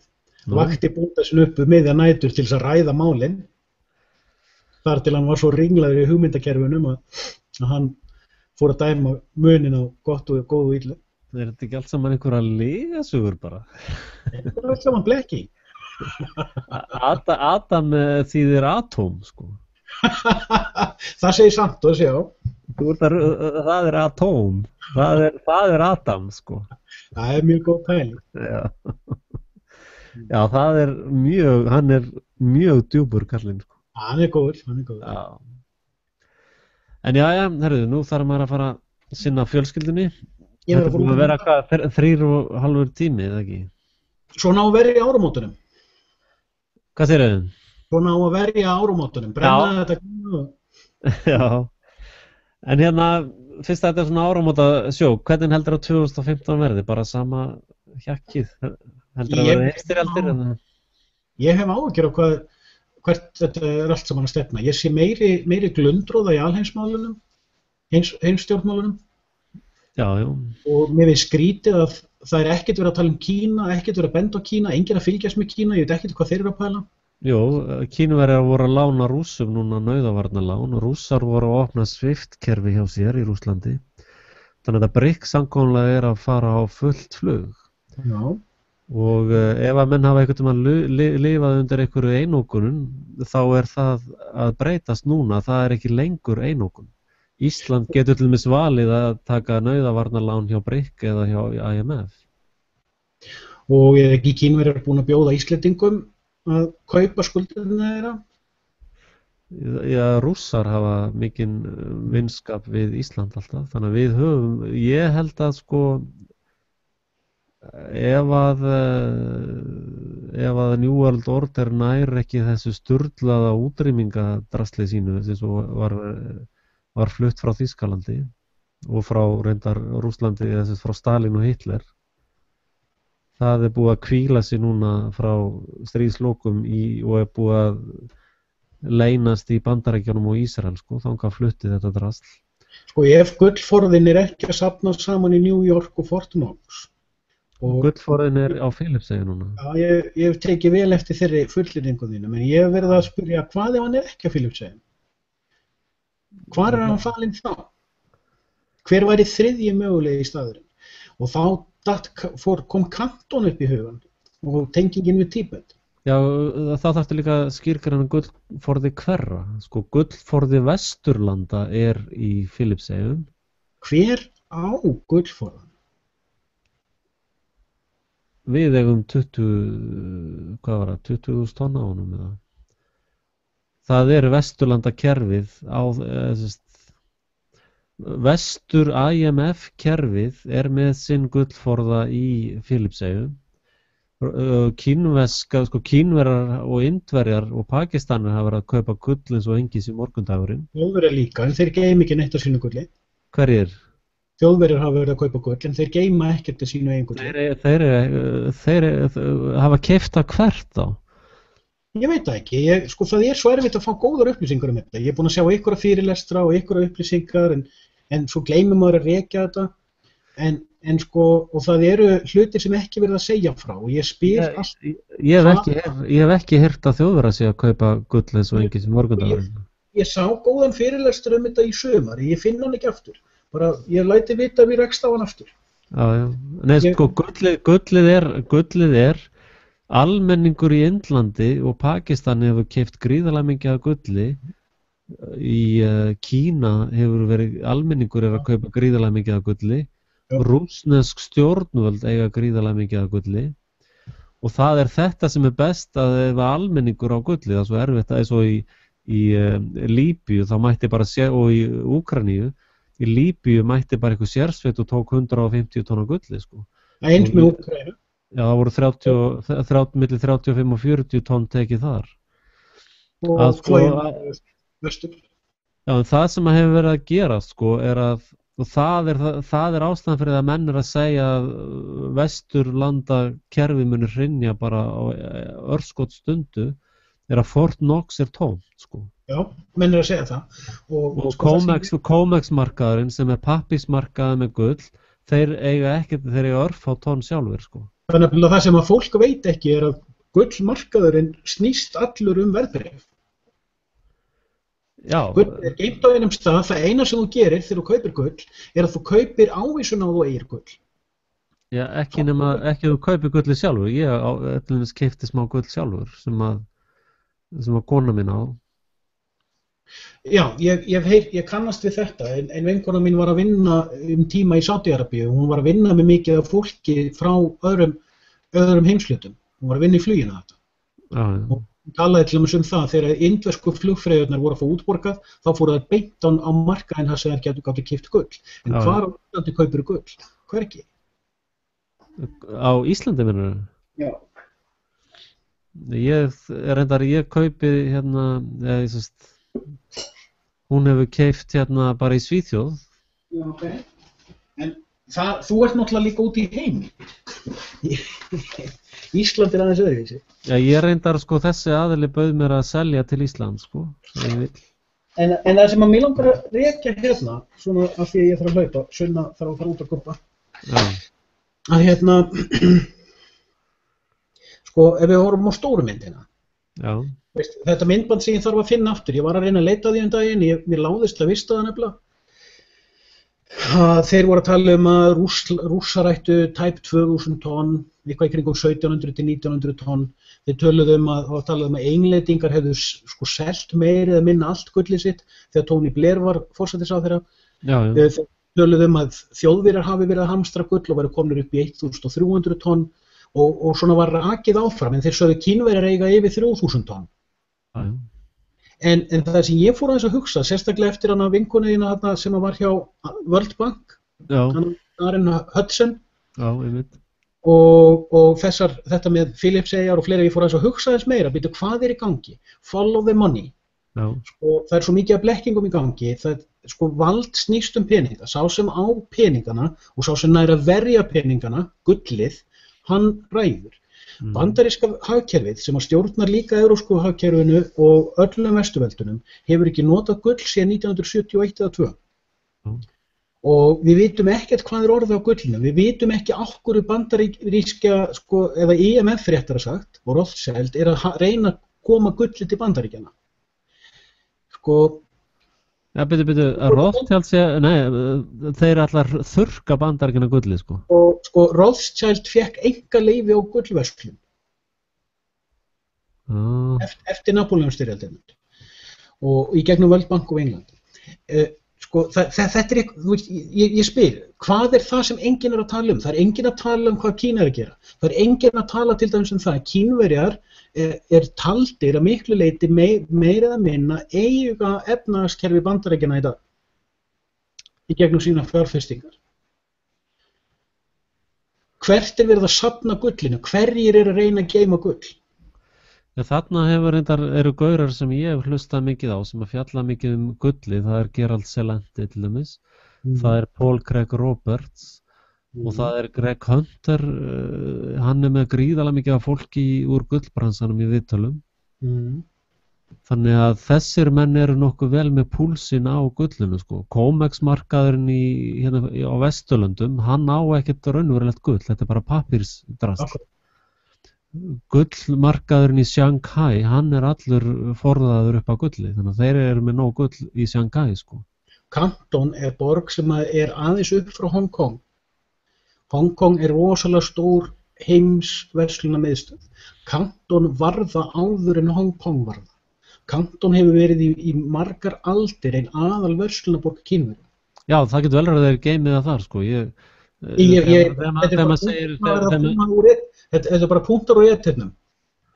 Já, en þegar ég að tala um, sko, gullið í Kína, þá ég ekki með nákvæm að dítæla hvar þeir geyma það, sko. En gullmarkaðurinn í Shanghai náttúrulega undir stjórn Kína líka, sko. En ég veit að það leyti sem Bretar voru að sko hasla sig völl í Hong Kong, þá var talað að Kína skiptist í 2 verslunarkjarna, annars vegar Shanghai og hins vegar Kanton. En ég veit ekki meira, ég finnst það bara áhugavert. En varðandi 2015, ég hef áhyggjur af þessum glundróða heimsmálunum og ég held að sko, þegar við finnum gullið og meginstraumana í gullbingjunum stóru, þá finnum við aðeins að sjá betur hvað í gangi. Ég hef líka áhyggjur af því hvenær Al-Aqsa-moskan í Jerúsalem verður jöfnu við jörðu. Vegna þess að þá verður allt vitlaust í múslímaheiminum. Ég hef sömulegis áhyggjur af því að ég fór að hugsa, sko, ef þeir ætla að koma á stað 3. heimsstyrjöldinni, þá mun það gerast í tengslum með Al-Aqsa-moskun. Og ef að þeir þurfa, og ég hef allt í einu fattaði, ef það eitthvað sem mennirnir sem sprengdu World Trade Center eru tilbúinir að gera, þá það að taka einu af ferðatösku kjarnorkusprengjunum og sprengja á völdum stað. Já, en ég sammála því að það stór hætta á kjarnorkusprengju fölskum fána, en hefur tekið eftir því hvað við samsæringar eru búin að slá út marga elda. Það veist, þeir geta nánast ekki prumpað fölskum fána lengur en að það búið að bösta, eins og núna löggan sem var drepin í New York, það 2. Það gjörsamlega búið að bösta þetta bara blekking, sko. Og mér finnst flugvélin yfir Úkraínu vera mjög gott dæmi þetta. Það löngu búið að bösta það og ég meiri sér, sko, daginn eftir að hún fór niður þá sagði ég að þetta væri falskur fáni, sko. Já, það sem ég nefni það vegna þess að þetta var svo stórt í fréttum á síðan tíma. Já. Ég held að fólk sem sko, það alltaf stór hópur af fólki sem fylgist með samsæringum sem svona þægilegu, skemmtilegu, léttu, öðruvísi djóki. Og hugsa, já, það gæti verið reykur á bakvið eldinn eða eldur á bakvið reykinn en svona tekur það ekki alvarlega. En þessi fáni, þessi falski fáni, ég held að hann hafi vakið mjög marga til meðvitundar að fylgjast með hvað samsæringar eru að gera. Alveg eins og þú bentir á daginn að Alex Jones á mikinn heiður skilinn fyrir að hafa beint kastljósuna af World Trade Center fjaskóinu. Já, hann náttúrulega reyndar, sko, maður þarf að átta sig á Alex politikusnum, Alex businessmanninum og Alex samsæringnum, sko. Ég eiginlega bara samsæringur, ég hef ekki áhuga allavega ekki á þessari stund á neitt pólitík, sko. En ég held nefnilega næsta árás verður á okkur samsæringarlum, sko. Það verður alls konar tafir á netinu, það verður sko meira að segja ávarpi Tony Blair í hvað heitir hann vitleysingurinn núna sem forsætisráðherra. Já, hann var að tala sko að núna væri árás, það þurfti að beita öllu fókus á þá sem að væru Holocaust deniers, þeir sem væru 9/11 truthers og hann rakt upp öll þessi ljótu nöfn sko, þessi uppnefni sko. Og þannig að það sko, þeir eru búin að átta sig á því að þeir komast ekki lengra nema að taka niður svona eins og Frelsi TV og og það merkilega að við finnum mjög mikinn samhljóm frá til dæmis eins og RT. Rússar virðast vera mjög bara fylgjandi því að ákveðnir hluti séu opnir sko. Ég held að Rússar hafi bara fengið alveg upp í kok á stalinismannum sko. Við megum ekki gleyma því sem að hann Fletcher Prouty var að benda okkur á. Frá því 1953 hefur heimsstyrjöldin sem hófst 1914 snúist áróðursherferðir, heilaþvott og fjölmiðla átök. Því ásamt Press TV. Ég hef gaman að Press TV. Þannig að bara daginn eftir að Federal Reserve var stofnað þá búið að vera vesen í gangi sko. Þetta kemur allt upp í kofan á Federal Reserve. 1913 það gert þarna í Jekyll Island, þá þetta ógeð stofnað og síðan heimurinn búin að vera í stríði. Sammála því. En ég verð að fara, klukkan 11, ég verð að viðra hunda áður en að flugveldarnir byrja. Ég þakka það fyrir komuna og skemmtilegt spjall. Takk fyrir mig, kallið minn. Og við tökum einhvern tímann og gleðilegt nýtt ár og takk fyrir það gamla. Sömuleiðis, innilega. Og bið heilsa hundunum þínum. Ok. Já, ok, bye. Bye. Já, þakka ykkur áhorfið. Og alltaf gaman að glíma við Guðjón Reynberg. Við fengum núna heimsókn allt í einu. Það var líka mjög gaman. Karl Héðinn mætti hér og var að velta fyrir sér Eikenda 21 og við dýbönkuðum það fyrir hann fljótt og vel. Það blekking og tómt vesen.